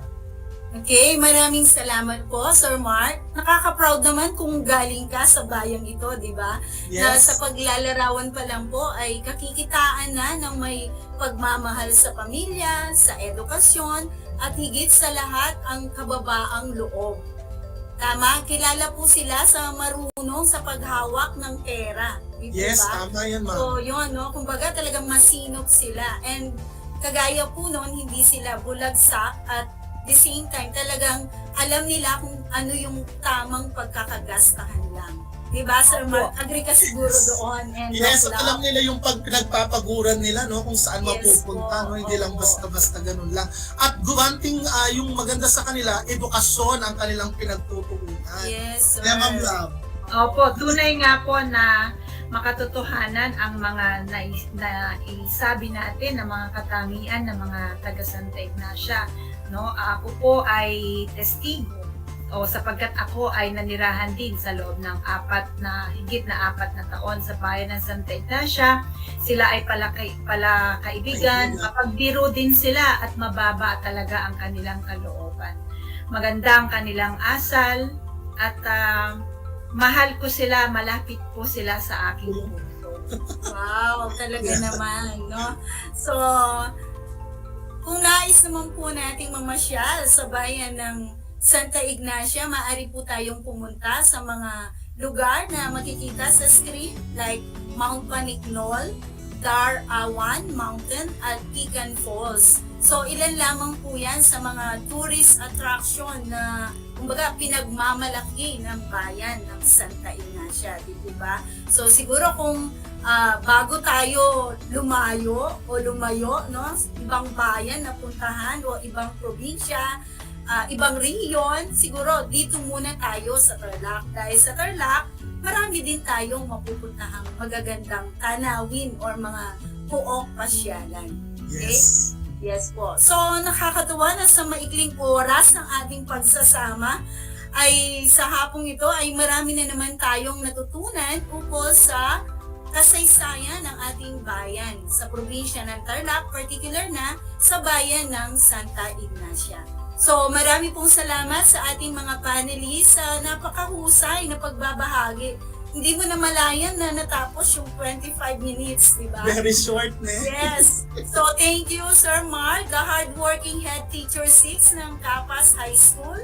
Thank you sa magaling namin na segment host. Pare-pareho lang po. At napakabait at brilliant na Principal 2 ng Panaki North Central Elementary School at isa ring kasalo enthusiast. Walang iba kung hindi si Dr. Lovella G. Paragas. Maraming salamat po. Yes po, maraming pong salamat. So gusto ko rin pong magpasalamat, no?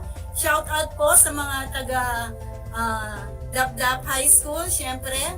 At gusto ko palang pasalamatan, syempre, yung ating nagbigay ng oportunidad po, no, na mapabilang dito sa Project Kasalo kay Doc Lambert F. Gamurot, ang aming principal, no, Dr. Ariel V. Calvo. Shout out po sa mga APIPs headed by Sir Resty M. Datu at sa lahat po ng kaguruan ng DAP High School.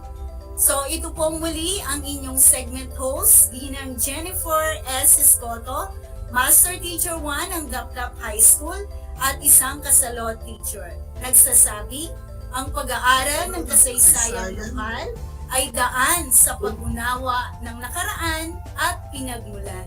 Ito rin ang daan upang ganap na maunawaan ang pambansang kasaysayan na siyang daan sa pagiging makadiyos, makatao, makakalikasan, at makabansa.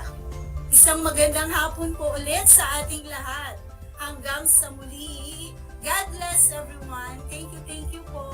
Salamat.